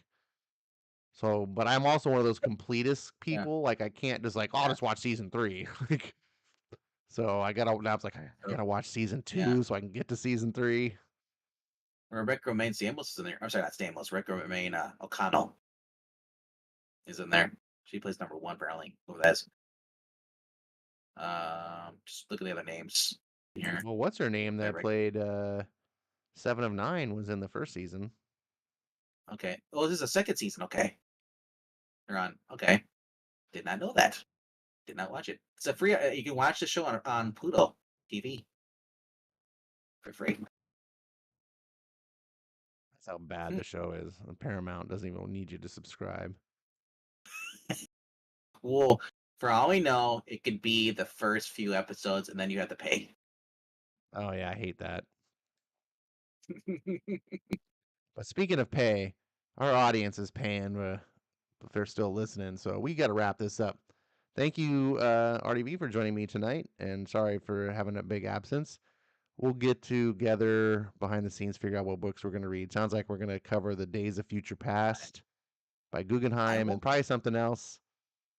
I gotta say though, I have been. I won't. I won't lie. I've actually been nice being able to go to bed on time on Mondays. Oh, we can wrap up Like if sooner. I just I lose no, track of time. so it's been one of those days. It's like because usually I'm like, oh crap, I gotta like schedule my stream for tomorrow for top five and all that bullshit. So like I gotta create a thumbnail, and then after that I gotta create another thumbnail because I usually plan out the week Yeah. and I create all the thumbnails for what I'm doing. So oh. Like, so then when it came tonight, he's like, oh yeah, he wants to do it tonight. I'm like, oh, luckily I did everything earlier, so I don't have to worry about that. You Well, know. lucky for you, because I still got work to do because I didn't get home in time today. So I still got to stay up and do stuff. Everyone that's still around, thank you guys for coming by and listening. Everyone that participated in the chat, thank you so much. We don't always respond to everything in the chat. I know sometimes that can be a little frustrating, but we do read them and we do appreciate them, and it does give us stuff to talk about. So please keep doing that. You don't have to, obviously, but um, this is really just a hangout for comic geeks to just chill out on a Monday night, late in the evening, talking about comics, but also other things too. It's not just a dedicated show. It's just about whatever's on our mind. We feature a couple books every week, just to not never be about comics. We'll always keep it grounded on that, but um, whatever's just on our mind. If there's any other topics you want to discuss, bring them up in chat. We, like I said, it's just a kind of a very free form thing. Thanks for RDV for continuing to join me. We'll see if we can get Zach on for some future episodes, especially for the Firepower books. Like RDV says, we need to get him back to reading some cool comics again. But until that time, stay safe. I would normally say stay warm, but I guess we're hitting the warm season, so stay cool. Um, I don't know. Is there anything I missed? Just click like if you've ever done so, subscribe, help with the channel, leave a comment down below. What do you thought of Torrent and what books you're looking forward to this week? Yeah. Yeah. What books are you looking forward to? And watch the Geeky Puppet Show tomorrow 8 at p.m. Central, 8 p.m. Central. That's 6 p.m. Pacific. And where 9 they p.m. talk Eastern, about their most anticipated books of this coming week. They try to gauge what they think they're going to including be the most trades. interested in, including trades. And on Thursday, they do a follow up show where they talk about the books that actually came out and they read and to see if it matched up with their anticipation or if there's any surprises. And they take all the That's feedback there. So we like to see what you guys were anticipating, what your picks are, and it's a good time. So go join that. And it's earlier. yep. All right. That's it. We're out of here. Done. Wrap it up.